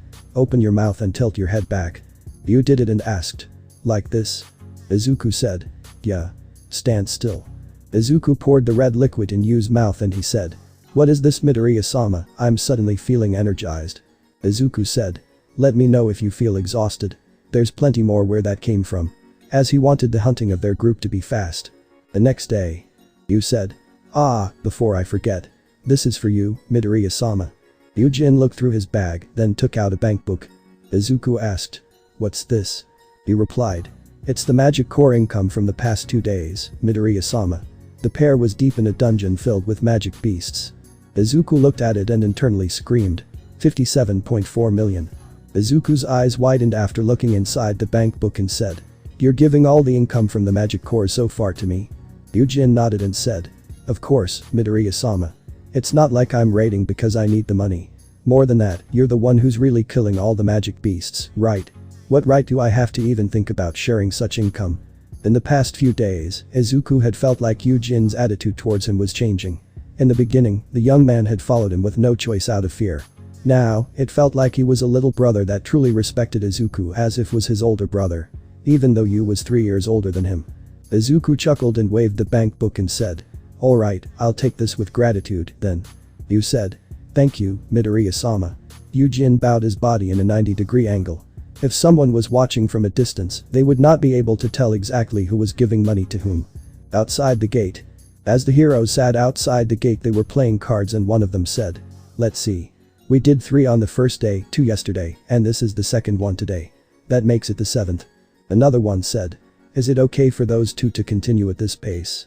Normally, raiding parties tend to take a week's rest after a single raid, right? Then the first one said. Hey, don't worry about those guys. Every time they come out of the gate, they're not even breaking a sweat. Besides, we're just earning 3 million each time without doing anything. We're not in a position to complain. Oi, it's your turn. One of them said. Ah, okay. As they noted, even through their non-stop schedule, Izuku and Yujin did not appear to be tired at all. They did not know, but this was due to the effect of the potions. Thanks to that, they were over a third of the way through the 15 raids they needed. Soon, the gate started to ripple, and the pair appeared before the waiting heroes. One of them said. Oi, there comes the leader. The heroes started cleaning up their spots and another said. Don't forget your stuff. Wake up the sleeping ones. Make sure you didn't miss anything. The heroes moved with perfect coordination. The sleeping heroes also quickly got up and prepared to move. Then one of them said, "Let's go." Everyone was becoming used to this bizarre raiding method. Oitatega Guild's office. The head of 2nd Management Division, On Sangman, was about to blow a gasket early in the morning. "Deputy Hyan. The new recruit training is tomorrow. What do you mean we don't have a gate reserved for it?" Deputy Hyan Gichio lowered his head deeply and said, I apologize, Chief. There's been a team that's been snatching up every C-rank gate in the area before we could get our hands on it. Sangman said. "What? Then just spend more money to reserve it. Is our guild missing money or manpower? What exactly is the problem?" At On Sangman's shouting, the entire 2nd Management Division fell into silence as if at a funeral. It has been some time since On Sangman was this angry. At On Sangman's shouting, the entire 2nd Management Division fell into silence as if at a funeral. It has been some time since On Sangman was this angry. Just what did they think Oitatega Guild was? It was one of the top hunting guilds of Japan. Appropriately, its employees must be greatly skilled. Deputy Hyan Gichio was also a proud employee who had never made a mistake until now. And to think such a man couldn't even reserve a gate for new recruit training. This was a major mistake. Chief On Sangman was the head of the 2nd Management Division, which was the team in charge of recruiting new heroes and training them. The 1st Management Division was in charge of managing the official member heroes of the guild. Hyan Gichio held out a laptop. Just take a look at this, Chief. Sangman said. "You son of..." On Sangman was about to berate the man again, but then looked at the numbers on the laptop and gasped in surprise. "24 million. There's someone who used 24 million to reserve a mere C-rank gate. Guild was who the hell are these crazy sons of?" This area was under the management of the Oitatega Guild. At first, he thought it might have been another guild's way of hindering the guild. Sangman thought. It's not a guild. Then who? And why? On Sangman gulped and pulled up the party information of the ones who reserved all the gates. The leader's name was Eugene. First time I'm hearing of him. It was On Sangman's job to scout potential new recruits. As such, even a freelancer with the smallest amount of fame would be known to him. But the name Eugene was completely unfamiliar to him. On Sangman slowly scrolled through rest of the party members, confirming each hero one at a time. There was not one that he recognized. Except one. One of the names was familiar to him and thought. Midoriya Izuku. Midoriya Izuku. Where did I hear that name before? After combing through his memories, On Sangman remembered the double dungeon incident 2 months ago, which became a hot topic among those involved. The guild that was pulled into assistance by the association at the time was Oitatega. Sangman asked. Gichio, do you remember the double dungeon incident 2 months ago, when our guild was called to mobilization? Gichio said. Yes, of course. Didn't we find only one survivor in the dungeon with no magic beasts? Sangman said. What was the survivor's name? Hyan Gichio had a good head. He could not be called a genius, but his memory was the one thing he was proud of. The man did not need to perform a search or look through any documents and said. E-rank hero, Midoriya Izuku. He had wondered about the possibility and came to a conclusion through intuition. There was something here. The gut feeling that appeared in situations like this had never steered him wrong. On Sangman shouted to the rest of his team. Everyone stop what you're doing and bring me every single bit of information on D-rank hero Eugene and E-rank hero Midoriya Izuku. Right now. The response speed of the employees at this sudden order was beyond imagination. They were called elites for a reason. One by one, the reports quickly appeared before On Sangman. To be honest, there was nothing that special about Eugene. He was the second son of U Construction's chairman Yu Maingen, but other than that, there was nothing noticeable about him. Midoriya Izuku was different. Ichiel said. So including the double dungeon incident, he's been involved in a total of 3 different incidents. And he came out of every one of them unharmed. Hyan Gichio added on. And is an E-rank hero, too. Midoriya Izuku and Eugene met during Eugene's 5th raid, and they were the only ones who survived the trade. And now, the pair had formed a team and was clearing 2-3 dungeons a day. This was an unfathomable speed. Then someone said. Wait, wasn't there a rumor recently that Chairman Yu Maingen was making contact with various S-rank heroes? And Eugene is that Chairman Yu Maingen's son. It appeared that Yu Maingen planned to make a guild. This would be a top secret information that would shake the industry. And if this was true, Eugene's current actions would definitely be related. The piece of the puzzle fell into place in On Sangman's head. That would make sense. Watching his superior's expressions change, Hyan Gichio gulped. On Sangman spoke with a confident voice. This son of a bitch is a reawakened hero. Gichio said. A reawakened hero? An E-rank hero was barely above an ordinary person. If there was an accident, they were all but counted as dead. But Midoriya Izuku had gone through multiple incidents where his teammates had died without being harmed. The third incident. The incident where Hero Surveillance Department Hero Kang Teshik committed murder was different. There was no solid proof, but On Sangman was certain of his theory. Midoriya Izuku had reawakened as a high-ranking hero. Yujin had witnessed his power in their raid and decided to test him to place him in his father's guild. Everything fell into place. If Midoriya Izuku truly was a reawakened hero, the only ones who knew his true value were Yujin and few others. Knowing public image of Yumayan, the man would not carelessly accept anyone into his guild, especially as a founding member. This would be an opportunity to steal away a talent that the Yumayan had picked. Sangman thought. If he defeated the beer anchor Kang Teshik, he's at least above a beer anchor. Their priority now would be to obtain Midoriya Izuku before the other guilds, and especially Yumayan could. The competition would become fierce after Midoriya Izuku's retest. Even if the man did not turn out to be that highly ranked, it would not matter. As their numbers across the world was incredibly small, a reawakened hero would be prime target of the press. That alone would make the man an incredible source of advertising power, one that could not be bought with money. This was not an opportunity Hoitatega could pass up on. Sangman then thought. Well, if he already signed the contract with Yumayan, it's too late. But there was low chance of that. The fact that Midoriya Izuku was being tested through C-rank gates was the proof. This meant that the Hoitatega guild still had a chance. On Sangman grabbed his coat on his chair and said. Gichiel, let's go. He needed his right-hand man for this. Hein Gichiel was a man On Sangman would trust with his back. Hein Gichiel was surprised. Sir. Where are we going, Chief? Sangman said. Where do you think? Recruitment. Gichiel said. The chief himself is going out for recruitment. On Sangman quickly turned to leave. Hein Gichiel followed him with a tilted head. Since he became chief 2 years ago, this was the first time On Sangman directly went out for recruitment. From their investigation, the Hoitatega employees learned that Yujin's team had reserved 2 gates today. The distance between the gates were quite far. On Sangman and Hein Gichiel split up and went to separate gates to confirm On Sangman's theory. The pair occasionally contacted each other and waited for Yujin's team to appear. On Sangman grabbed a canned coffee from a nearby vending machine and thought. It's still a little cold. It had been 1 hour since he started waiting for Yujin's team. But more than boredom, he was filled with anticipation. His heart raced in excitement. On Sangman had become the head of the division at a young age, faster than anyone else. This was all thanks to his great instinct. His contribution was crucial in helping the Hoitatega guild grow to what it was today. And now his instincts were telling him. Izuku Midoriya was someone who could raise Hoitatega to greater heights. They'll probably call me crazy if I said that out loud. After all, Izuku Midoriya was officially just an E-rank hero. But not everything was as they appeared. If it were so, he would not be where he was. As he surveyed the gate with hawk-like eyes, his phone rang. Ring ring. It was Hein Gichiel. Sangman said. Oi, Gichiel. Gichiel said. Chief, Yujin's team just arrived. Sangman said. Got it. Don't panic and report everything you see, don't leave out a single detail. Gichiel was shocked and said yes, Chief. What? See Chief. Sangman immediately thought. Did this idiot get caught? On Sangman became worried. What is it? Talk. Gichiel said. Chief, you were right. It's just Yujin and Izuku Midoriya. They're the only ones entering the gate. Sangman said. Of course. It's all to test Izuku Midoriya. His guesses were right on the mark. His instincts had not failed him. On Sangman pumped his fists.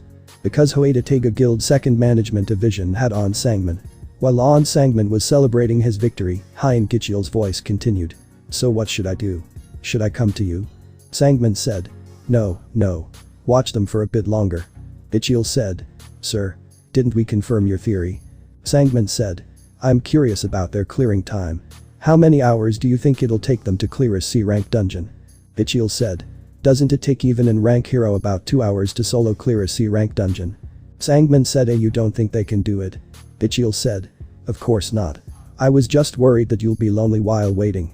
The ability to change his attitude in a flash. This was why On Sangman could not get mad at Hein Gichiel. Sangman said. Don't worry about me. Just watch them closely and time them when they come out. On Sangman ended the call, then realized he was hungry. It was already long past lunchtime, but On Sangman had not eaten, having waited for Izuku Midoriya. He did not know when Yujin's team would arrive, so he had not left the spot. Having some free time now, On Sangman looked around for a place to eat, then settled on a convenience store. Though no one said anything, he felt weird going into a restaurant alone. So, he decided to just get a cup ramen at the convenience store. As he got ready to pour water, his phone rung. A Sangman said, "Damn it. Who the hell? I'm trying to eat here." Looking at the phone, it was a familiar name. "My right arm." Sangman answered with an annoyed voice. "Did you really miss my voice that much?" Ichiel said. "Chief, that's not it." Sangman said. "Then what is it? If you've called me for no reason, you're eating cup ramen for a week." Ichiel said. "That's not it, Chief. The two just came out." Sangman, who was about to eat his first bite, froze like a still image of a video and said. "What?" Ichiel, "Like I said, Yujin and Izuku Midoriya just came out. Their team's all preparing to move out." He checked his ears. There was nothing wrong with them. He quickly checked the time and Sangman said. "It's only been 30 minutes. Are they giving up on the raid?" Ichiel said. "No. The gate is closing." No matter how low the difficulty of a given C-rank dungeon was, no one could solo clear it in just 30 minutes. Sangman said. "Check again. Are you sure the gate is closing?" Ichiel said. "Yes, I'm sure. Do you want me to send you a video?" Sangman said. "No, it's okay." Sangman hung up and stared blankly into the distance. They cleared a C-rank dungeon that would take an B-rank hero 2 hours to clear in just 30 minutes and thought. Above B-rank my ass. Even if he took an objective look at the information so far. Above rank. This was an unimaginably good fortune. You said. "Midoriya-sama, do you have somewhere else to go after this?" Izuku said. No, why?" You said. "I've never seen you hunt this fast before." Yujin was astonished. He had always known Izuku was strong, but today, he seemed stronger than ever. "Well, of course." Izuku swallowed a laughter and thought. The magic beasts today were werewolves. Wolf Slayer. All stats increased by 40% against beast-type monsters. The title given to a hero experienced in slaying wolves. The buff of his title worked against the werewolves. On top of all of the level ups he had gone through, if the title buff was applied, no C-rank magic beasts could stand against him. Thanks to that, Yujin had to go from corpse to corpse without stopping, collecting magic cores. If he had 10 more hands, it wouldn't have been enough. Izuku had to spend 5 healing potions on him because of this. The young man even had his hunger satiated by the healing potion, so he didn't even stop to eat. Izuku raised his head. He felt a presence of someone watching him from somewhere and thought. I don't sense any magic power, so it's probably not a hero. He looked around but didn't see anyone suspicious. Of course, if he wanted, he could find the man with effort. But not detecting any killing or hostile intent from the man, Izuku decided it was not worth the time. It could just be nothing. As if reading his mind, the presence disappeared. You said. Midoriya-sama, what is it? Izuku said. It's nothing. Let's go. They had no time to waste. Izuku took one last look around the area, then got in the passenger seat. At the second gate, he did not feel anyone watching him, both before he entered the gate and after he left it. Thankfully, it appeared that it was nothing after all. Yujin approached him and bowed his head. Sorry, Midoriya-sama, this is it for today. I have a family event to attend to. Izuku said. Nothing to be sorry about. It would be a while before sunset, but because of the two men's efforts, all the gates in the area had been closed, so they would have to call it a day. After bidding the other heroes goodbye, Izuku and Yujin got in the car. I'll drive you home, Midoriya-sama. Before he knew it, Yujin had become a faithful driver. The image of him holding the handle was rather fitting. Izuku blatantly stared at the young man and thought. To think that the young master of a rich household would become a chauffeur just so he can become a guildmaster. Stepping on the gas with a smile, Yujin suddenly realized Izuku was staring at him. You said. Is there something on my face, Midoriya-sama? Izuku said. No, it's nothing. Izuku pretended to not have stared and took out his phone as a distraction and thought. 12:46. It was too early to go home. Thankfully, there was something he had to do. Izuku said. You said. Yes, Midoriya-sama. Yujin skillfully turned the handle around a curve while answering and Izuku said. Let's go to Miri Mall. You said. Miri Mall. Yujin was surprised and said. Well, it is right ahead. You know, you've been acting weird all day, Midoriya-sama. Are you sure everything's alright? I will take you there with the speed of light, Midoriya-sama. Hold onto your belt. Changing his attitude in a flash, Yujin drove the car without braking. They soon arrived at Miri Mall. The car stopped at their destination. As a mall at the heart of Musatafu, Miri Mall was quite a spectacle. Izuku got out of the car and Yujin followed. The young man closed the door and walked up to Izuku's side and said. Midoriya-sama, someday, our guild should use a building like this for our headquarters. Yujin looked up and down at the mall and made a half-serious joke. But no one replied. Noticing something was off, Yujin quickly turned toward where Izuku was and said, "What?" Izuku had disappeared. Midoriya-sama. No matter where he looked, Izuku was gone. As the boss was defeated, the dungeon will return to its normal interior. 2 more levels from the mall's instant dungeon. Izuku's footsteps on the way home were light with joy. It was the first key he had seen in a while from a random box, usable in Miri Mall. He had wondered when he would go and clear it, and today, the opportunity presented itself. Remembering Yujin call after his disappeared self. Midoriya-sama. Izuku stifled a laughter. Izuku started to answer his phone out of habit, but stopped when he realized it was a number he had never seen before. When he was in start of grade 5, he was busy taking care of his little sister in the place of their mother. After finishing grade 7, he had started work as a hero. Because of this, Izuku did not know that many people. After a brief pause, Izuku picked up and said, "Hello." The man said, "Hello, is this Izuku Midoriya?" The clear and well-spoken male's voice. Izuku immediately hung up and thought. In my experience, 99% of these calls are telemarketing or loan sharks. He was about to put the phone away when it rang again. It was the same number and Izuku thought. Was it not telemarketing? Valuing quantity over quality, telemarketing calls usually did not call again after one attempt. They knew that it'd be a waste of time and thought. Then this person might really have a reason. This time, he properly answered the call and said, "Yes, this is Izuku Midoriya." The same man said, "Ah, I had the right number. I thought I had the wrong one when you just hung up now, haha." Izuku considered for about 2 seconds whether to explain that he had thought the clear and well-spoken voice belonged to a telemarketer. The man said, "Ah, I apologize. I have not introduced myself. I am On Sangman of the Hoitatega Guild." Izuku stopped walking and thought. The Hoitatega Guild is calling me? Why might they call me? Is it because we raided in their territory? No matter how he thought about it, the Hoitatega Guild would not have a reason to call him. Only possible relation he had with them was the fact that they were the guild who helped out the association during the double dungeon incident. Curiosity was a feeling that invited impatience. Before On Sangman could continue, Izuku asked, "Why is the Hoitatega Guild calling me?" Sangman said, "It's a little hard to explain over the phone, could we come to see you and explain?" Instead of telling him to come over, they were offering to come to him. Izuku had no reason to refuse. He already has free time right now and thought. You said he had some event at home? Yujin had explained that there was a big event that required the attendance of the entire family and apologized for not being able to raid as much today. Imagining a rich family gathering, Izuku imagined a party held in some luxurious banquet hall at a top hotel, like in the dramas. Anyways, he would be free that day and said, "I'm free right now." Izuku checked the time. It was 5 o'clock. Sangman said, "We're waiting nearby. We just need a moment of your time." Izuku said, "Nearby?" Sangman said, "It's a French cafe . On Sangman told him the location. It was a familiar place. After all, it was the place he had met with Yujin. Izuku's eyes became sharp and thought. This bastard is stalking me. I'll fucking kill him.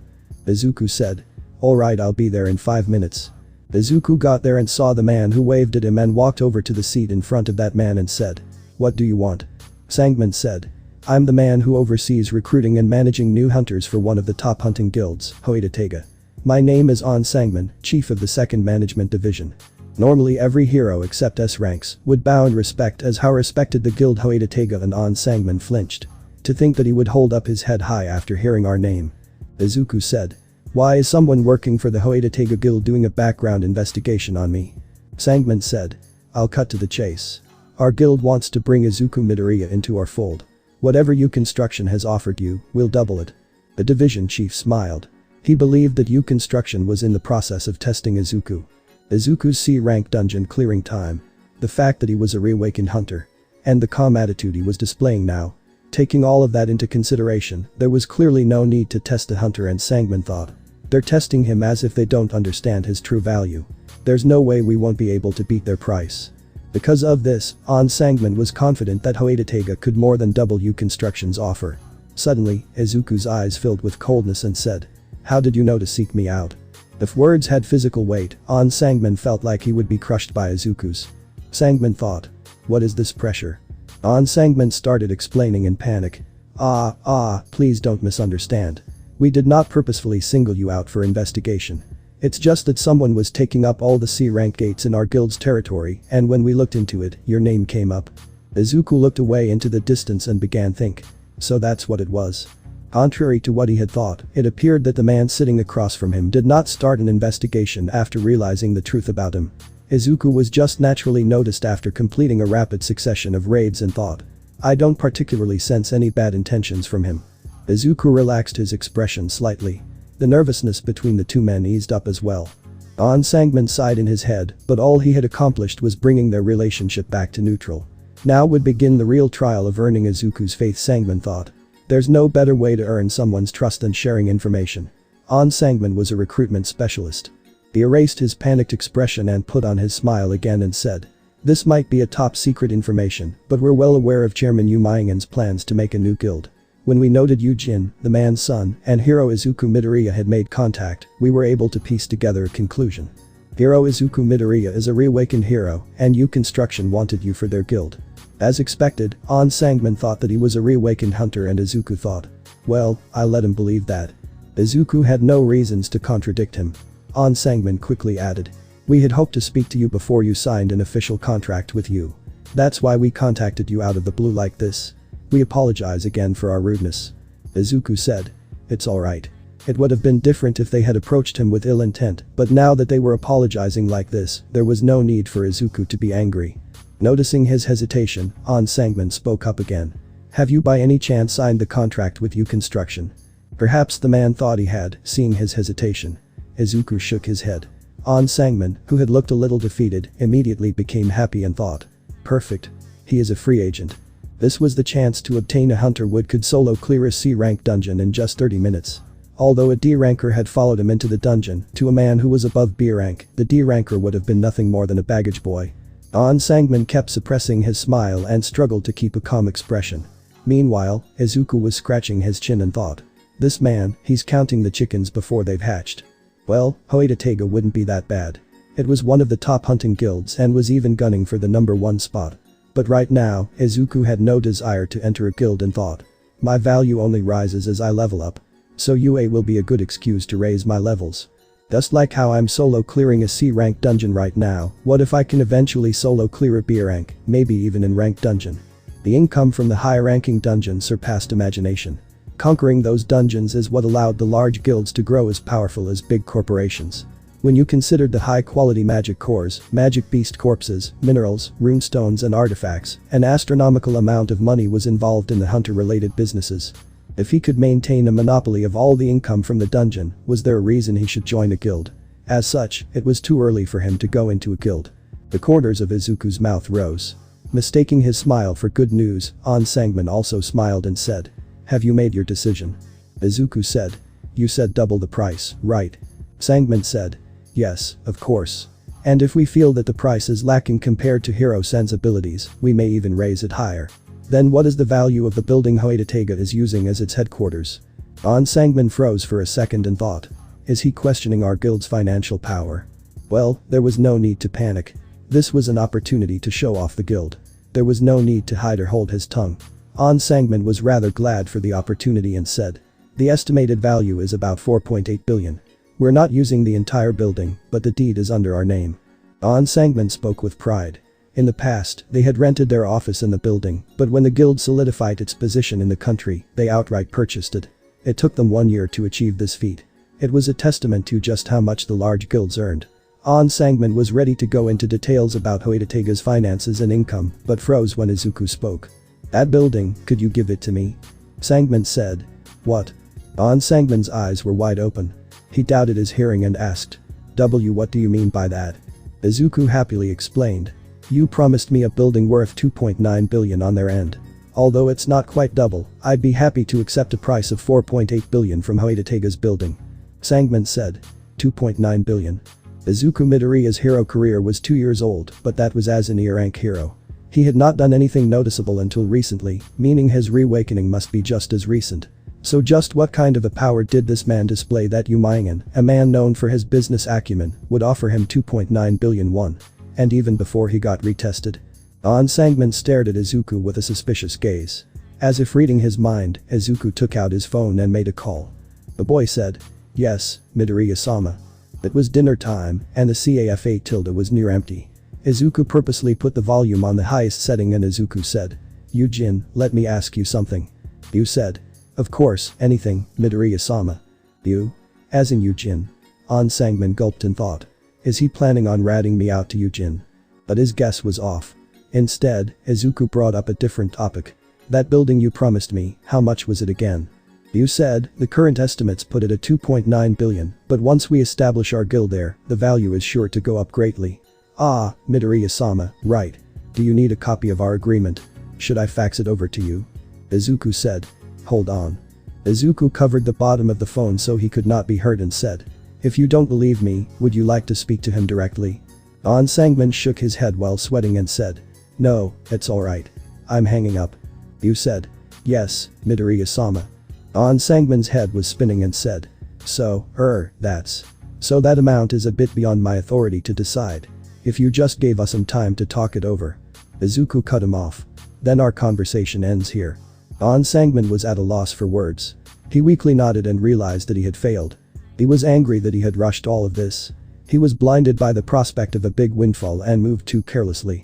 If only he had investigated Yu's offer more thoroughly and worked with the guild to proceed. If Izuku was a hunter worth 2.9 billion to Chairman Yu Maingen, he could be worth 4.8, maybe even 9.5 billion. It was not too late. Izuku interrupted his thoughts. An Sangmin raised his head. I wanted to ask one thing. How many people know about me? Sangmin said. Ah. Right now, it's just me. I didn't have the time to report this to the higher-ups. Truthfully, there was one other. His subordinate and right-hand man, Hien Gichiel. But An Sangmin hid the man's existence in case Izuku became angry. However, Izuku spoke again with a more threatening tone.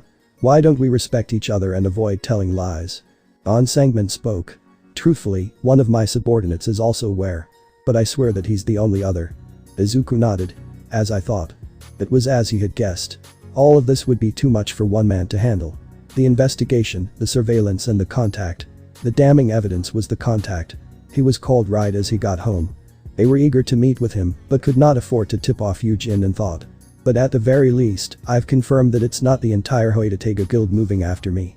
If the guild's higher-ups were involved, the man would have at least made an effort to contact them then and there.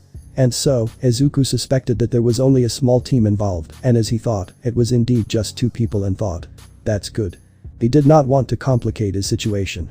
If it was just 2, it was an amount that he could deal with. If he did nothing, he was sure that it would become a headache down the road. So Izuku decided to leave them with a little warning. If I'm being honest as well, I've also rejected Yu's offer. At Izuku's explosive confession, An Sangmin sat straight up and said. What? Suddenly, Izuku disappeared before his eyes. Sangmin said. What? An Sangmin stood up in shock. He quickly looked around but did not see the hero's figure. While panicking, An Sangmin realized too late that someone had placed a hand on his shoulder. The cold chill ran down his back. Izuku said. Don't turn around. A voice came from his side. Izuku, who had disappeared without a trace, was standing right next to him and Sangmin thought. Stealthy. He's not mad at me, is he? His head spun with many thoughts and his heart was beating like it was about to explode. Every time he gulped, he was surprised at how loud it sounded in his head. Izuku spoke with a quiet voice. Why don't you take a seat, slowly? I don't want to give you a fright. An Sangmin nodded. Izuku then reappeared in front of him on the seat. An Sangmin understood what Izuku had meant. Earlier, when Izuku spoke about asking one question, the air itself became cold in response. In this tense situation, if Izuku reappeared in front of him and met his eyes directly, he probably would have had a heart attack. Still, the situation was definitely frightening. Regardless, Izuku spoke. The reason why I had refused Yu's offer was because I don't plan on entering a guild for the time being. Sangmin thought. To think that he had such a skill. Possessing great abilities and a rare skill, it made perfect sense that Yu had offered him 2.9 billion. Sangmin thought. They are not a company to overpay for something. Even though he was afraid, An Sangmin could not help but feel excited. He opened his mouth with effort. I swear my silence on this matter. I'll make sure to thoroughly silence Gichiel, no, my subordinate as well. To be honest, An Sangmin was the one who wanted to bring up the idea of silence. Izuku was a hidden treasure that no one else had discovered. An Sangmin did not want to invite unnecessary competition by spreading the news about his existence. Izuku said. I'll place my faith in you, Chief. With that, the presence of the man next to An Sangmin completely disappeared. An Sangmin looked around, but the CAFA was deserted as if he was transported to a different world. The man could not speak, only heave a deep sigh. Hein Gichiel ran into the CAFA. The subordinate was watching the pair's meeting, but when Izuku disappeared into thin air, he decided to hurry to the side of his superior. Gichiel said. Chief. On Sangman's expression was not good. Hein Gichiel asked with concern. What happened? Did it not go well with Izuku Midoriya? On Sangman took out a cigarette with a shaking hand and placed it in his mouth and said. Gichiel. We might have come across something bigger than we thought. They had to obtain this treasure. On Sangman's head was filled to the brim with thoughts on how to obtain Sung Izuku. Thankfully, there was still a chance. Suddenly, Hein Gichiel gently grabbed On Sangman's wrist. On Sangman was about to light up his cigarette and raised his head. Hein Gichiel looked around and carefully whispered. It's no smoking in here. On Sangman crumpled up the cigarette in his hand and said. You fucking son of. The first thing Izuku did after coming home was to open up his status screen. Name. Izuku Midoriya. Level. 39. Class. None. Title. Wolf Slayer. HP. 7229. MP. 683. Fatigue. 0. Stats. Strength. 97. Constitution. 59. Agility. 97. Intelligence. 51. Sense. 81. Available stat points. 0. Physical damage reduction. 20%. Skills. Passive skills. Unknown, LV. Max. Unyielding Spirit, LV. 1. Advanced Dagger. Proficiency, LV. 1. Active Skills. Sprint, LV. 2. Bloodlust, LV. 1. One for All, LV.1. Stealth, LV. 1. Vital Stab, LV. 1. Equipment. Gatekeeper's Necklace. Izuku thought. It's been 4 days since we started raiding together. We've gone through 9 dungeons in those 4 days. I just have to do 6 more with Yujin. I'm now level 39. I beat a B rank when I was around level 20. Now, he had a new goal. The demon castle. If I entered through the castle gates and was met with something that I could not run from. He was level 21 when he had first entered it. Since then, he had gained nearly 20 levels. Izuku wondered if this would be enough, but then thought back on the Cerberus and became unsure. He shuddered. It would be good if he could escape using the stealth skill, but even that was not a guaranteed possibility. The monster's difficulty was classified by the color of its name. Outside of the demon castle, Izuku had yet to see another monster with a red name. The other instant dungeons he had entered so far all had low-level monsters, including the Miri today. When he thought about the idea that he had only seen a monster with a red name in the demon castle, something felt off. As if he was forgetting something. That was impossible. Even at level 21, he had almost died while fighting the Cerberus. If he had met a red name monster before that, he would have surely died. The penalty quest: a Poison Fang Giant Sand Centipede. Because of the time that had passed, doubled up with the fact that he had no idea what was happening at the time, the memory of those monsters had faded in Izuku's head and thought. If I can take those centipedes down easily. Then he would earn the assurance that he could raid the demon castle. Since there was more than one centipede, he could even test himself against multiple enemies. There was not that much loss involved. He would still earn the same amount of stat points, even if it was the penalty quest, and thought. Let's try for the penalty zone tomorrow. To think that he would skip the daily quest so he could get the penalty quest. Izuku thought back on the time he ran for his life and chuckled. Izuku couldn't help but smile. At that time, Izuku felt a presence of someone walking outside. It was the light footsteps of a girl. Her walk was familiar to him and thought. It's Izumi. It was 11 o'clock at night, about time for his sister to come home. Izuku got up and opened the door before she could even get the keys out of her pocket. Izumi said. Uo. Izumi jokingly praised her brother. The first time he did this, she nearly jumped out of her skin, but she had gotten accustomed to this method of greeting. They say human beings can get used to anything. Izumi said. I'm home. Izuku said. Welcome. Izumi happily greeted her brother, then walked to her room. She was about to close the door, then stopped. Oni-chan. She stuck her head out of her room. Izumi continued. Do you have any free time this week? Izuku said. This week? Why? Izumi said. The teacher asked me to ask you for a parent-guardian meeting. Can't be helped if you're not free, though. As if her teacher had sent her on an important mission, Izumi looked nervous. As she was about to be done grade 6, Izumi must have been busy with school. He wanted to make an excuse that he did not have the time, but thanks to someone, he did have a day he was completely free. Izuku replied after giving it some thought. Thursday. Izumi said. Really? Thanks, Oni-chan. Izumi's expression brightened. Feeling like she was about to run over and give him a hug, Izuku held up a hand. Izumi scrunched her face at him and closed the door. Izuku sighed at his situation. Izumi then thought. Did he dye his hair in a darker tone? His hair was definitely more of a lighter green like mine. On top of the non-stop raids, he wanted to visit the penalty zone, and now, he had to go to a parent-guardian meeting on Thursday. It was going to be a busy week. Izuku left his house early in the morning after finishing his quests. Today's schedule was packed with work. Yujin had told him that they had reserved 4 gates.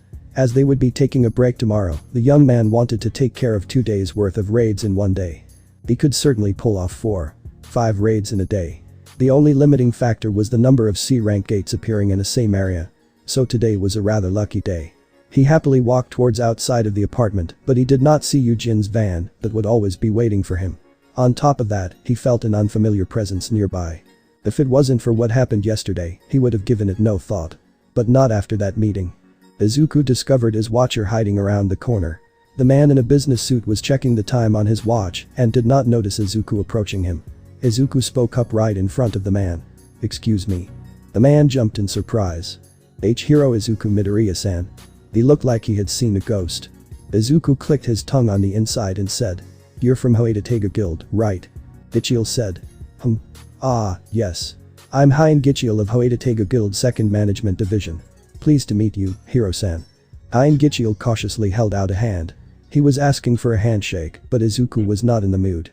Seeing Izuku just stare without reciprocating, Hein Gichiel turned red and retracted his hand, and Izuku said. Didn't I make it clear that I won't be entering a guild for the time being? Hein Gichiel frantically held out a hand and said.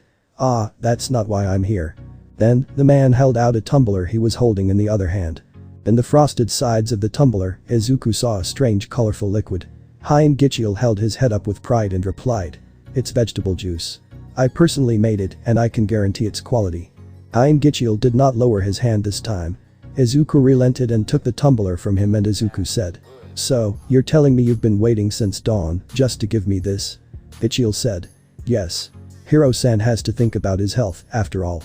Izuku wanted to ask why Hoitatega Guild would be concerned with his health, but stopped himself. Hein Gichiel bowed his head, then smiled brightly as he walked away and said, then, I'll see you again, Hiro-san.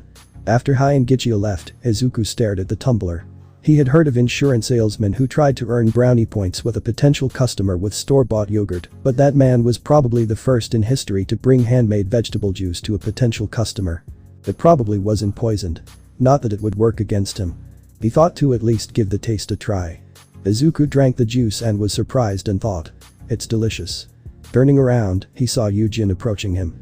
Brightly smiling as always, the young man gestured towards the direction Hein Gichiel had walked away to. You said. Midoriya-sama, who was that just now?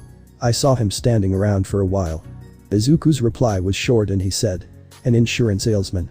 As expected, Yujin accepted the explanation without a doubt. Izuku looked around and asked. Where's your car? If the young man had seen Hein Gichiel waiting for him, that meant he must have been also waiting around nearby, but Izuku did not see his ride.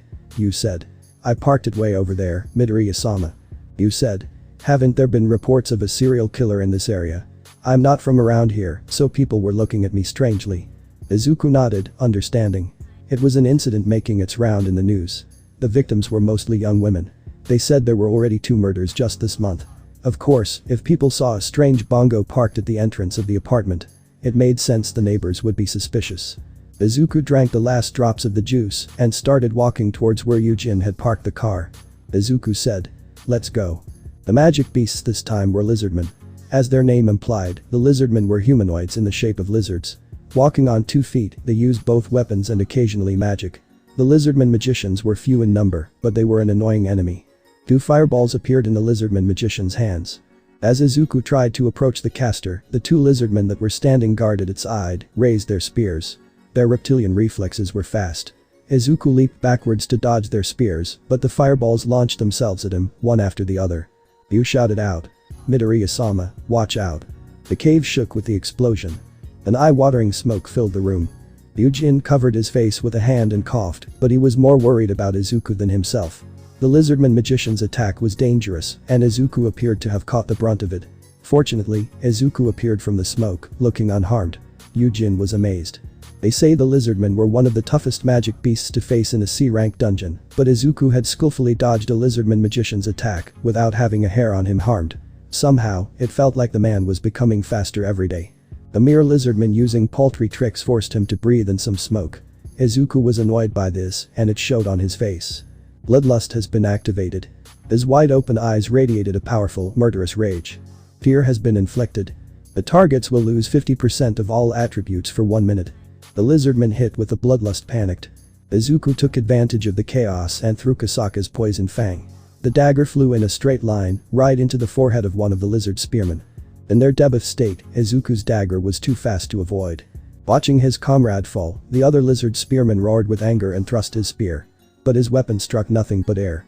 Izuku had already disappeared into thin air. The lizardman magician shouted with panic.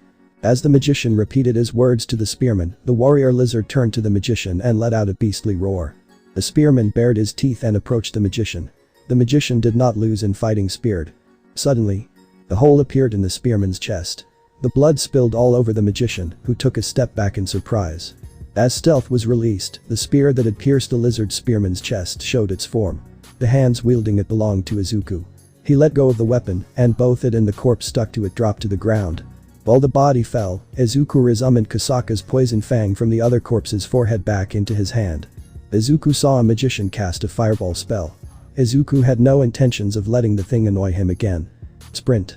The distance between him and the lizard shrank in an instant. The lizard magician's eyes widened. Its reptilian eyes were rather unpleasant. Izuku easily dodged its flames and appeared behind the magician's back. Before the lizardman realized what happened, Kasaka's poison fang was sticking out of its spine. Idle stab. The magician screamed. The second time it was stabbed, the scream was a lot shorter. The lizardman magician threw up blood and fell. In his head, Izuku pumped his fists. It was a clean fight. As if congratulating him, the system's electronic tone rang. Level up. The player has reached a milestone level. A familiar message and an unfamiliar one. Izuku immediately thought. A milestone level. At this point, Izuku had no idea what this meant. But reading the messages that followed, he had to spend some mental effort to try and calm himself. The class advancement quest has arrived. Would you like to accept? Yes, no. Izuku began to think. Class advancement quest. Up until now, he had focused on his levels and stats and did not give much thought to a certain part of his status screen. Name: Izuku Midoriya. Level: 40. Class: none. The third line of his status screen. Class. Instead of none, it would finally be the opportunity to place a different word there. He would obtain a class. In most video games, the player character had a lot of choices in choosing their class. The system that operated like a video game should be the same. In the face of another opportunity to become stronger, he could not calm himself. Would you like to accept? Yes, no. The yes, no kept blinking in front of his eyes. What kind of an idiot would throw this chance away? Izuku prepared to accept the quest, but stopped instinctively and thought. Wait. There was no knowing what kind of a quest he would receive. The instinctive hesitation was followed by a feeling of caution. They were in the most dangerous place in the world right now. Even if he had gotten used to the C-rank dungeons, a dungeon was a dungeon. There was no need to ignorantly invite danger here. On top of that, Yujin was also here. It wasn't that he didn't trust the young man. But there was no need to clue him in on the system or show him a strange phenomenon that may appear when he accepted the quest. Things might get complicated if he did. What if the quest suddenly spawned monsters? Izuku thought. Well, just that would be fine. But you might get hurt. He just had to take them down as fast as possible. But from his experience, a mere monster hunting was not the limit of the quests. For example, the 2 emergency quests he had to complete. It was a faint possibility, probably not a realistic one, but Izuku was not about to risk it. While he was lost in thought, Yujin ran up to him. It looked like the lizardman magician's last attack landed near the young man, his face was covered with soot and dust, and Yu said. I just saw you disappear and reappear. You had a skill like that. Despite of his dirtied face, Yujin's eyes were sparkling with awe. It seemed that the young man was fascinated by seeing the rare skill. Instead of replying, Izuku took out a handkerchief from his inventory. It was one of the random items received from a daily quest. Izuku roughly wiped Yujin's face with the handkerchief. The clean, white handkerchief quickly turned black. Izuku handed the item to Yujin. The young man looked at the dirty cloth and realized what his face was like. He walked away and quietly cleaned his face. Izuku said. Yujin. You said. Yes, Midoriya-sama. Izuku said. Something came up. Yujin turned his face towards him with surprising alacrity. Izuku said. After finishing up here. You said. I understand. I'll cancel the reservation on the remaining gates. Yujin did not want to show Izuku his disappointment, but he deeply regretted the fact that they would have to give up on the remaining 3 gates. To the young man who did not particularly have a source of income, the funds for his plan came from the allowance that he had saved up until now. Because he was acting without his father's knowledge, he could not easily access the family's money in his plan. If he cancelled the reservations, he would not be able to get the fees back. It would be money down the drain. Because of the unusual method in their rating, he had to spend a lot more than he had budgeted for. To think that he would be wasting the reservation fees for today. Yujin's shoulders sunk. But Izuku replied with a calm expression. Why would you cancel it? It's so wasteful. Yujin tilted his head in confusion and said. If we reserve a gate and not enter it in 2 days, the rating rights are automatically forfeited, Midoriya-sama. Of course Izuku knew this basic fact of hunting. Leave it to me. Did he have a plan? Yujin was curious. At the same time, he felt strangely proud of his reliable rating teammate. Oetatega Guild headquarters. The loud ferocious voice yelled. Chief On. Is your head on straight? The loud berating was heard from the 2nd Management Division office. The owner of the voice was Houtaiga. He was Hoetatega's guildmaster and the one who acted as the organization's president. As often is the case, when someone who was basically the head of a company came down to a lower floor, it was not a good thing. Taiga said. What do you mean we still don't have a gate for new recruit training? We've already pushed the training back 4 days. The employees of the 2nd Management Division could not raise their eyes. They all looked away, hoping to avoid the guildmaster's wrath. In front of Houtaiga, On Sangman was receiving the verbal abuse with his head lowered. Unlike his subordinate Hien Gichiel, On Sangman did not have the ability to skillfully steer the conversation to calm the wrath of the other person. In times like these, his best response was just to endure it with a closed mouth. Ignoring the man's feelings, Houtaiga angrily waved the division's report that had found its way to his desk this morning. What kind of an excuse is this? Some other team was bidding too high, so we couldn't reserve any. Is our guild lacking funds? Is the other team some rich man's son? On Sangman really wanted to speak up at that last sentence. But the man held his silence with an iron will. He remembered the promise with Izuku and thought. If I open my mouth now, the topic will naturally change to Yujin and Izuku Midoriya. Not knowing just how much On Sangman's insides were in turmoil, Houtaiga continued his shouting. The S-ranker's roaring voice was enough to almost chase away the entire room and said. I don't care if it's 100 or 200 million, reserve a damn gate. Do you understand? On Sangman's phone rang. He glanced at the caller and opened his eyes wide in surprise and said. Guildmaster, I have to pick this up. Timing was the key to the main purpose of the 2nd Management Division. New recruit scouting. On Sangman was the boss of that division. No matter what kind of a mistake the man had made, it would be the height of foolishness to not let him do his job. Taiga said. Well. Pick it up. Houtaiga gave a blunt permission. On Sangman apologetically bowed his head to the guildmaster, then answered the phone and said. Hello, this is Hoetatega Guild's On Sangman. Houtaiga watched the man with his arms crossed. Sangman said. Yes. I understand. I'll come right over, please wait right there. After hanging up, On Sangman immediately spoke up. Guildmaster, I have to leave on an urgent business. The ace of the 2nd Management Division. If that On Sangman spoke of an urgent business, even in this situation where he was being berated, Houtaiga's face relaxed ever so slightly. Looking at the man's confident and determined face, Houtaiga realized something and thought. The division chief himself is going. It meant that the target was not an ordinary hunter. Houtaiga's face that was filled with rage suddenly showed a smile and said. How could I stop a recruitment specialist from doing his job? Don't worry about here and go. Do your thing. On Sangman bowed his head once more, then quickly called over to Hien Gichiel and said. Deputy Hien, grab the contract and the seals. He expected the wrath of the guildmaster to come down upon him next, but the guildmaster did not say anything and thought. He's even hiding it from his subordinates, is that it? Houtaiga put a hand on his chin. One of the crucial pieces that built Hoetatega to what it was today was Chief On Sangman. And if such a man was this focused on his task. Taiga thought. Did our Chief On come across something big? Houtaiga's lips widened to a bright smile. As he considered how much sugar he would have to add to get it to the level of a canned coffee, On Sangman and Hien Gichiel entered the CAFA _. Izuku waved his hand and said, over here.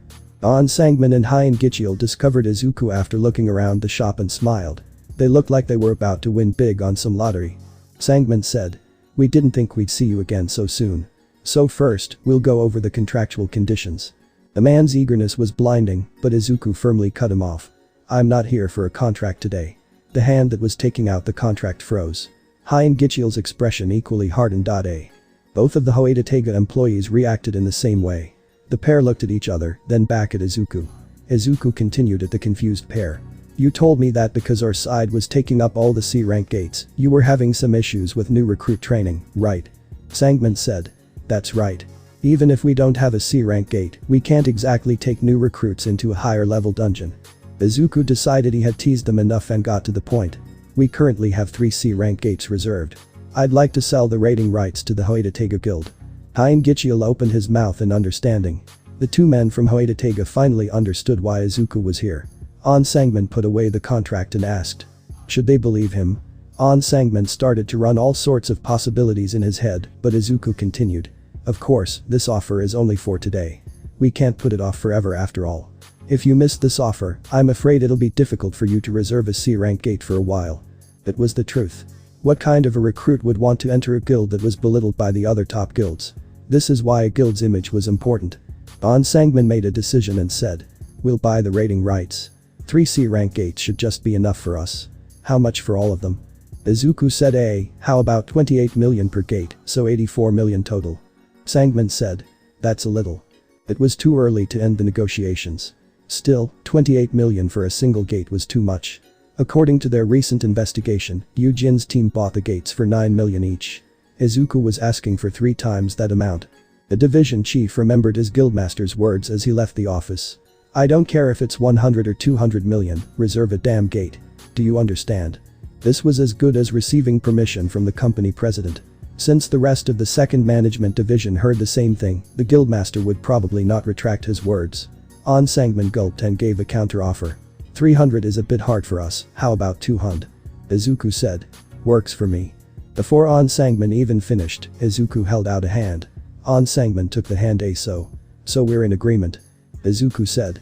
Yes, 19 million per C-rank gate. Please put it into this account.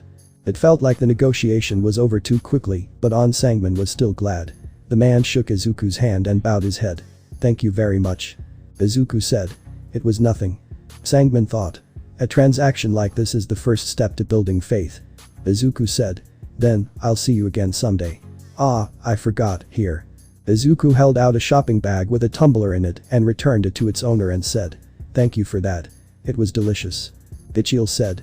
I'm glad it was to your tastes. Hein Gichiel took the shopping bag and Izuku left the CAFA. After walking some distance away from the Hoeda Tega's employees, Izuku called Yujin. The young man answered the call with a surprised voice. You said. Midoriya-sama, the funds really came in. 600 million. Izuku silently laughed. The transaction was a success. He managed to sell the raiding rights that would have been thrown away for twice what they paid. It was an incredible deal. Yujin asked with awe in his voice. You asked. Midoriya-sama, just how did you pull this off? Where did you sell the C-rank gates? Izuku said. It's a trade secret. Rest well, I'll see you in 2 days. At night. The second management division office. Hein Gichiel frantically looked for On Sangman as he yelled. Chief. Chief. Sangman said. What is it? On Sangman turned away from his computer. Hein Gichiel held out his phone with a panicked expression. Look at this. Looking at the phone screen, On Sangman's eyes narrowed. It was the Hunter Association's website available only for hunters. The website revealed the information on gates that had appeared. The phone was specifically in the real-time raiding rights reservation section. Sangman said. What the? There are plenty of C-rank gates in our area. Gichiel said. I know. And most of them were reserved for less than 1 million. Sangman said. Wait. Are you telling me? On Sangman dreaded Hein Gichiel's next words. Yujin's team didn't reserve any gates today. From the start, Yujin's team had no plans to raid tomorrow. On Sangman had forgotten about this and purchased the raiding rights for an expensive price. On Sangman groaned. The facts were all there, but he failed to put them together. It was a grave mistake. Well, that mistake managed to calm the wrath of the guildmaster. Gichiel said. I think he got us, chief. As if on cue, On Sangman received a message. It was Izuku Midoriya. Looks like we're even now. I'll forget about the spying business with this. On Sangman swallowed a laughter. If Izuku really meant to overlook the spying, On Sangman did not feel bad at all about being tricked. Their final objective was to recruit Izuku, after all. The amount that they spent today was nothing for Hoitatega as they just thought of it as an investment on Izuku Midoriya. After sending the message, Izuku looked around the surrounding. There was no one around. He was in the middle of a forest. The plan for all possibilities, he had chosen a secluded place. The time was 5:44 p.m. There would be no one hiking at this hour. Just in case, he had still picked a place far away from any hiking trails. Izuku opened the system's message box. The class advancement quest has arrived. Would you like to accept? Yes, no. On the top of a building. All Might crouched down surveying the city and thought. I wonder how Izuku's doing with his quirk. If One for All is that easy to control with his quirk, he should be at around 30% or maybe even higher. I should call him. All Might took out his phone and dialed Izuku and said. It isn't reaching him. Why? In a forest. Even after all of his progress, Izuku could not help but be wary of what was to come. Still, his excitement in the anticipation of growth eclipsed his fear. A moment ago, while he was looking for a suitable spot to start the quest, Izuku had remembered about classes. One thing was common across different video games. Class advancement had many great benefits and rewards. But he knew choosing the wrong build for a character can fuck everything up. Izuku wasn't that worried about what class he would pick. He had solely used a dagger up until now, and even his skills were all related to an assassin class, or with the addition of One for All, he could be a fighter or tank. Izuku summoned Kasaka's poison fang from his inventory. The dagger's grip felt perfect in his hand. He nodded to himself. With the dagger in hand, Izuku moved his gaze towards the quest screen. He began planning for as many possibilities as possible. After taking a moment to prepare his heart, Izuku replied to the message. The class advancement quest has arrived. Would you like to accept? Yes, no. Izuku thought. Accept. The moment he spoke the word in his mind, a message followed. You've accepted the class advancement quest. The dungeon will be created for the quest. Before he could fully grasp the meaning of the message, a change occurred in the space in front of him. A tiny black hole appeared before his eyes, but that was just the start. The hole that was as small as a bean grew to a size of a coin, then a man to enter. Izuku's eyes were wide open. After accepting the quest, he had expected another information screen with the quest's information would follow, but not this. The gate had formed before his eyes. The phenomenon in front of him was exactly the same as the gates that appeared in the world. Only difference was that it was a bit smaller than the one he had seen. The system's message continued, beckoning him in. Please enter the dungeon through the gate. If he thought about it, whether he entered using a key or through a gate, a dungeon would be waiting on the other side. He was just surprised at the creation of an artificial gate in front of his eyes. While he had entered many gates before, he had never seen one being created.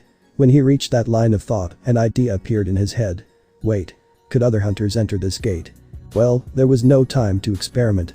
There weren't any other hunters in the vicinity, nor did he know of any hunters that would come running if he called. Izuku erased Yujin's face from his mind and shook his head. The system's message blinked as if reminding him. Please enter the dungeon through the gate. Izuku was snapped back to reality by the electronic tone. He slapped his cheeks to focus. Success here would mean obtaining a class and other rewards. He dreaded what failure would entail. He had to be focused. After a deep breath, Izuku held Kasaka's poison fang in a reverse grip and entered the gate. You've entered the dungeon. To be honest, he had entered the gate with a great anticipation. Contrary to his expectations, there was not much to be surprised at inside. It was just a simple cave dungeon and said, it's the same as always. He had heard that high-level dungeons would connect to different types of interiors and expected something similar, but was disappointed. A special message did, however. In this place, usage of potions and the shop is restricted, and leveling up will not restore your status. Izuku put away the dagger after confirming that there were no magic beasts around. Since this was a special dungeon for class advancement, it seemed that there were a few conditions. The fact that he could not heal himself through potions or level ups was particularly troubling. An injury would spell the end here. Without means of recovery, he would have to be cautious of every move he made. Izuku closed the message box. As he always did, he checked the exit of the dungeon.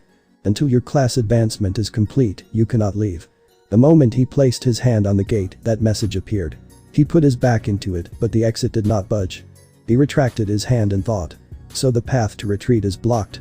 He had yet to figure out the difficulty of the dungeon. Additionally, he could not recover his health here. Finally, there was no leaving until he was finished. The risk this time was very high. Even the bravest of hunters would hesitate before entering with such conditions. High risk equaled high rewards. He had learned as much from his experiences. If all these conditions made the quest harder, perhaps an equally great reward waited at the end. Well, there was only one way to find out. Izuku began to walk deeper into the cave. He could not see the end of the tunnel and at the same time did not see or sense any magic beasts. But he remembered they weren't magic beasts but monsters. In the end, they were both dangerous beings. There was one difference in this place compared to the normal cave dungeons. The cave's walls were decorated with torches, placed evenly across the path. The torches were not an effective source of light. Even if there were many of them, it was not enough to completely illuminate the dark tunnel. As such, the flickering light produced many shadows here and there.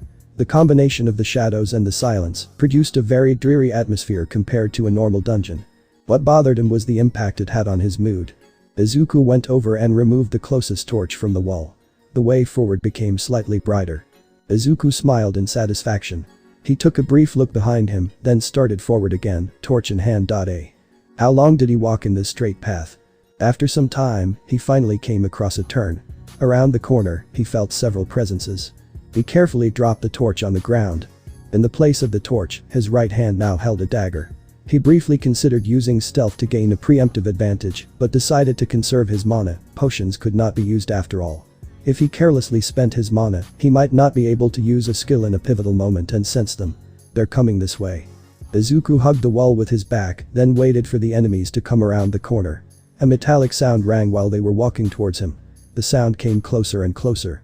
At the rambunctious sound, Izuku wondered. Are they holding some sort of a chain weapon? He was curious but did not worry. He would find out in a moment. He held his dagger in a reverse grip and held his breath. He did not want the sound of his breathing to be heard. Finally, their shadows appeared around the corner. Izuku immediately went for its neck. That's it guys. Thanks for watching and supporting us. See you in the next part.